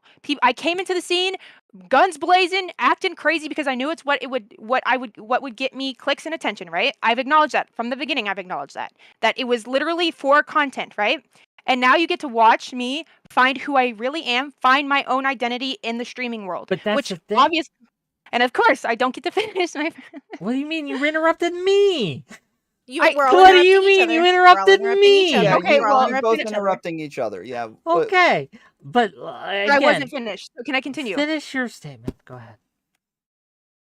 The point is that you get to grow with me. My viewers get to grow with me, see me literally change in front of their eyes, and that is the content. That is the content. You have someone who is mentally ill, who's been through all these things. She comes onto the streaming platform. She starts streaming. She does things a certain way, and then you slowly get to see her change and be molded into the person she wants to be. I am publicizing my mental health because that's my journey. Like, I want people to be a part of that. I'm going to therapy. I'm doing what I need to do to get better, and you get to watch that. That is why I'm drawing attention to it, because to make it normal, to realize that you can get help, you can change, and watch this person change as far as a streamer. Right? You get to see me grow. You get to see me change my content. Maybe one day I want to do this. Maybe one day, but that's the journey. That's what makes it consumable, because you're watching a real life person in front of your eyes as far as content goes. It's possible that what you just said is 100% true, and that was exactly what you intended. It's also possible that you're taking everyone on a ride right now. You're engaging in you're conning people. This is just simply another character that I'm you will telling you, switch it's my off journey, with Be so I'm and telling- one push of on, many on this platform. right? Yeah, I'm okay, literally like Merc, that's really normal in this space. So like everyone's been so hurt by this space that we're not sure who to trust. I don't know if you watch bridge burnings, but it's a fad here. It happens. So It's just common. like don't take it personal. Wick is literally speaking from a place of like genuine concern for himself, really, and that's we all have it. We all have like a am I getting fucked over right now? So like welcome to streaming. Welcome to the space. It is not the most healthy. So like don't worry. Don't like girl, like literally don't engage in the panels, because like this is like what you're throwing your audience into. Like you can make your whole career without ever engaging in panels, and like that's something you can do, right? That's the But like thing. I do want, you see what I'm saying? Like, I do want to be, like, I want to talk to people. I want to Yeah, meet of people, course. but like, I want them to accept me for who I am. Like, right now, we're having a serious conversation, and so when you're sitting here telling me I'm not being honest, like, that's what pisses me off. Because But like, you I'm also I'm admit trying that to. you were playing a character, right? You have to like actually acknowledge that people are going to have like I understand you're saying like they should be able to see that I'm not playing a character in this case based on context and the When I scenario, tell them but people are still explicitly, going to have that in the back of their head. Like, is Because this if just people are another playing, way and for that's her what to they get were going to content say, off of me? I'm not playing a character in a lot of cases. A lot of people will straight up saying, no, I'm being honest right now. And what, like, again, I need more than your word. Straight up. he needs action, and that's fine. Like Yes, I I feel did. like I have no reason to think Merc is lying to me, but she could be. Like you could be lying to me. I don't know you that well, but I don't think you could. are. I could But like be. that's what I'm saying. And that's why you I shouldn't take prefer me to at act. my word either. What I you should prefer do. to act in good faith, and that's what good faith is: taking people hold at on, my their room's word. hot. Give me one second. Until they Sure, give sure. me a reason to distrust them, I don't. What you should do, and what this is something I advise to everyone, right? Don't take what people say. Watch how they behave. Watch what they do. And that is how you know who someone is. It's not by who they say they are, right? Well, it's a combination about of what both, they but I do. agree with you. But I haven't seen Merc do anything dishonest yet. So, like, again, I can't go in thinking she's dishonest. I have no reason to, right? So I take her in good faith. Right. In good faith means I assume you're telling me the truth. Okay, let Merc respond if we can. There's been a lot of back and forth to her, but Tom, without yeah, her we're gonna saying dictate how my panel goes on my show, My- right? Tom, my okay, apologies, no, yeah, you're right go- in this go case, ahead, but come you on, do it. I come didn't on, say man, come my on, bad. man. I didn't say Okay, anything. go ahead, Merc. Honestly, this is the last thing I'm going to say, and either take it as Bible, no Bible, whatever you want to take it as, that is your prerogative. I'm coming to you right now saying I am not playing a character. I gave you some information about myself to give like a baseline of me, right? Okay. I also introduced my character into the conversation so you would be able to discern when RJ is present versus when Merc is present, and i.e. the 6-7 joke. That was me playing a character. I'm sitting here now telling you that this is me. So the whole conversation should be surrounded around that logic, that I am not in character. I understand that it is hard to trust if I am not in character. I get that. Trust me. I understand. But I'm sitting here telling you as a human, hear me, see me. I am not playing a character. You can think I'm lying. You can think all these things about me, but I'm sitting here being honest with you. And if you can't accept that, then there's no point in being here. That is what I have to say. That is what I have to say. And I think that's fair. To me, I think that is fair. I think Go ahead. that sorry, I think that some of this comes from, and no offense to Merc, but I mean, you've only been doing this for a few months, right? I think just based on how short it's been and how much you've grown, I think it's almost a little bit of growing pains that not only you, but also like people like Whick and Brittany and Rora are all experiencing, where because they've been in this sphere for so long, because they've been burned by so many streamers who have turned out not to be the way that they are, there is some trauma there. And it's I don't blame them for being as protective of their spaces and their communities as they are. Is that projection or is that just their trauma? Like was that they're And projecting their Sorry. that's definitely something that they would have to, I mean, I'm not going to put words in their mouth, but I think Can I that ask, can we not use medicalized language here? It's not That's what how I I talk. experience isn't trauma. Well, it is trauma though, It Whick. is everything You trauma. should never be this defensive over a person you just met. Most people aren't. Most people meet people and treat them nicely. You are saying you should treat people as if they could be suspicious. That's trauma. And honestly, every negative experience can be considered trauma. Like when you go to a Yeah. therapist, like even like you forgot to tie your shoe and you go and you trip and you jog, that's trauma. Or Like, it's no, bad faith. individual You want to be threshold. trauma or bad faith? Which one do you want to be? Because they're one or the other. I think it's trauma because like you have that experience. So yeah, it I don't molds think how you're bad you- faith. I think you're trauma, which is better because that means you're not being malicious, right? Yeah. So it's either A, What- you're bad faith, or it's I traumatic. So reject you your need to pick. binary. I don't think it's either. I think if- it's simply okay. I've had experiences, right? Experiences that led you to believe something about people, which is called Not Whick, trauma. Trauma. It's You not reference trauma. Mr. is Girl a at lot, least right? well Trauma is biased. not specific You, to you race. said you were seeing Trauma a is lot not of Mr. specific to Girl. being mugged. I That's feel trauma. like that's Trauma doesn't have to be a huge experience. There's literally like small How about trauma just is a thing bias? too. Okay, bias. How about bias? He's Bias biased. is good. I like that. Okay, Bias. bias. Yeah. Neutral. Okay. Wick, do you consent to bias? Okay. Yes, I have biases. Yes, Okay, then and that's We're fine. good. That's totally okay. that's See, we've established, and that's what We that's all do. in like the 𝕬𝖎 conversation. That's what I was trying to get to. Like we gotta just pick something. Just pick something so we can find like an agreement on the one term. So he doesn't like trauma, so we're agreeing that it's bias. But even so, it is bad to have bias because it affects your conversations with other people. You miss out, like that Wayne Gretzky quote. You miss 100% of the shots you don't take. So if you're operating from a fear, from a bias, you miss out on amazing opportunities. And that's how I He stream. who has Like, lost if I'm fear has scared- lost a friend. Bias is good. Bias Bias protects can be you. good, yes. Bias It helps. can be. depends. Bias helps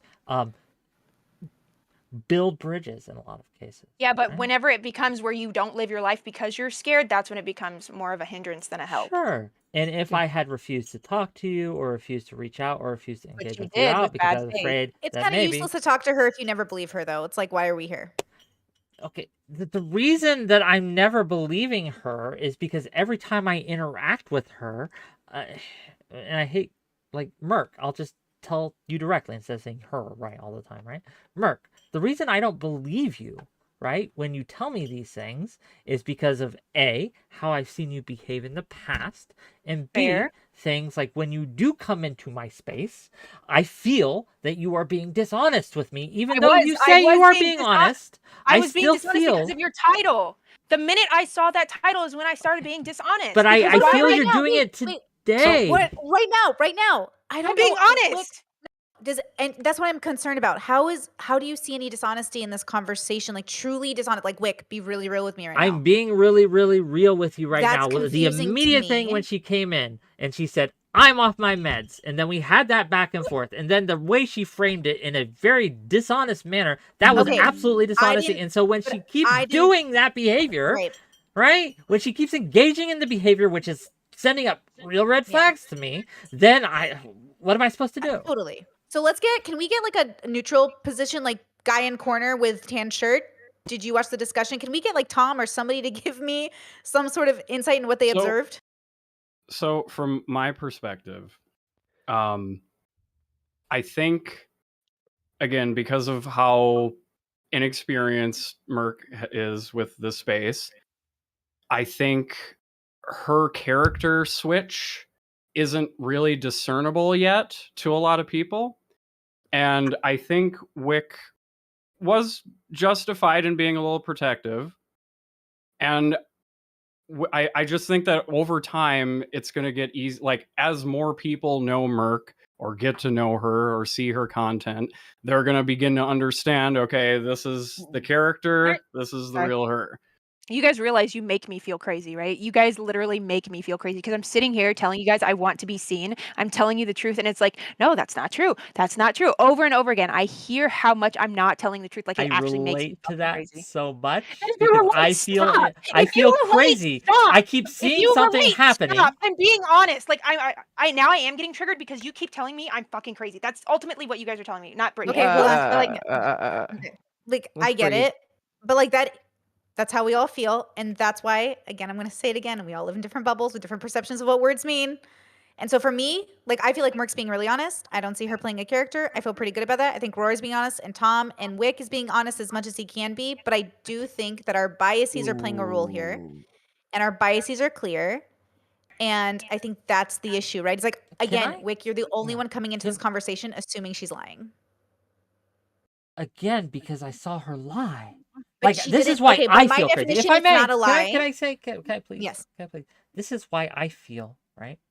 This is why I feel like I'm going crazy right now, right? I literally feel like I'm going crazy. I see something happen right in front of my face, right? I see it happen in real time, okay? I see it happen, and then immediately I am told, well, no, that's not actually what happened. That's not actually what happened and what occurred. And then I have to think, well, did I hallucinate it? Is this something that I made up in my head? What? And it's really causing me to doubt reality right now, because again, no, this is how it went down. I'm fairly certain, right? And I'll after this, I'm absolutely going to go back in the vid in VOD, and I'm going to watch it to make 100% sure, right? But I'm almost certain, right? I'm willing to bet enough to make this statement in public that this is what happened. Okay? And when you people are telling me, no, you just didn't get it, this isn't actually what happened, I feel like I'm going crazy. That's really fair. So I just want to say one thing, and then I'll throw it to you. I just want to make sure, though. Do you know like what people can misspeak in, especially a heightened emotional state? And I just want you to be open to the fact that if you're looking for a literal, did she say it perfectly, or if you're open to the fact that, like, yeah, we were talking very fast. I feel like she didn't lie because lying would be intentional usually, and I don't think she intentionally did that. Like, are you open to the fact that like it doesn't have to be perfect, that people misspeak? And Merc tends to misspeak. I misspeak all the fucking time. All the time I misspeak.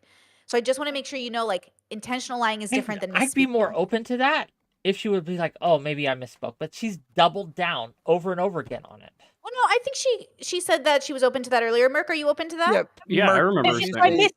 If I misspeak, I've said that sometimes it's hard for me to articulate what I'm saying, Yeah, because she did. I used to have a speech impediment, and when I get frazzled, it comes back out. All right, sometimes you'll hear me stutter, and also, like I said, I'm not on my medication because my doctor said I didn't have to be. All right, let's put that in there because apparently I need to include that. The point is that just because see, I'm just. I say So what yeah, I say. she's open to it. Yes. Sorry. Yes. Well, So, okay. So the question is, Guy in Pants Shirt, I interrupted him. I'm so sorry. What's your name? I can't see your name on my Discord. Oreo side. Oreo. Okay, can I call you Oreo? That's fine. Yeah. Perfect. Okay. Sorry. I think shit, I lost my train of thought now. Oh God, so sorry. Merc, you were not lying. You in your heart of hearts, you were not lying. You simply misspoke. Do you agree with that? About what? What are we talking about that I misspoke? With whatever Whick thinks you lied about. I don't know what.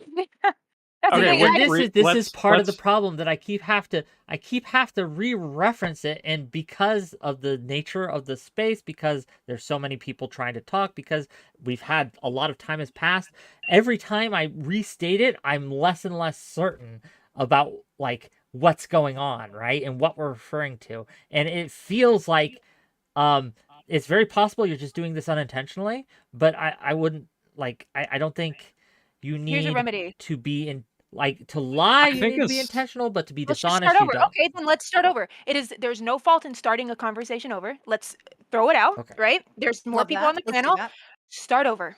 Let's do that. Start over. Let's agree to a misunderstanding. I I think do that's- want to get some other people in conversation here over. because other Well, people have so- some thoughts and things. Okay, I so- will say Sure, that I am getting absolutely. spent. It We're is gonna- starting to get we're gonna be extending, real so I quick. think we. We'll take. Do you want to 5 go, Merc, minutes. or your spoon's Oh, out? if you need to go, you need to go. You It's can not that I need to go. I think we need to like just breathe for a second. Yeah, I yeah. wanted okay. to, Like if I could, for just a second. Like what Wick's saying is like, because even Brittany, the way that you're reviewing it makes it seem like Wick is totally unfair the entire time. Whereas here, she's admitting that she was dishonest in a bunch Okay, of different I'm places. taking my and break then- then if you're gonna keep talking. Oh, she wanted like a Like moment a of break. silence? Right, I that's want to okay. start over. I want to go. start over. But I Let need a Tom break. go, and Merc, you break. Okay. So I like it once he sees the pattern of behavior, I think it makes sense that he's going to be more and more distrustful. So even if afterwards she's like, "Oh, okay, well I misspoke now that I've been called out on it 5 or 6 times and now I'm forced to admit this thing." It makes sense that he's still going to be like a little weary of whether or not she's telling the truth in those scenarios. And even when she admits, "Yes, I was dishonest, but I was dishonest because of the title." She's maybe justified in why she felt the need to be dishonest, but now there's still ramifications from the dishonesty that she's going to have to deal with that she doesn't seem to be willing to deal with. She wants Yeah, to that's put really that on unique. It's his just a title. hole that keeps getting dug deeper and deeper. Yeah, and we gotta because fill that's it really with some dirt. interesting. Because in my world, if you start off antagonistic and you guys settle it, then it starts again. You start from scratch. You don't like keep being like if so we should have started from scratch, and now Wick is supposed to start off taking her in good faith, and she's going to start off taking him in good faith. But can either of them do that? Is the question. Yep. I think Can it's we a let matter of go? just being able to just swallow that pride Right. and just be Yeah. like, all right, Start over. Start Start over. over. Just all right, start Start over. over. let's All right. With I think that's no probably the most past reasonable thing. conversations, just start over. Is Yeah, it something 'cause that if both she- of you she's- can let go of? Yeah, because if she's dishonest, it will show up in like the next week, so you don't have to worry about it too I'm long. just gonna Yeah. be real honest with you that in order to fully start over, it has to be a whole new conversation, meaning a whole new day. I have to. Okay, There fair. has to be time All right. between now and when we start it. There just has to. Otherwise, Fair, it's just not fair. gonna work. But I'm willing. I do want to hear other opinions on these things. 'Cause Yeah. we got some. We All right. got some people. Oreo, Tom, I love you. Right. But for now, Bye, boys. to the void, where all go. So we have a few people. I'm curious what Straighterade has to say, and I'm curious what JubeTube has to say. Okay, welcome, individuals. Straighterade, you're live. Oh no, she's deaf. She can't hear. There you go. Oh, there she is. Hello, buddy. Love the vibe. Bro, is that a Dragon Ball Z icon? What's going on? Let's One go. of us. One of us. Fucking 32-year-old child here. I mean, oh my god, I got double audio. I'm sorry. Apparently, I don't know how to Take do your this. time. Take your time. Anyways, how y'all doing, Straighterade? We're trying to So many reset as familiar much as faces. we Nice to can. meet all Just y'all. FYI. Yeah, I we're- heard. Yeah, we're trying to reset. Let me turn you up because you're hard to hear on my end. Hold on. Oh, I could probably turn up a little bit more, but Yeah, please do. yeah, And I just Straighterade, don't want to be too your overbearing. Blue is a vibe, bro.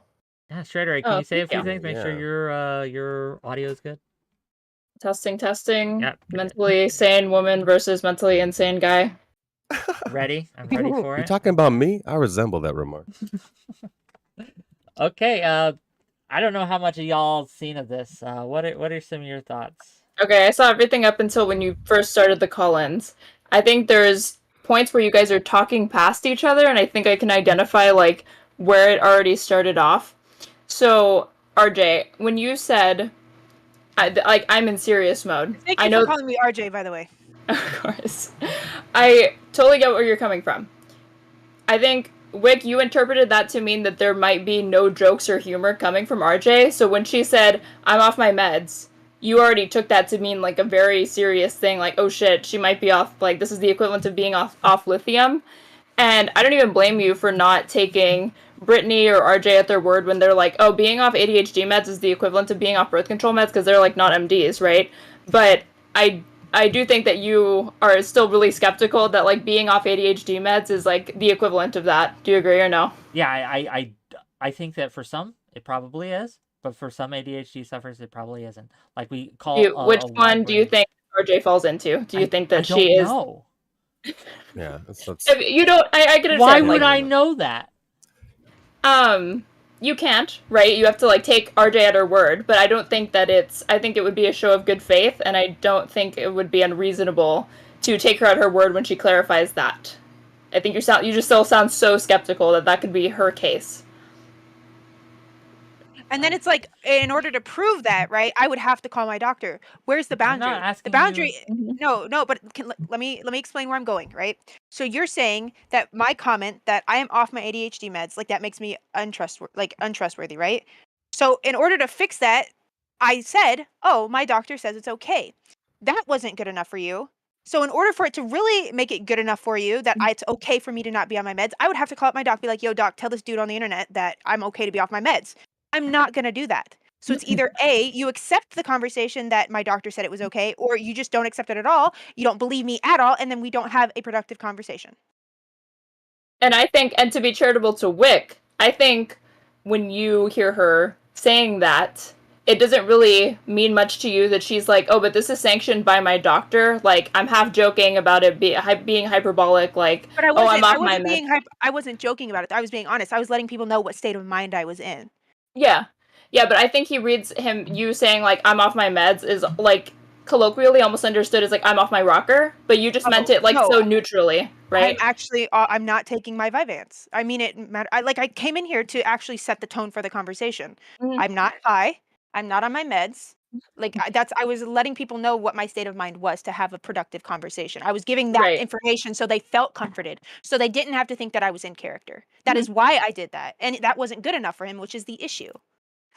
Yeah, and I think, like, that's part of where you guys are talking past each other, since I think Wick recognizes at this point that the way that the first conversation went, don't let me speak for you, Wick, if you disagree, was not productive, and you guys clearly were talking past each other, and that you don't, even with RJ making these, like, very explicit disclaimers, they still only mean so much to you, because it's very difficult for you to discern when she's in character versus when she's not, so you might still think, okay, she says she's out of character, but that could be part of her character, so it just becomes, like, do you know what I mean? I get what you're saying, but it's like too much. At that point, it's like, then why even talk to me? Like, I think, you know like, it would help so much that, like, even if you're skeptical, that basically, I don't think it's dishonest to act on the assumption that, like, okay, I'm skeptical that this person is being honest with me right now, but I'm going to treat them as though they are, and then that will come to reveal itself over the course of the conversation if they're not, and then I can point that out. Instead of just this, like, you say, like, okay, sure, but internally you're like, yeah, I think that's bullshit. I think that kind of has to be, like, expressed, you know? I want to hear what Jeeb has to say before I really get into this, because I'm curious. So there's a ton of things I'm trying to just address what's been brought up He right just now. invalidated her because she didn't agree with him. That's exactly what he just did. What? No. I meant like the whole hour prior that, like, there's No, other not things you, I not wanted you. to. Sorry, I was talking to my chat. Sorry, I forget to mute sometimes. Hold on. Sorry. I was like, hold on. No. This is maybe indicative of what's going on here, right? Like, what about that means I am. Do you not see how it, like, how it, Sharon. to me, to how it, I'm autistic, ADHD, it was, like, I'm crazy, like, okay, I'm not going to use that word because I don't want to think I'm crazy. I am not I'm crazy. Baseline. You know what I'm saying? I have these things. I acknowledge that, right? To me, the way you just did that, oh, well, let's hear from him. That sounds like very, like, dismissive of her because she's not agreeing, like, with your, like, am I the only one who got that? Like, I am very sensitive to tone. I'm very sensitive to certain things like that. For me, that felt like you were dismissing her because she didn't agree with you. Like, oh, well, let's listen to what he has to say. You know what I'm saying? No. I don't think that when I think, well, Wick, okay, answer first. I don't want to speak for you, Wick, and then I'll give my piece on that. So, again, I have two new people on the panel who have yet to speak. And so, Straighter Aid had her say, Now I want to give JubeTube, who hasn't had his say, a chance to have his say. That was all it was. Okay. So you said you prefer RJ, by the way, over When the I'm tag not name in right character, I am RJ. course. Nice to meet you. Of course, nice to meet you as well. And yeah, hopefully we can change the vibe a little bit here. So there's a handful of things, and then whatever the fuck we can hopefully get to later. But you mentioned coming in, and yeah, just I guess please take everything I say, I guess, in as good a faith as you want to be taken, because I come with no Mhm. ill intent and no toxicity in mind. I'm sick. I got dinner that's gonna get cold. I want to smoke my bong. Like I'm just whatever. Anyways. Point is that one of us. Let's go. So Yeah. you mentioned setting the tone early on by being like, yo, I'm off the meds, I'm not high. I want you to know that I'm like straight minded, right? I'm not coming in here Yes. fucking zonked out like as an excuse Yeah. later. I was high. I can't really take what I was saying seriously. It's Yeah. like I'm just proving the legitimacy of what I'm trying to say as best Exactly. you can. But in a way, it's like that's now being articulated obviously like an hour and a half later as you're being challenged on a bunch of stuff, and it's like having to reach back and be like, that was this fraction of the larger statement, which was also that like one off the meds, which I would say just congrats on feeling in a good enough place to even if it's the right or wrong choice, it's totally Thank you. between you and your doctor, but I'm Thank glad to you. hear you're in a good place instead of waking up like, fuck, dude, Yeah. every day sucks. And to be able to quit your job to pursue streaming, that's fucking incredible. That's the goal. That's the dream. And I hope nothing but the best. Even if we're all going to fail, I hope you fail upwards. So whatever, to the moon and all that. But I guess what I'm trying to say is it did come very quick as you weren't trying to go into as much a ramble as my dumbass is to just be like, yo, this, 3 points. And also, yo, I'm in the house. And so Yeah. it wasn't as detailed as like it became later.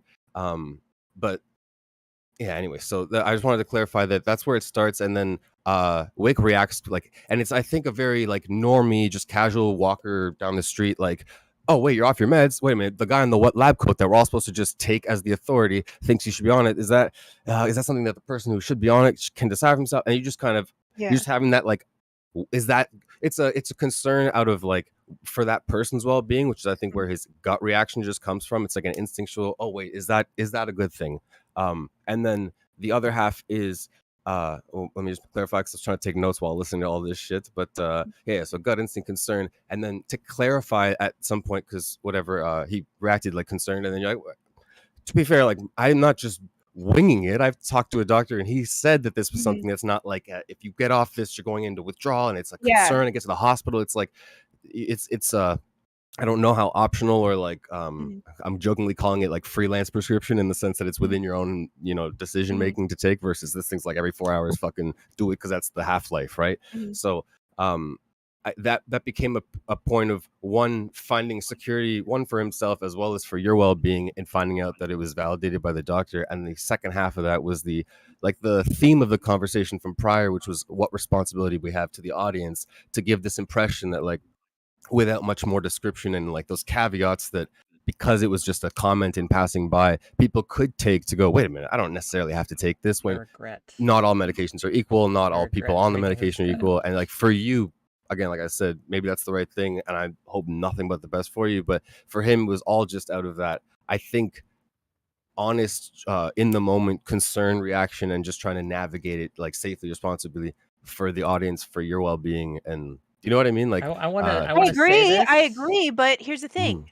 I gave him that, like, think of it like a pacifier. He needed a pacifier. I was trying to give him that pacifier. Like, look, don't worry. My doctor said it's okay. And you have to think, ADHD is not like schizophrenia. ADHD is not like bipolar. ADHD is not like BPD. It's a different thing. It affects me as in like me being able to sit. Like, I'm wanting to get up and walk around right now. I'm trying not to do that because I feel like it would be seen as disrespectful. My ADHD is when I don't take my ADHD meds, I want to move around. I need to move around. I talk really fast. Like, that's my ADHD. And I'm sitting here telling you, like, don't worry. My doctor said it is fine for me not to take my meds. I'm not at work. I gave him that pacifier. It's almost like he's taking the pacifier. He's like, ew, I don't want it, and throws it away and just continues being upset.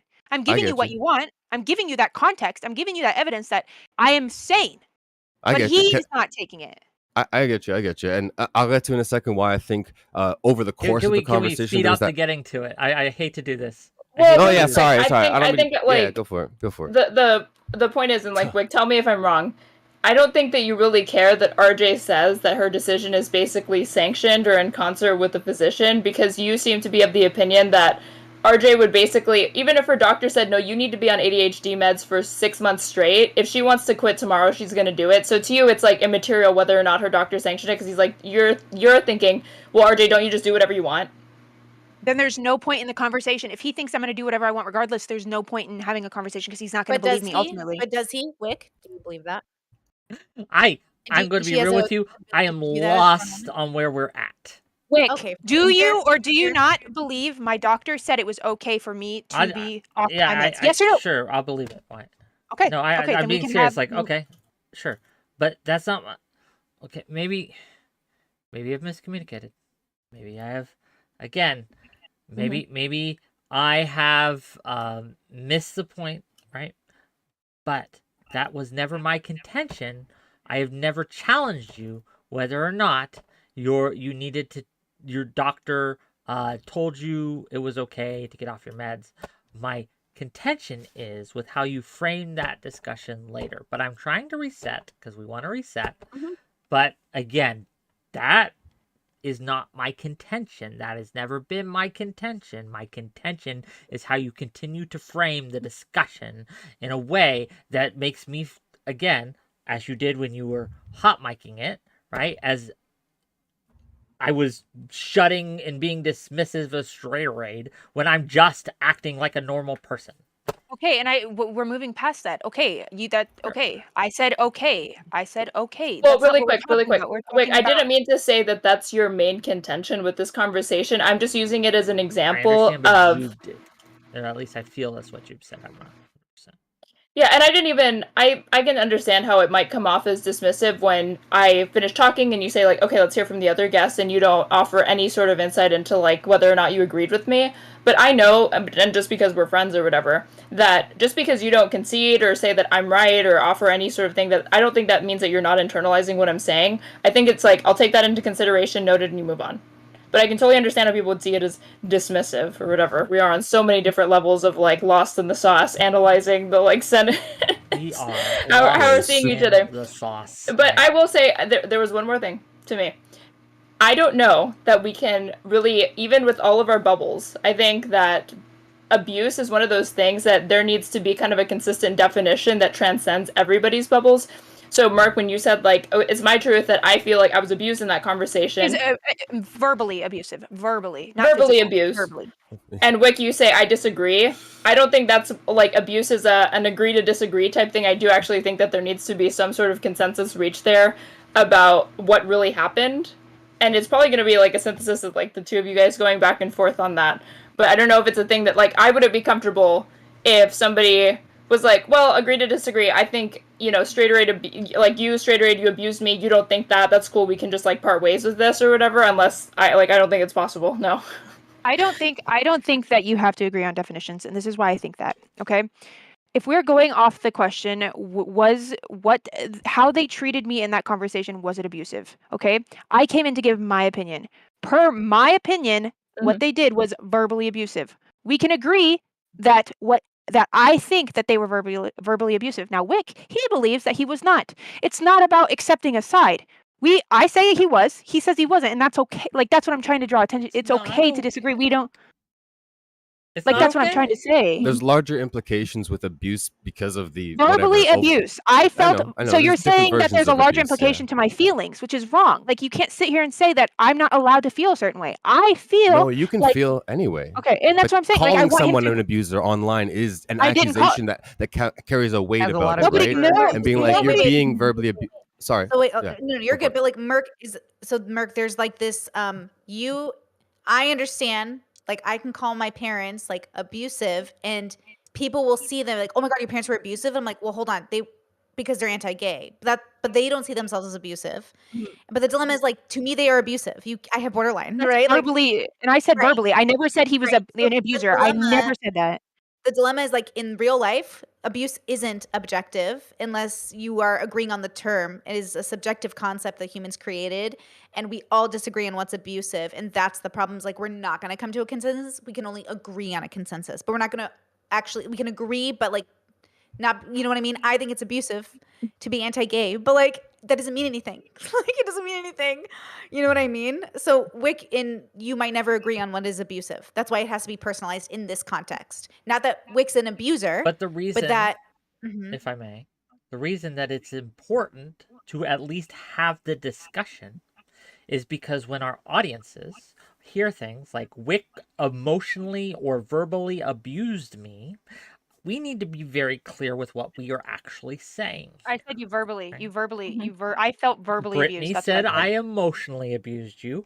You Well, said I mean, I it verbally hurt my abused I you. said emotions. So unintentionally. I understand, but I even think so, if I may finish my point, is Mhm. that I think it's very important to have this discussion because while, yes, abuse is to some extent subjective, in other ways, it very much isn't. When most people, 99% of people hear, this person abused me, whether it be verbally, emotionally, or otherwise, images come to mind, thoughts come to mind, and so in the process of discussion, we can at least disabuse them, pun, of that notion, perhaps, right? okay, There are like surface level implications that a lot of Yeah. people might Yes. gather about that, despite what the nuances of the actual context within this conversation is. So if someone hears abuse, then they, Super the loaded. average person, then that's like, the brain might go to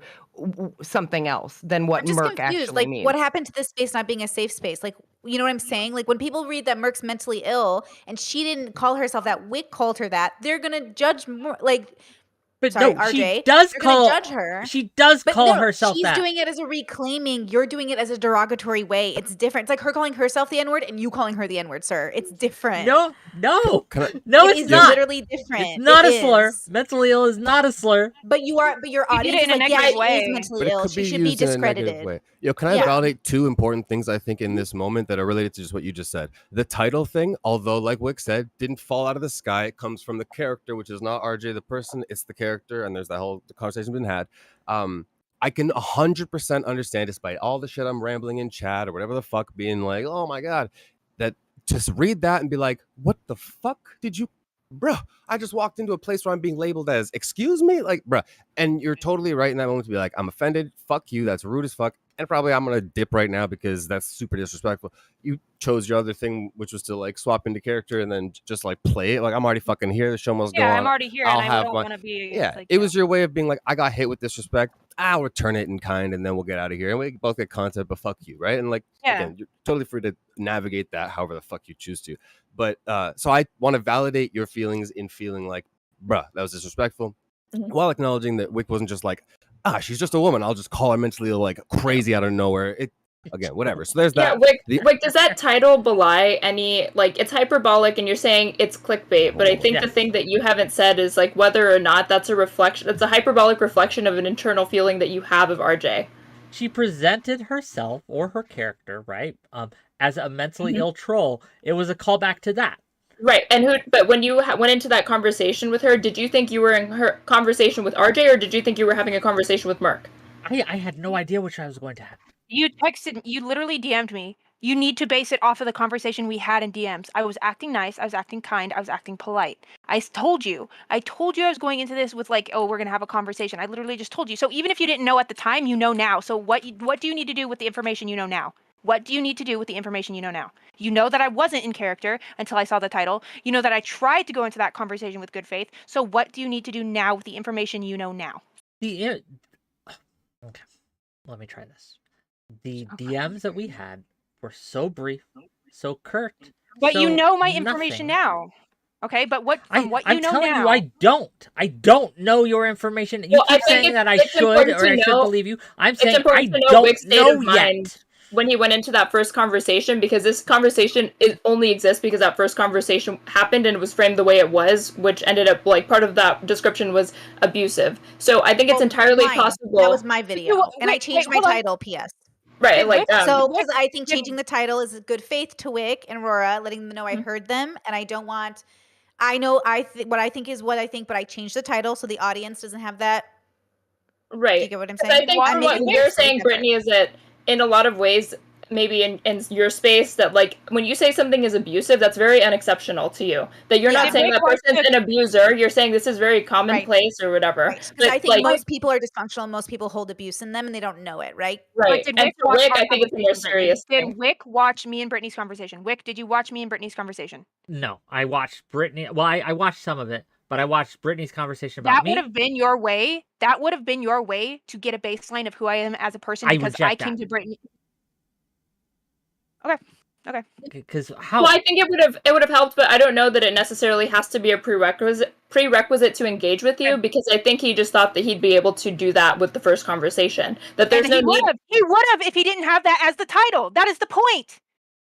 I agree with you on the title thing. I just think I think it's just unclear that Whick, when you're backing up to saying like you label yourself that way, and I'm like, I know that she does, but what do you take from that? Do you think that is that a hyperbolic reflection of accuracy? Do you actually somewhat believe that, or you just didn't use it? You really don't know. No, I don't know. Okay. I'm leaning towards with the way this conversation's going, with that conversation's going. I literally cannot tell if she's being real or she's being fake. I don't know. But the way in DMs, right? Well, RJ, you said she was kind in DMs, right?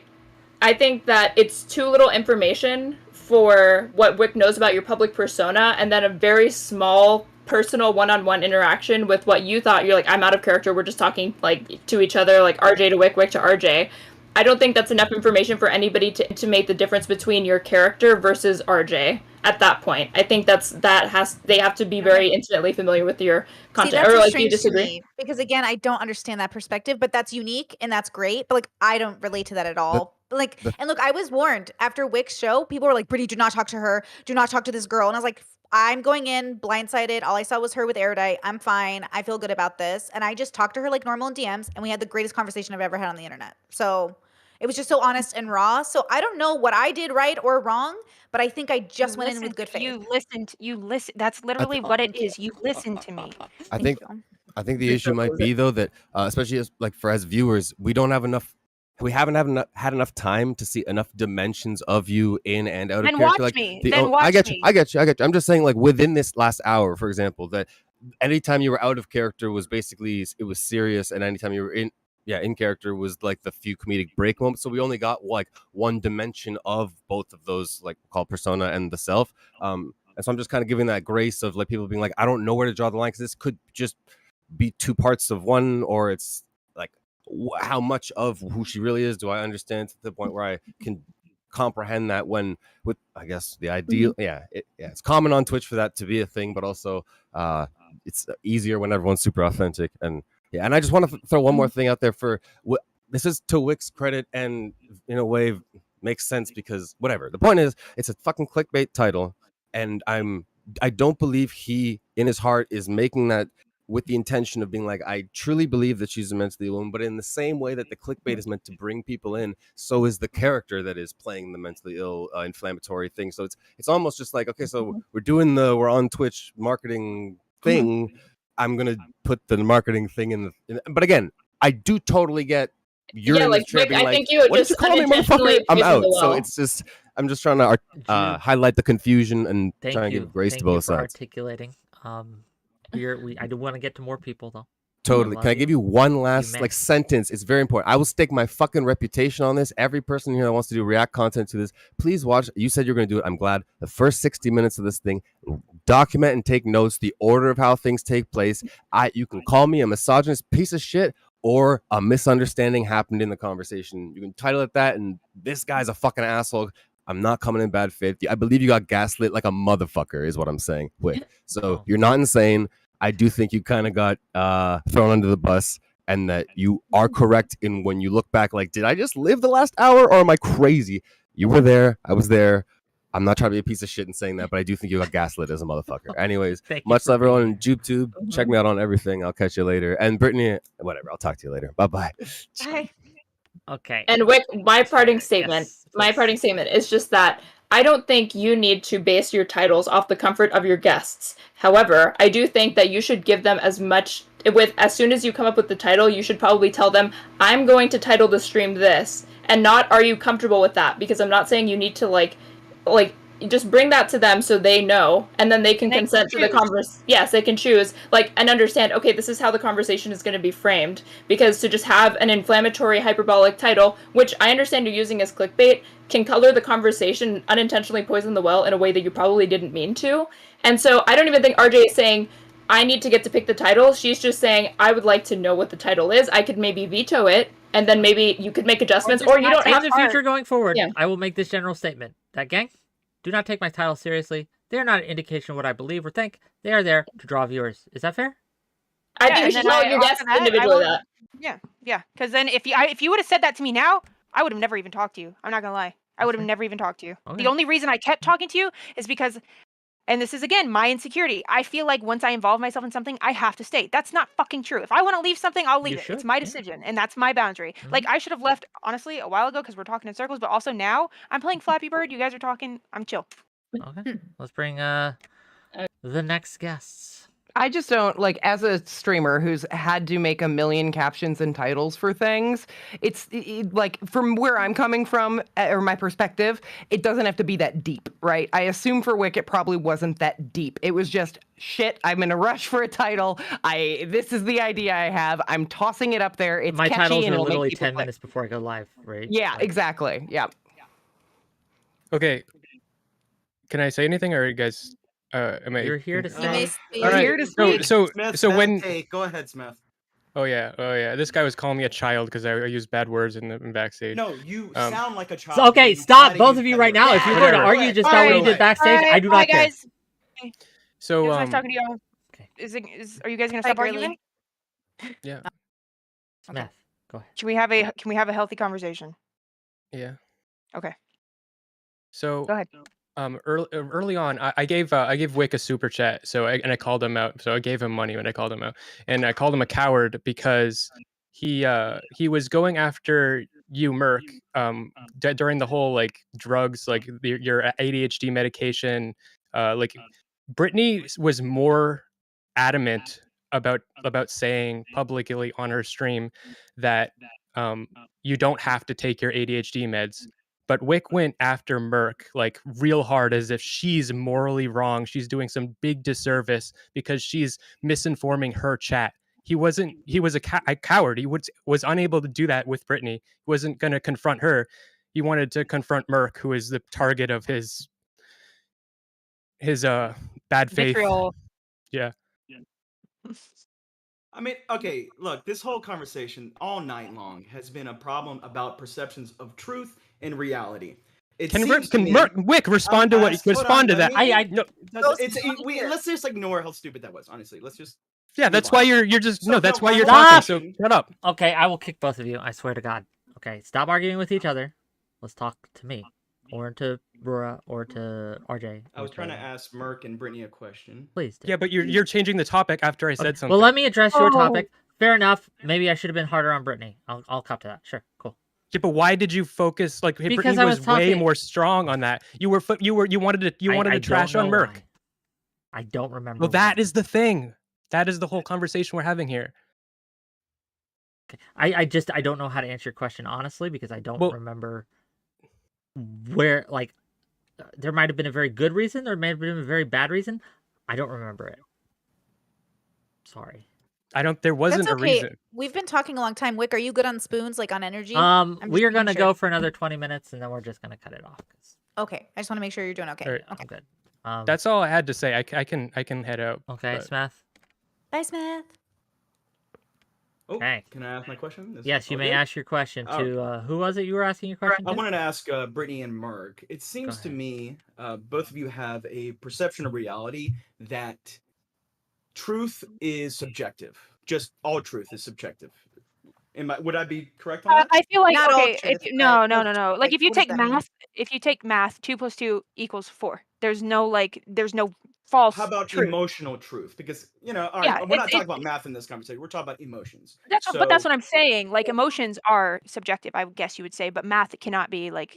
Okay, so all sort of emotions are subjective, and you can have truth in that, as in like my truth in how I feel cannot always be mapped onto a reality that it imprinted on someone else. Not exactly, because like if I sit here and say, "You're a fat bitch," right? You say that with vitriol. You're saying someone is a fat bitch. You're just saying it with like disgust, right? You're saying something, and if that person got hurt by that, they have every right to be hurt with it But if because you I was said, being "Hi, hurtful. you're a fat bitch," and we knew Now each that's other, there's different. trust. Yeah, that's different. Okay, so that's the problem here. This whole night is that it. Okay, go ahead, Brittany. I would say feelings are valid, but not always reasonable. Mm. It Because seems they happen, but they're not always valid. Like, they're not always Yeah. reasonable. They're valid because they happen, but they're not always reasonable. So then that's your job to be introspective and say, hold up, am I being unreasonably Yes. Was it so? It was I agree. obviously unreasonable for your feelings that Whick titled it that you were a mentally ill person, because I'm guessing I have no clue about you. It wasn't. I It don't know wasn't anything that about I. you. It was. It wasn't. It It bothered was you, the right? principle. It was no. It didn't bother me. It was the principle of the That's a fact that lie. you're gonna. It I'm definitely sitting. bothered okay, you. Can hold you on. just listen to what I have to say? Yeah. So it didn't bother me. What bothered me, because I've been called fucking schizo on the internet my entire time. You know what I'm saying? What bothered me was that he expected to have a reasonable, normal conversation, but yet have that as a title, which paints me crazy. That is what pissed me off. I don't give a fuck. And him Keep the saying, title. Did you remember the say title that is in that Insane Woman. conversation? I didn't watch it. Did you say that at the beginning of the conversation once you read the title? Wait, you that, didn't "Hey, watch Whick, the I'm I use it. conversation? That's I true, used it for didn't. I missed argument. it. Okay, so if you haven't watched it, then I suggest you go watch it if you're gonna have a. No, If I'm you're just gonna answering be. the question. I mean, is that okay? No, I You used can it for tell me. argument's sake. I used it for argument's sake. I said, okay, that's just like you having your title, Insane Woman. Like I used it for the argument. Use it in it. Okay, so all right. I feel, So bro, like there's 8 hours of content we've all had to watch, and you're the Yes. only one who hasn't done the Okay, research. let's I feel give like it it's to kind of let's get the unfair. ball to no, Fairy I've been Queen. listening to this conversation all night, and it's been really frustrated because you Well, you need all to have know been the trying to map past. onto reality, and Whick has been there grinning his This is mouth, based off gritting 8 his teeth hours the of other entire content, time. dude. No, This I is understand unfair, that, Wick. Brittany. I understand that. But what I'm trying to tell you is that I have been listening. I have been listening to this, and it's two Brother? perceptions of reality. I'm Brother? just saying. Yeah, thank Okay. you for your thought. Thank you Yep, for your I got time, you. and we will. Okay, Fairy Queen, we're gonna pass you the ball. Thank you. So there are reasons why I'm here. There are two things that I would like to say before I hop off and you can interrogate it. The first one has to do, I'd like to piggyback off of what he was saying. So I know what it feels like to be invited onto a panel and you thought it was one thing, and then you got there and the title was significantly different than what you thought it was going to be. And I know what that feels like because I was invited onto a women's sexuality panel. And it was advertised as a women's sexuality panel. And it was hosted by Tuna Chip, when he was supposed to have Mr. Girl as a guest. When we arrived onto the panel was actually titled the Female Horniness Panel. And it was about as gross and weird as you could possibly imagine, okay? Now, in that conversation, when I was there talking with them, I fucked around on there. I ate an orange and I made fun of Max Carson and called him as the abuser that he was based off of things that he had done to his wife.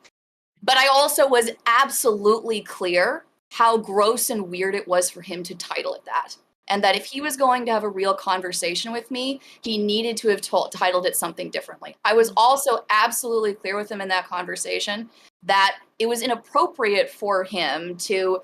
One of the women who was on the panel, for instance, was talking about a menstruation story. So Max Carson asked for the details specifically about the story that was being told, right? So my question to you, Merc, did you specifically, not in a joking way, not in an ironic way, not in I'm going to fuck you up because you asked me and I'm playing along, did you explicitly say in the conversation, this is not appropriate, I'm not okay with this, and did you leave quickly afterwards? Because I did that myself when that happened. What I did, I told him, like, so I went into the conversation, and once I realized that that's what the title was, I started playing, and then, like, he was getting mad at my answers, and so I said, like, in the air of, like, oh, well, look at your title, you're calling me mentally ill, like, what do you expect from me? Like, that's your title, but, like, you expect me to be serious? That's how I said it, and I stayed in the conversation simply because I felt the need, which is my insecurity, to stay in that conversation. But he was aware that I was, like, I wasn't upset about the title, but don't expect a serious conversation. You know what I'm saying? So I think what I would say, I mean, this is I'm tempted to like to say what I would do, but the reason why I'm saying it is not exactly to give you personally advice, because you will do whatever it is that you see fit as a streamer, right? Like whatever it is you're going to hop off, right? But the reason why, and this is the part where the conversations is not going to get so fun, is that your decisions as a streamer and what you do impacts other people, and like it or not. So this is the part where I'm going to swing in the other direction, right? And I'm going to talk to, because I disagree with some of the things that both you and what Brittany are saying, right? So one of the things I'm hearing, for instance, is you're 26 years old, right? You're figuring it out. You're on your journey, right? You've mentioned that you have a history of past trauma. I don't know specifically what your diagnosis is, but I know that you've mentioned being neurodivergent. I don't know what that means. Can you tell me what that means? No. Okay, that's fair. So I'll tell you, for me, so I am 26, right? And I recently started, not really streaming, but doing panels here and there. I've been on Whick's show a couple of times, right? And I was recently diagnosed this past year as being on the autism spectrum. Now, the reason why I share this with you is because ever since 𝕬𝖎 came onto panels, and she revealed the fact that she was diagnosed with the autism spectrum, and she started accusing people of being abusive. And a lot of people wanted to educate 𝕬𝖎. They gave 𝕬𝖎 chances. They tried to help 𝕬𝖎 through it. And listen, okay? The reason why that's bad, the reason why these conversations, frankly, on both ends frustrates me is because it has an impact greater. Your journey bleeds into other people's journeys, right? So other women who are in their mid-20s, who also might have a diagnosis, who also want to make content on the internet, now have to worry, am I going to be viewed as the next 𝕬𝖎, right? And I have been, and I don't give a shit. You don't have to give a shit, but realize that it does have an negative. Yeah, and I acknowledge that. Yeah, I acknowledge it, but I don't care. Well, I mean, I think that's kind of fucked up personally, because while I'm here and like with the term emotionally and verbally abusive, like for you, you can choose to define that as what your conversation with Whick was. I watched it, and frankly, I don't think that it was emotionally abusive. I've had advice from him. I've had advice from other people from other panels. And to be honest with you, he has treated me with extreme respect and with dignity, as have a lot of content creators, frankly, have been extremely helpful to me. And so it really bothers me to see him being characterized in this way. But on top of that, right, I also know from other women who have spoken to me in this server that when they say that they have been emotionally or verbally abused, they mean that they get threats of rape in their DMs. They mean that they have to sit through conversations like explicit things. It's not a joke. I've had to listen to a lot of Wait. To be fair, I think you're making a good point, but like this isn't a 𝕬𝖎 situation, right? Where I like Whick. I have exactly the same good things to say about Whick as you do. But I like Whick, and I'm letting him know that's what I observed. You could take it as wrong, but this is not a 𝕬𝖎 situation. And I think using 𝕬𝖎 in here to paint all women is bullshit. I'm not 𝕬𝖎, and I don't want any of us to be considered 𝕬𝖎. 𝕬𝖎 is a liar who accused people falsely of like I am not saying that 𝕬𝖎 is all women. That's exactly my point, though. My point is that if you are a 20-something-year-old woman, and if you are neurodivergent, and if you want to make it on the internet, whether it's fair or not, you are now going to be compared to her. No, right? That's only if you continue that. No, I disagree. That's your decision, girly. You're perpetuating that stereotype. Don't bring her name up. Why are you associating? No, that's your bubble on the internet. My internet never mentions 𝕬𝖎. The consequence of like this happening and why did accusations of emotional abuse means that if I say that I was emotionally abused, or I've been harassed, or I meet somebody who's creepy, or not anything, in my circles, not on my parts of the internet. Spaces, nobody is going to believe me, because not what on they'll my parts of the immediately internet. think is that that's this what is I'm saying. bullshit, this is another thing. That's what I'm saying. And it only also in this part of the internet. Okay, we gotta go one at a time. We gotta go one time, Brittany. I'm saying on this part of the internet, that's what's happening. On my part of the internet, that's not what's happening. Well, and I'm saying I only notice it on this part, which is why I was disappointed in Whick for facilitating that stereotype in _𝑚𝑒RK. But he's not facilitating that stereotype. He's trying to wash it in the bud. He's trying to make sure that doesn't happen, right? He compared her to Mr. Girl. Well-being. It's not compared her. He associated her with Mr. Girl. Denied I who did, we all yes. agree is unhinged. Okay, it is not just about _𝑚𝑒RK's well-being, worrying about this. It is about the well-being of every I'm not in a club. woman that wants. I'm not in a club, girl, right? Like we're here to discuss look, club. Okay. Okay. Right? Look, We're not in a you club. don't have to want to be in the look, you don't have to want to be in the club, and you don't have to want to exist in this part of the internet, but I'm here in this part of the internet. A lot of women want to be here on this side of the internet. And as long as we want to be here and we want to take up space here, then we need good representation. And that means that the way that you present and comport yourself online matters, whether it's fair or whether it's not. I want to give RJ a chance to respond. honestly, I'm gonna be completely fair and honest. I have her muted because where did rape like why were we talking about rape? Why are we talking about Lav? We're here to talk about me. Like why are we talking about comparing me to other people? Like oh, I was on this panel. Like why is Lav a part of this conversation? Why is everyone forcing me to be compared to somebody else? Like I'm me. Stop comparing me. So if you talk about anybody else besides me, I'm gonna mute you or I'll leave the conversation because there's no point in bringing up other people. Okay, well then buying into a trend of being a woman who is diagnosed as being neurodivergent and who needs some guidance and who is on her journey and is rejecting advice and is just figuring things out is something that paints the rest of us who also are on our journeys in a bad light. Okay, that's then don't. Okay. Like It's oh. We do have to my go God. soon. We do have to go soon. Fairy Queen, thank you for coming on. I appreciate your input. Okay. All right, now I actually am spurging out. Like I'm trying so guys, you have to understand. I am trying very hard to be a facet of this conversation, but when it just gets so like there, you know what I'm saying? Like I'm trying my best, but when it just gets to a point where it's stupid, I check out. Let and me I've been trying. let me rapid fire some super chats so I can make my money, then we'll call it a day. Cool thing? Cool, Okay, cool, sounds good. $2 from the Trib. You are being watched by hundreds of people, Merc. $5 from Real Smith. Wick says she isn't a child, so he can be as toxic as he wants and proceeds to treat her like a child, but in the most toxic way. $2 from the Trib. Does Brittany think abuse is happening right now? $10 from Real Smith. Brittany said ADHD people don't have to take their meds. Talk Brittany like the child instead of Merc, coward. $2 from the Trib. I'm sure Adolf didn't want to be questioned either. $5 from Real Smith.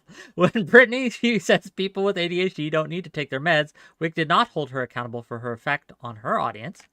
$5 from Rabid Wombat. This is a reminder that Brittany may not think that people can be compared, but they can be sorted into just 5 categories. $5 from 𝕍𝖎. Wick has literally dehumanized himself in his titles as well. $2 from Bobby Johnson. I'm the only open to criticism when I'm in character. $5 for Fondue. No one owes you trust. Getting upset that some people need more work for it is childish. Falling back to trolling also doesn't help. $2 from 𝕍𝖎. Title is not content. $5 for Fondue. White. How is she growing with character? Is Merc a real person or not? Why the hell should we take you at your word for it when you say you are real? $2 for Fondue. Never trust a 26-year-old child. $5 from Kilo the Giant. Bring on Jube and Smith this instant. $20 from Temperate Takes. It ultimately sounds like a first interaction didn't go well due to misunderstanding on both parts, causing a breach that may not be able to be crossed. The question is, the relationship worth salvaging to other participant? $5 from Parallax. Jube has the best hair on the panel. $2 from 𝕐𝖓. Jube. Askers. $5. Wick. Ask your panel, which gender is more likely to be emotionally abusive? $5 from Origin of Logos. What a waste of time and breath. Why not use the word chastise or berate? Those don't have the implications or repetitive nature that abuse does.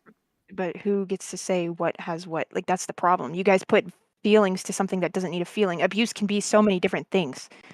We'll get there. We got a few more to go through. I'm rapid firing as fast as I can. Darius, Islam is right about women. Fondue for $5. $5 for Fondue. This gaslighting is great marketing. Am I lying? Watch more of my content to find out. $2 from Kamikaze. Awful lot of women not in the kitchen. $2 from 𝕐𝖓. It's a title. Don't be soy about it. $2 from Adarius. Bitches be less capable. $5 from Falsers. W. Fairy Queen. Okay. Sick. Thank you for the donations, gang. Give me That was more. a good night, Wick. It That was a good good night. amount of donos. Yeah. Let's go. Hell You're yeah. welcome. Yeah, thank you. I appreciate it. It was an interesting conversation. A lot of people had a lot of thoughts and still do. This will be discourse, I'm sure, in the future. But I do want to express, in all honesty and all sincerity, right?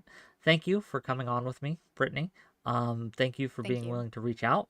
And RJ, thank you for coming on as well. Again, Are you calling me my real name? You're acknowledging that I'm not in character, by the way. Love that. I'm not. I am simply using your preferred pronouns, basically. My name is not a pronoun. It's my name. I'm drawing a Because distinction. you right? did it It's subconsciously. a joke, because right? You guys are bantering. It's a joke. Yeah. You Yeah. call me Merc, and now you're calling me Let's RJ. keep it light. Well, I'm You trying to you keep call it. me I'm Merc, trying and to now be you're calling complimentary. me I'm trying. RJ. Okay, Spoon I people. like. It's okay. Okay, RJ, thank you for being here.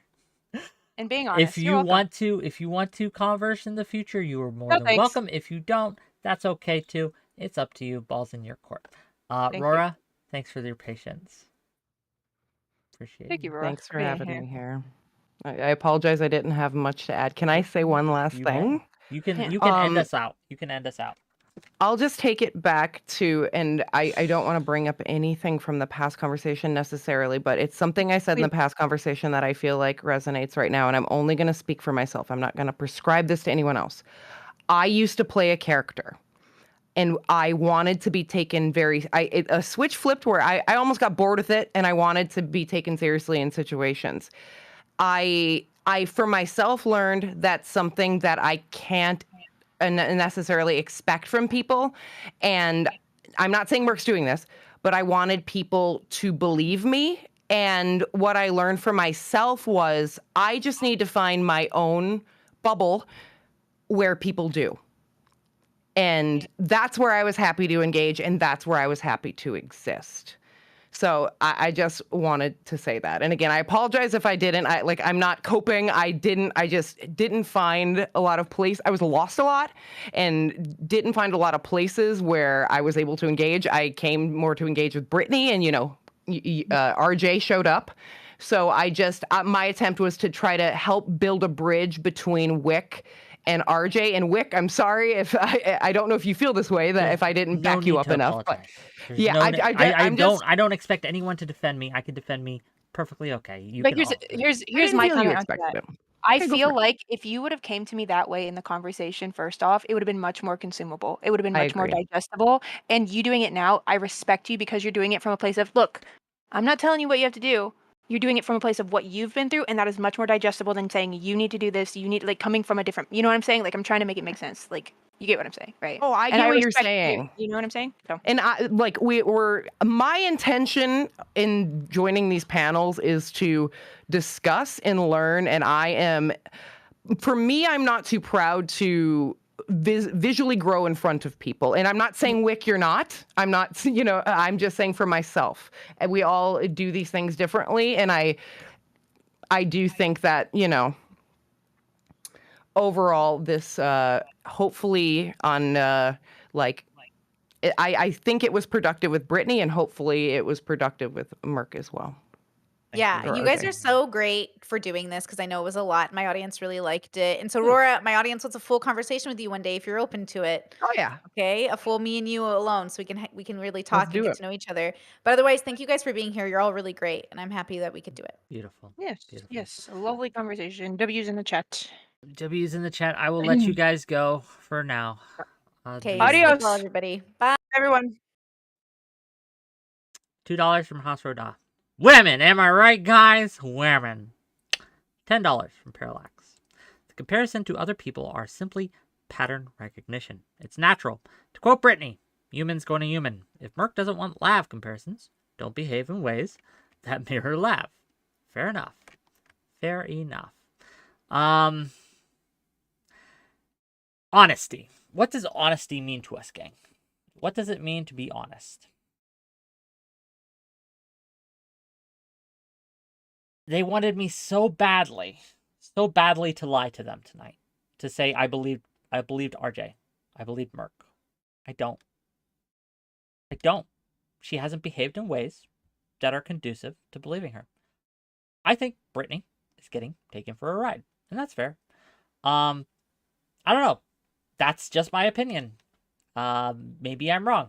You, dear audience, can observe and decide on your own for yourself what you think. Please do not take my word for it. Oh, no. Use the cognitive abilities which you possess to make your own judgments and make your own thoughts. That was exhausting. That was... I feel like they came to preach, which is fine. I don't know what else to say. I don't know if I'm going to stream tomorrow because I'm tired. I might have Collins tomorrow. How about that? I might have Collins. We might do a Collins show. What do you guys think? What do you guys want? What do you guys want to see? Right? I'm going to bring Parallax on just for a minute. Parallax, you're live. I want you to talk to me about, because I know you had some things to say. I want to give you some chance on air to say some things. Yeah, I think it was really, really. I'm not set up with a camera. I will Yeah, get it I out don't real care about quick. your camera, dude. Go ahead. That's Say your fine. thing. I just think it was really, really unfair to Fairy Queen that simply because someone else's name was brought up, not only did Merc, but also Brittany downplayed what she had to say. Absolutely. Because what she had to say was extremely valid, and it was not that complicated. It can be done in a sentence. The comparisons to other people are pattern recognition. It is what human beings do naturally. To quote Brittany, human's gonna human. If Merc does not want to be compared to other people in the space, then she should not enter the space and behave with patterns that mirror the exact way that other person behaved.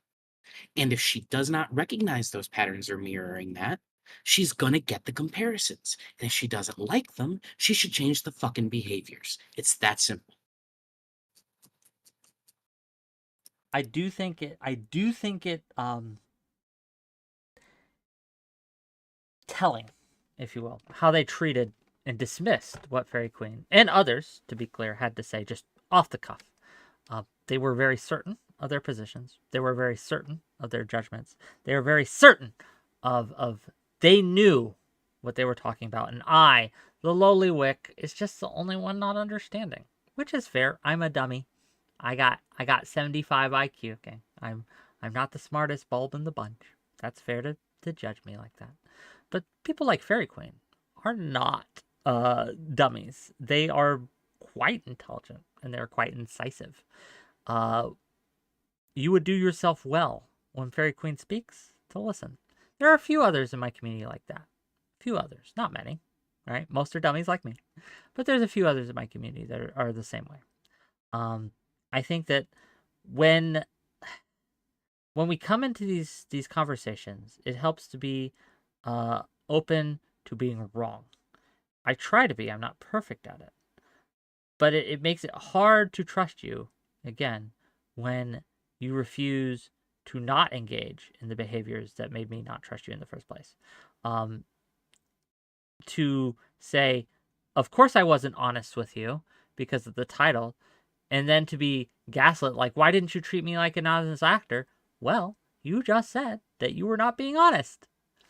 What am I supposed to do? It turns out, apparently, I read that right. I read it correctly. So I don't know. I don't know what else to do here. I don't know what else to say.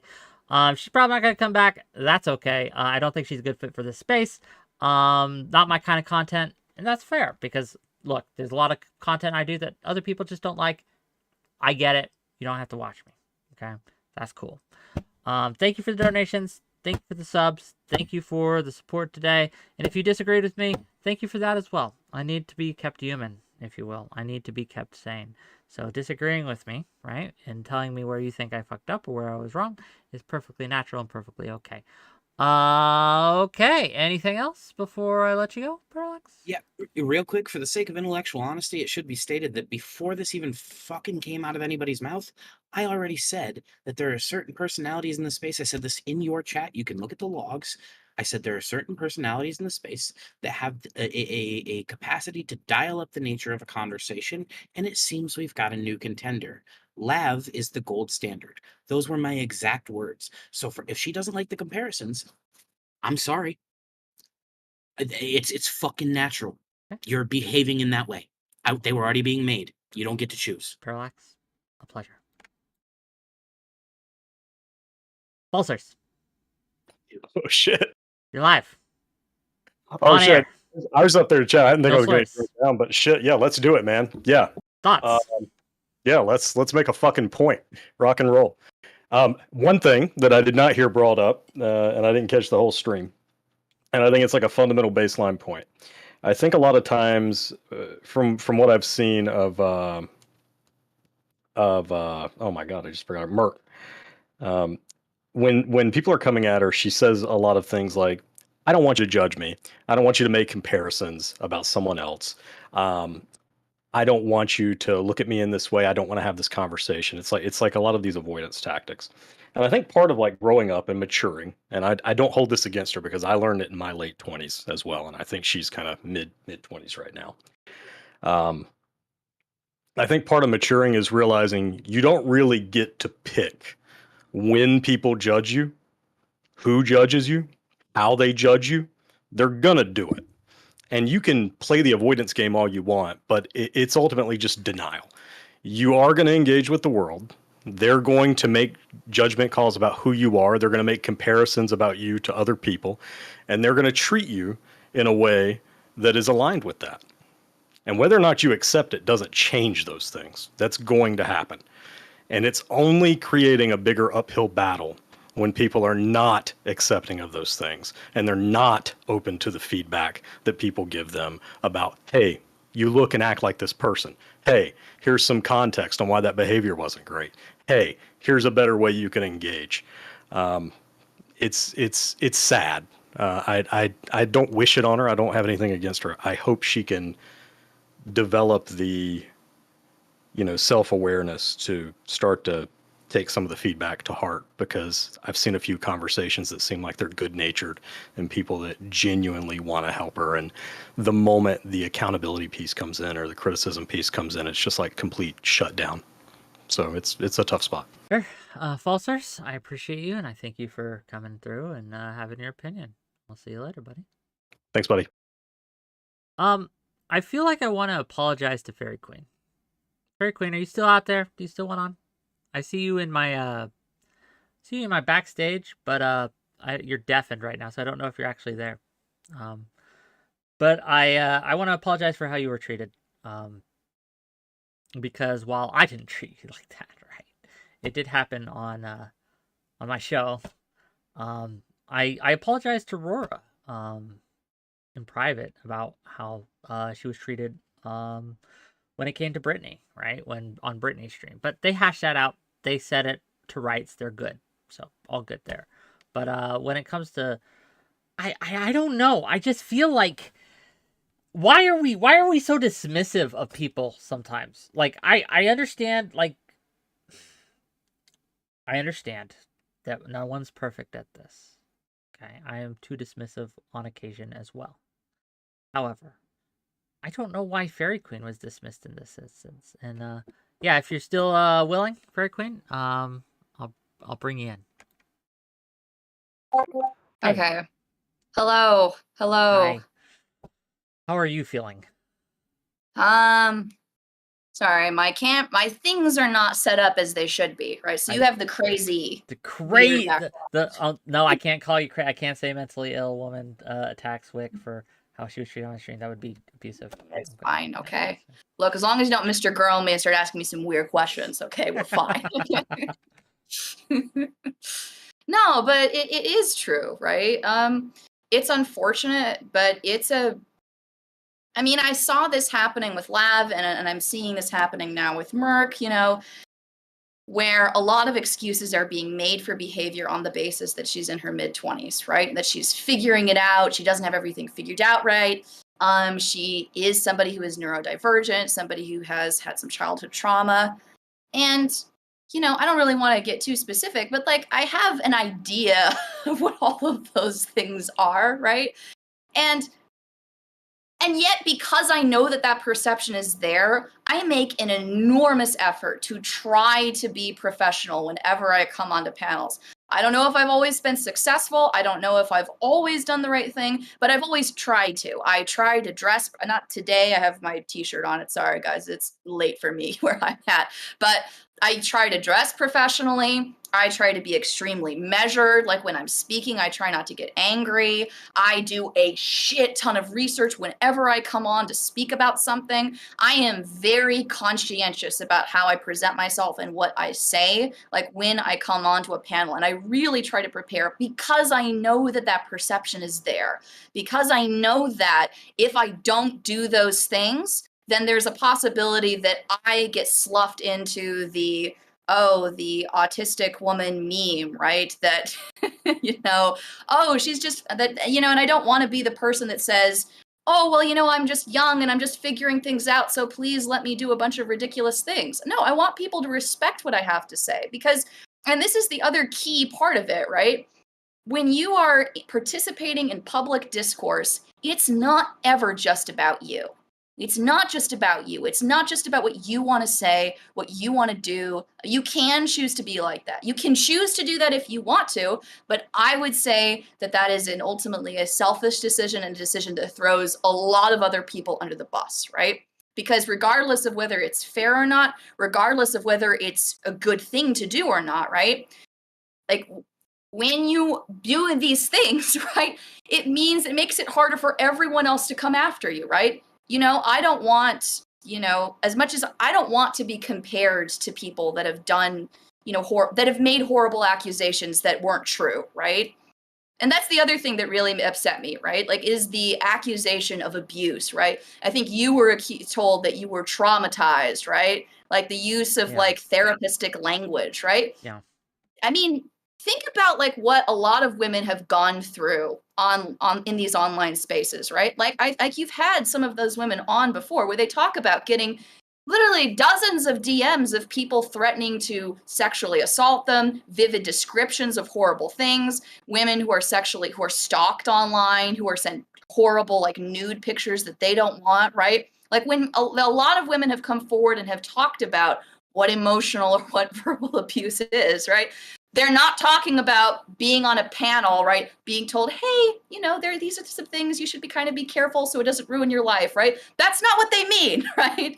They mean an avalanche of some of the most horrible things you could possibly imagine being flooded into their communities and into their DMs, right? And so to use that accusation as just this loaded thing to score a dunk on somebody because you didn't like how the conversation, that's a wild thing to do, right? And it's a shitty thing to do for every other woman that does have a story, because now if me, but not even me, if another woman who is in their 20s who has stated that they have a diagnosis comes forward and says, hey, this guy's a weirdo, hey, this guy's a creep, hey, this happened, I think something happened that was actually abusive, we now face not being believed because the fact that there is this history, right? It makes this corner of the internet less safe for everybody else to participate in, right? And I think, and I know a lot of people will probably say, well, but do you have the responsibility? I mean, I'm not saying that you have to shoulder that mantle, but I think that you should, right? I think it's an ethical decision to think about how you're presenting yourself and to think about the impact that it has on other people. And I think trying to make it a kinder, safer space for other people to participate in is a good thing to do, right? I don't know. That's just sort of my spiel, my rant. I get it. And I'll address it in a moment. But someone said something in chat that I want someone to confirm for me, because if that's true, then that just, again, it's just more evidence on the pile. Faithless Follower says, also, 5 minutes before Merck joined, she said it wasn't abuse.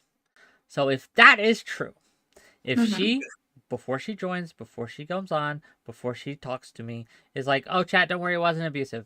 But then when she is talking to me, she presents it as abuse and says, you verbally abused me. You were verbally abusive to me. Again, if you ask me to trust you or believe you, one of the things you cannot do is say one thing in one instance, and then 5 minutes later, say the exact opposite. I'm never going to trust you. Why should I? And that bothers me. I do get you on the abuse accusation thing. I think that it's the same reason calling someone a fascist has almost no weight anymore, right? Almost no weight in to me, right? Like when I first got in this space, it was wild because I thought it was much worse than it was, because people would say, oh, there's this guy out there and he's abusive and he's a fascist and he, etc. And then I'm, oh shit, that guy's a piece of shit, right? That's my thinking. And then I go and I get exposed to his content, and by abuse, they mean sometimes he gets loud on his stream and yells at people. Yeah. And you're like, what? And by fascist, they mean sometimes he isn't fully on board with UBI. And you're like, what? Wait, what? And in that fundamental like misframing and misuse of words that absolutely should be loaded. When you say abuse, people shouldn't have to ask 20 clarifying questions about what you mean. They should know what you mean, okay? Right. The winner in the story, the boy who cried wolf, is the wolf. This does nothing but help the actual abusive people who are out there. Because when someone says, hey, this guy abused me, now people have to figure out if they mean, oh, did he ask them questions that challenge their perspective on his show? Or, oh, were they brought on a panel that had a clickbaity title? No, and that shouldn't be something that people have to figure out, right? That shouldn't be something that people have to kind of figure out, oh, do they actually mean abuse, or are they just saying the internet version of abuse, right? It should be clearer. We need to stop flattening terms. I don't know. Sorry. I think that's absolutely true. I watched your panel with Allison about the ooification of mental illness, and I think that also ties in to this conversation as well, right?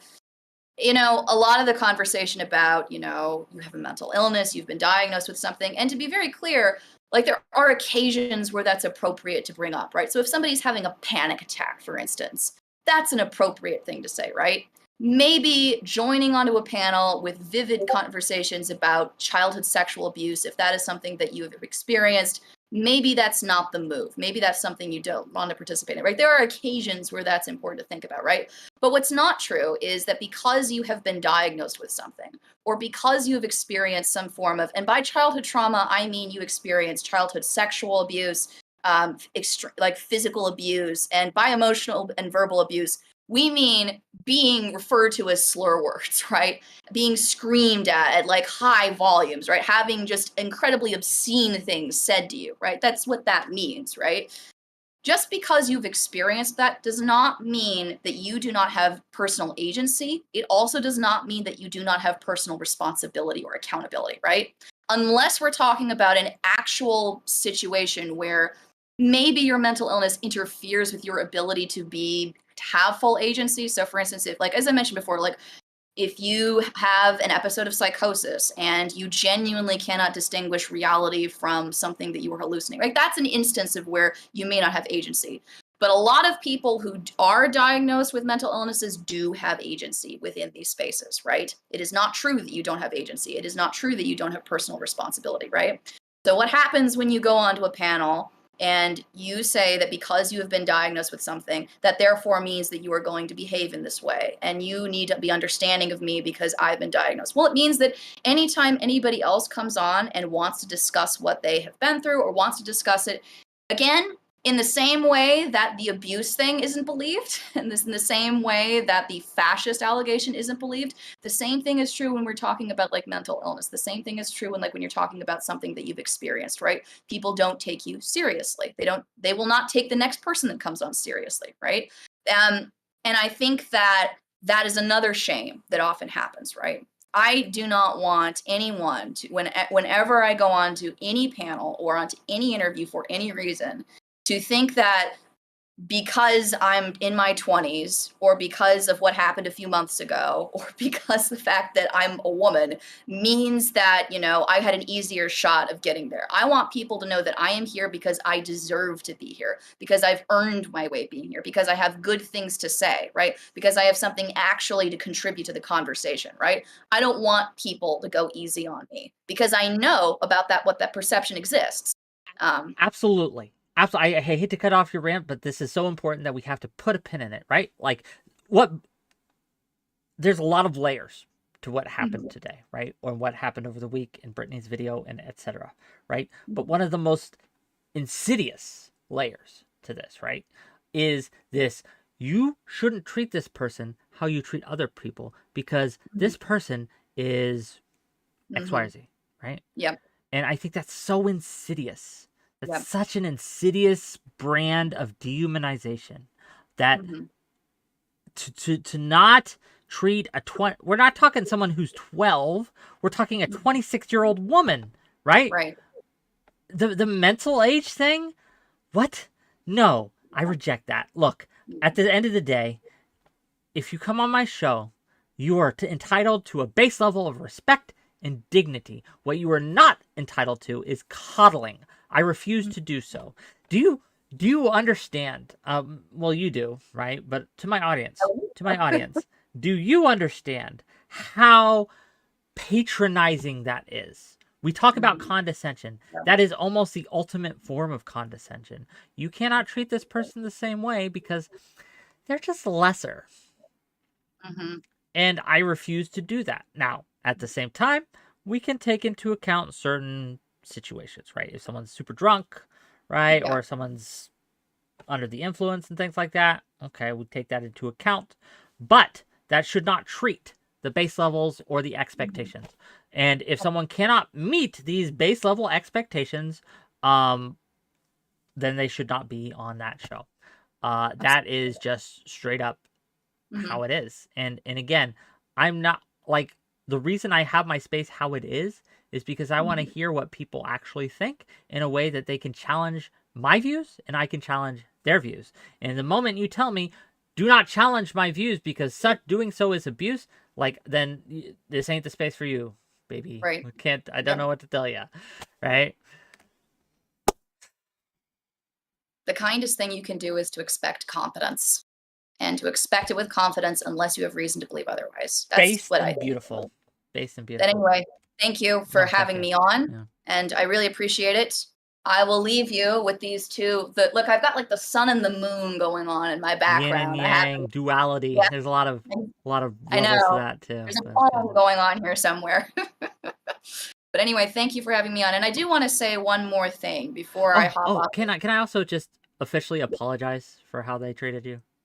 It was my space, right? And I do apologize for them, especially RJ just cutting you off and not listening to it at all. That was No, that's okay. I mean that's fine. Sure. That happens One more sometimes. thing. One more thing, Coco.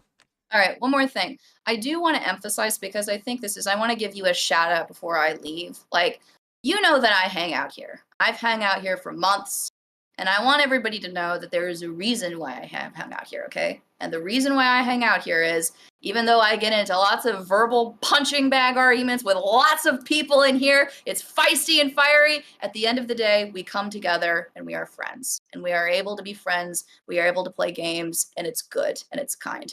And I think that you've genuinely created a space that is good for discourse, that is kind and respectful to women, kind and respectful to just about anybody that pops in, okay? Unless you are a fascist, in which case you can. Well, can I say the F word? Are we on Twitch?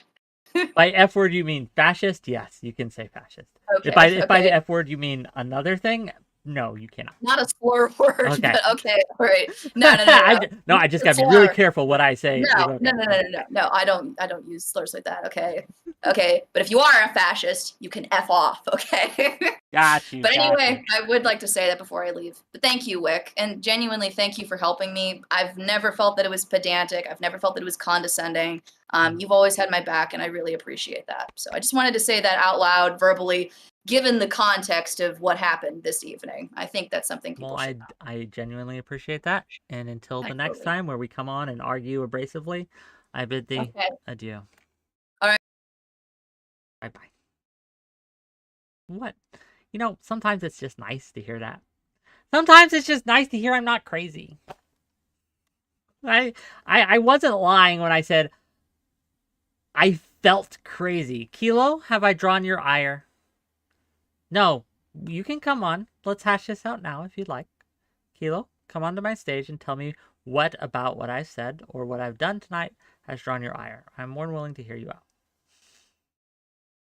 Evil Fossil, you were correct. It was difficult. I had to bite my tongue so much. Oh, Malcolm, did you have something to say? Okay, we'll get Malcolm first.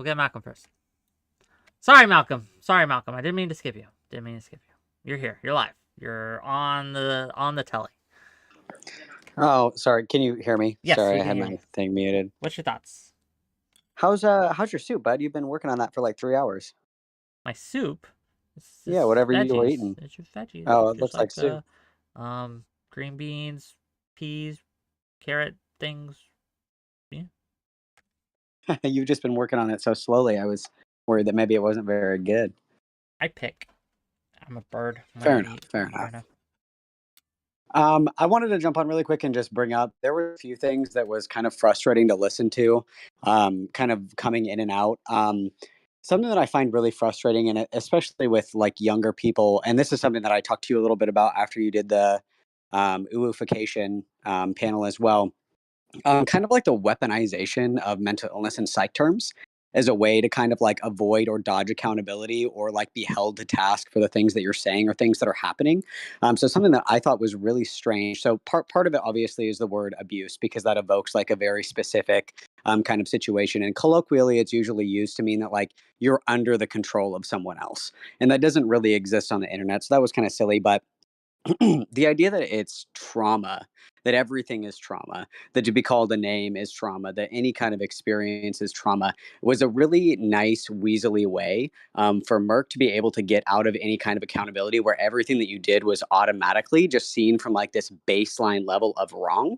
And something that I've been kind of thinking of, and I don't know how you feel about it, but it's something that I thought about pitching, was the idea that these people will come on and get on their high horse and say, you're abusive, you are gaslighting me, you are manipulating me, you're doing all of these things, like pulling out the DSM essentially, about flipping that back on them, because there was a point specifically in the conversation where Merck said that she was intentionally dishonest with you after she saw the title of your stream.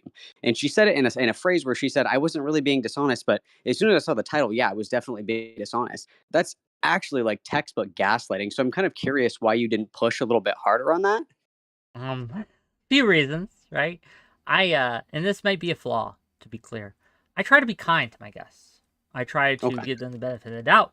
I'm not a punching bag, so I will punch back, but I do try to, at least, despite what they say, give some level of, okay, I'll roll with you on this. Now, with RJ, with Merck, whatever she wants to be called, it's very hard to do, because any level of pushback is seen as abusive, and that is a problem.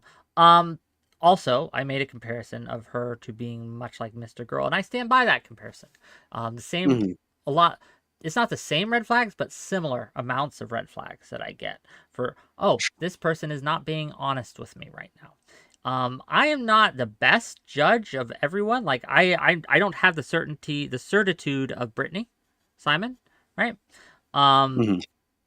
But I recognize red flags when I see them. I do.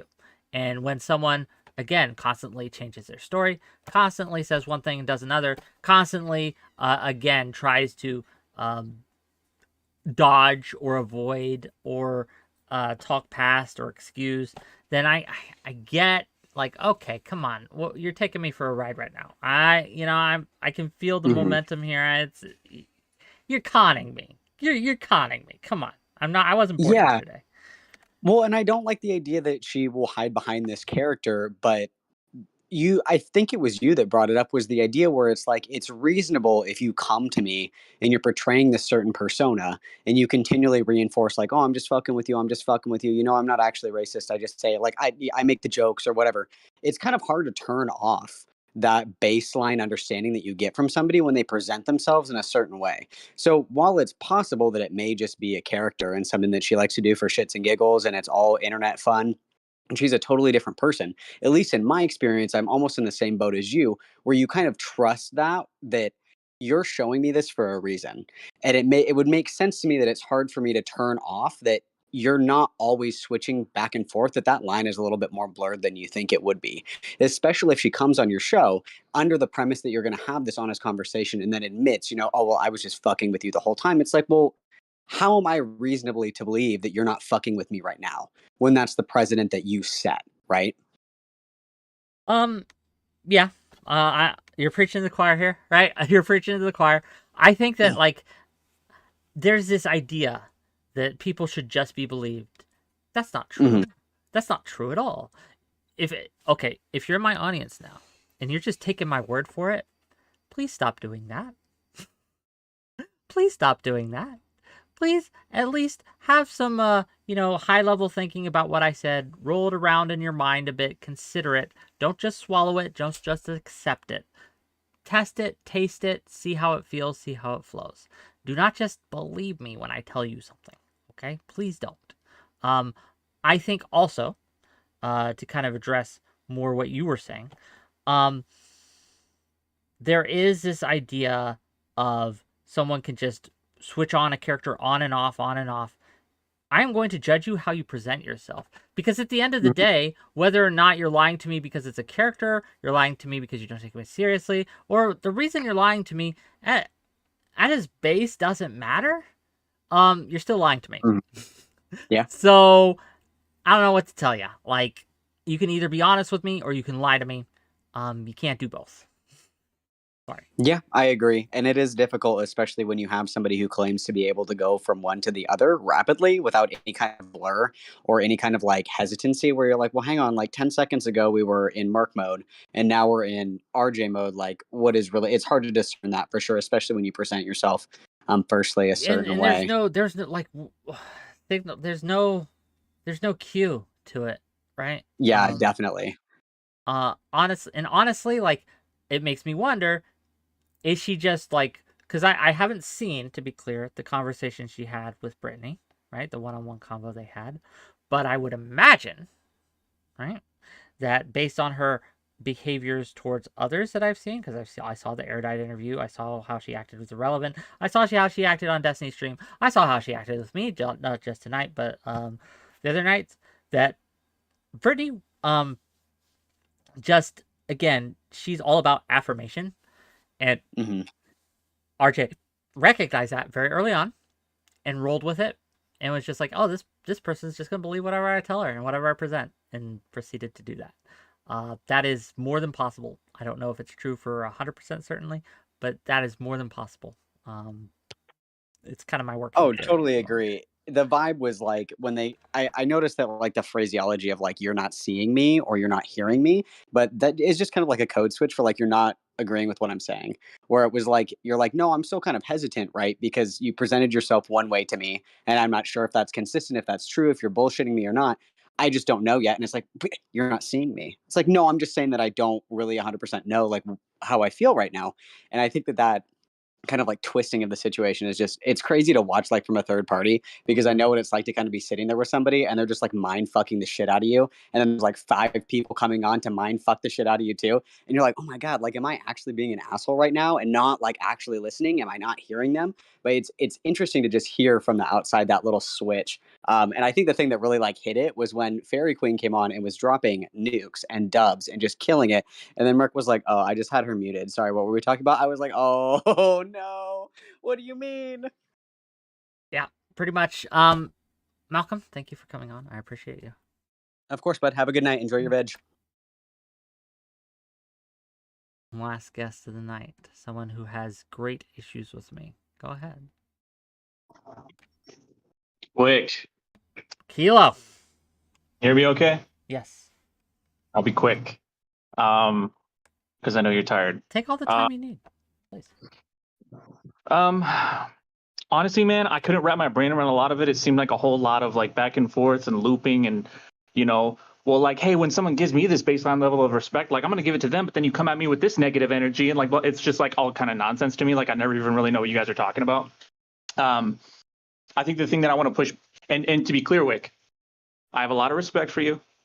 I have a lot of appreciation for how difficult it is to put on 5 shows a week. I think you're a nice guy, but I think you should be a little more transparent about like, when we talk about this baseline level of respect that everyone is owed when they come on your show. And when Fairy Queen's talking about, making this space kinder and more inviting for people, why did you have Merc on in the first place? Tonight? No, when you guys when you and Rora brought her on like 2 weeks ago or whenever it was. Oh, sure. Because I had seen her on Destiny stream. Okay. I had seen how she said, oh, I'm not playing a character anymore. I'm just trying to be serious. And I was like, oh, is this person serious? And I wanted to talk to them to see if they'd be a good fit for my space. Because I like genuine, right? I tell people like that. I don't want you to fake your takes. I want your genuine opinion. So I was like, oh, well, maybe this person could be a good fit in my space. So I invited them on to have a conversation, get to know them, and see what happened, right? So That's why your title was come watch me talk to this mentally ill person? My title was what would get the most views to the conversation. I understand, but okay, so like there's And precedent again, for this, right? she had said, I am a mentally ill troll. Yeah, no, I understand, but the Do reason you? why you bring mentally ill troll on is to make a spectacle of the mentally ill troll. Which, I mean, dude, in fairness, that's fine. Like, if that's what you're doing, that's kind of fine, especially for content. Like, people like this shit. That's why people still talk about Lav all the time, even though she's not even like really around. She went on Tom's show the other day, you know, and said shit. And we're not gonna no. No. I don't want to. I'm just illustrating like it becomes a thing, right? Because people like having the mentally ill, you know, troll or whatever the fuck, you know, brought on and made a spectacle of. But like the thing is, I think that if that's what you're doing, just be transparent about it. Like I understand. I think I understand. But you guys are putting so much weight on a title, and it's a load-bearing title for all the arguments that has been made tonight by Brittany, by RJ, by you.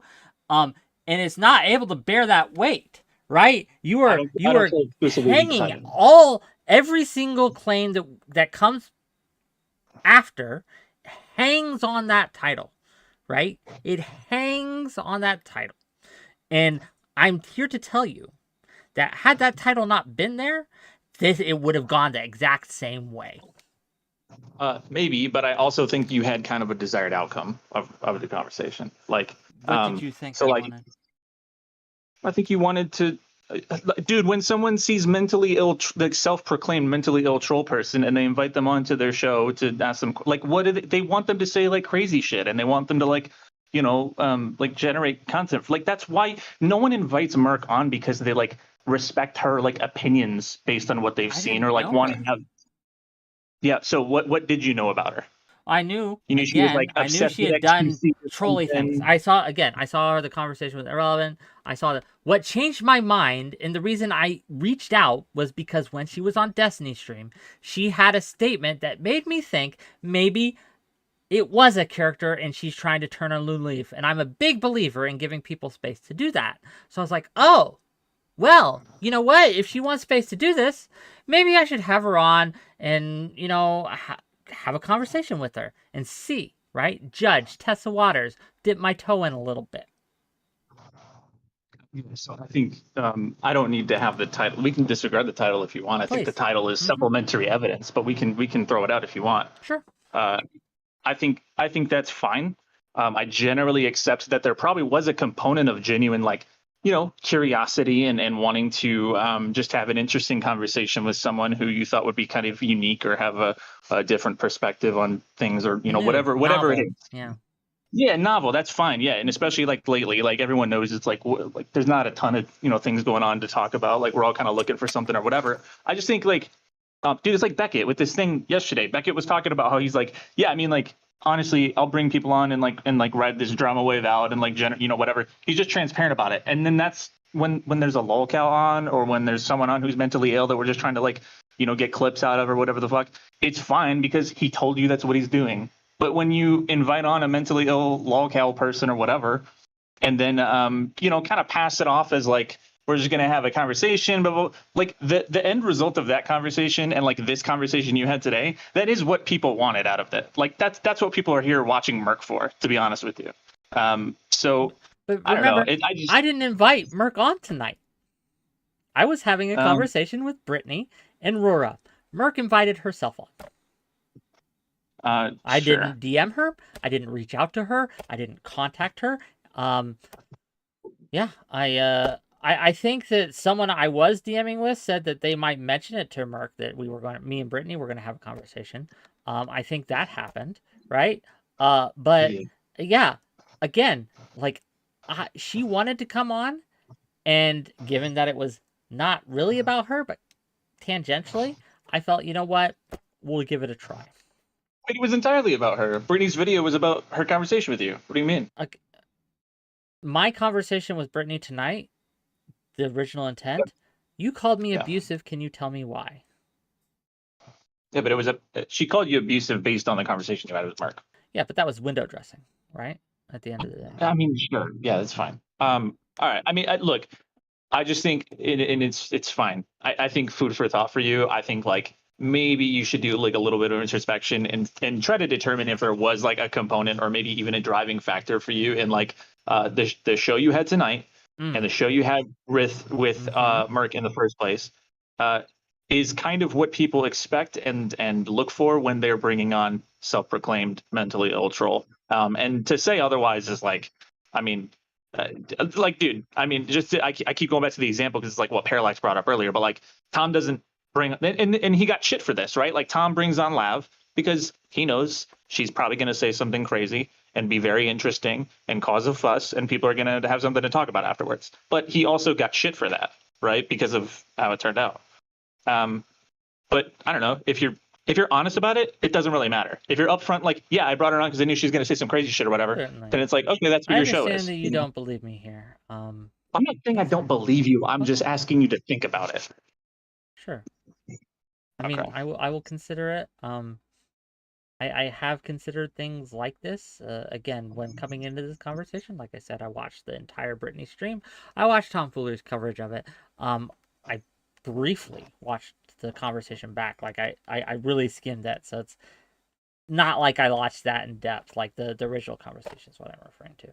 So this is something I have. Like I guess he asked, you've watched my content enough, you've spoken to me enough, you have at least a good idea of my space and what I try to do here, correct? Yeah, I think so. Sure. In general, do you find me a genuine person? Generally, yeah. In general. Generally, yeah. Yeah. I guess I would use that evidence to support my statement that I am making to you now. The weight of that experience, I am hanging that on, right? I'm hanging my next statement on that you know that I am generally a genuine person. So I am being genuine with you currently, right now, to say that I did not bring on Merc initially to milk her in any way, shape, or form. I had, again, there was something in my head, like, I didn't know if she was a troll or not. So if she was a troll, I knew it would get kind of spicy, or it could get kind of spicy. But if you watch it back, the first half of that conversation was much different to me than the second half of that conversation. Because there was a point where she snapped with Rora, and she went after Rora. And I say it on the stream that I don't know what happened here. And I'm being honest, I don't know what happened here. But then I watched other interactions where Merc does the same thing, where there comes a point in the conversation where they just... You don't know what happened when the mentally ill, autistic, neurodivergent, ADHD, off her meds person suddenly turned on a dime and went crazy on somebody? You don't know what happened there? That's a fair statement. I'll eat that. I'll eat that one. I'll eat that one. I'll eat that one. Right. I'll eat that L. And look, do you know Go ahead. What do you think would happen if I said, "Oh, RJ just behaved that way because she's mentally ill"? Well, that's why people get shit for platforming people. That's dismissive, though. That's dismissive. I know a lot of people who have ADHD, who have other issues, that don't behave like that. So you obviously you do want to be worried about infantilizing people and leaving them unable to make their own decisions, of course, right? But that's why it's kind of like fine to bring these people on and like have a fucking crazy ass conversation with them. That's kind of fine. I think the thing that irks me is when people pretend like that's not what they're, which I'm not trying to insinuate that I think you're lying and you're pretending or whatever. You can insinuate it if you think I'm like, I don't get offended when people think I'm lying. I'm just not. I think you're, I mean it when I say I think you're genuine. So I don't think you're lying. I think you may not realize is maybe what's happening. You also may be just correct, but I'm asking you to think about maybe the fact that you may not realize that that's kind of what I will try my very best to kind of keep that in mind and maybe review the events of the last couple of weeks under that light and see maybe if just maybe you are correct. Is that fair? Okay. Well, that's fair. And then, again, I'm not here ready to indict you for it. If you next time there's a friggin' lolcow and you need some content, and you bring them on, you title your stream whatever you want, and then afterwards when people confront you about how the conversation went, you can be like, look man, I just wanted to generate some views, I just wanted to get people on my stream, and then it's kind of fine. Like people don't have to like it, but that's kind of, at least you're being upfront about it. Fair enough. Kilo, thank All you right, for being here. have a good night. Allison. Hello. Oh, is your mic Wait. okay? Give it a minute. Can you hear me? Yes. What you got for us? I just wanted to back up my girl Fairy Queen. Okay, I literally already told her this. I was in the VC backstage and I was like, Fairy Queen, you did so good. Like, I hated the way that you were just so dismissed. Like, when she was like, oh, I've had her muted, I was like, oh, you bitch. That sucks. She was doing so great. Not that I would just, like, call somebody a bitch, but you know what I mean. I mean, like, the way, first of all, I think it was BrittanySimon who noted that, oh, you're the one making it to where women are judged by, like, individual representations of women on the internet. Like, no, Fairy Queen pointing that out is not making it happen, right? Like, this is a male-dominated space. It's true that when, like, there are few women represented, and most of the ones represented are, I